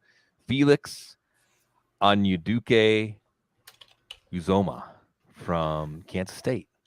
We just said they traded Patrick Mahomes and Travis Kelce for Ricky Williams. We could have just ended on that note. But again, Anyuduke Uzoma has got certainly the quickness, the first step, bend, hand use, versatility. This is a really, really good pick. And they got 2 defensive players last year in the 1st round, Trent McDuffie and George Karlaftis. So I think that they correctly have gauged that as long as they have Patrick Mahomes, they can make it work on offense. And we can make it work here at Football Guys with all of your help. This has, I think, been our longest 1st round. I don't know if we've ever really gone over 4 hours, but this has been fantastic. Our numbers well over 400 for a lot of the night. And I know that it's a holiday for us. It's a holiday for y'all. I want to again shout out Julia and Dylan and Alfredo Brown. And if you are watching the show tonight and you're like, wow, this isn't just some of my old dude graybeard friends hanging out talking football. This looks like a real show with real production values. Alfredo and company did a lot to make us look good, and we never could have got this far. Well, that's because he looks good on camera. He looks better on camera than the 3 of us. I'll say that. Right? I love y'all. Oh yeah, it's ridiculous. it's great. 3 faces made for radio versus So, again, I mean, first we're celebrating the accomplishments of these players and all of the people that have been pulling together to make these dreams come true. And for some of these players truly beat impossible odds. Impossible odds. I always like to say this is where one of the last outposts of the true American dream, football, professional football. And we saw those dreams come true tonight, but also for Football Guys. And for Football Guys, this company now, fellas, we've served a generation of fantasy football players now. Some Football Guys subscribers, their kids are Football Guys subscribers now. But it's an accomplishment in part from all of the great community and people that join us, the chat room, so many familiar names, so many people that we genuinely love. And whether it's about the draft or fantasy football, or just complaining about your team. It's just that it brings us together and allows us to become part of each other's lives in a positive way. So I appreciate the opportunity to do that you all give us. And we'll be back next year. We won't just be back next year. Football Guys is going to be churning out all kinds of updated content based on the draft. I'm going to get to work on my first round reaction piece. You're going to get your Matt Waldman RSP post-draft supplement. So if you haven't gone ahead and got your RSP, I'll get that so you can get the post-draft supplement. Jason Wood has already been one of the only ones. Is there anybody else that had projections up that you know of? I don't. Yeah. I will say shout out. I think Mike Clay put up some Of a week or course. two ago. Yeah. Death, So taxes, and Mike Clay. Credit to him. Yeah, Mike Clay Yeah, did that's put one up of my some- sayings yeah. in fantasy football. Death, taxes, and Mike Clay. But yeah, it's great. We love this stuff. We love to have the opportunity to serve you all. So thank you, everybody. And the Cecil going to get to motorboat back this year. Yeah, because I wore the Samaj shirt just Piran, for yeah. him. That's right. Yeah. In honor of Cecil, who even when Denver doesn't have a first round pick, he's got to work all night because he's that big. We didn't get his face on a billboard in Denver, but I think his name was on a billboard. So I'm going to count that. Our No work is player done trades, here. by the way. Hmm? No player trades. We were all Yeah, set for no player trades. Yeah. Actually, really quiet first round in terms of trades, but that's okay because it gave us some more time to talk about the players and go off on our tangents and enjoy again. And thanks. I'll sign off with this. Thanks to Paul Perticchese. Thanks to Brandon Angelo. Thanks to Jordan Vanek. Thanks to Daniel Harms. And again, thanks to all of y'all for giving us this opportunity. Alfredo, I'll turn it over to you as our producer, man in the box extraordinaire, as we sign off, and I'll say what we always say, y'all stay classy.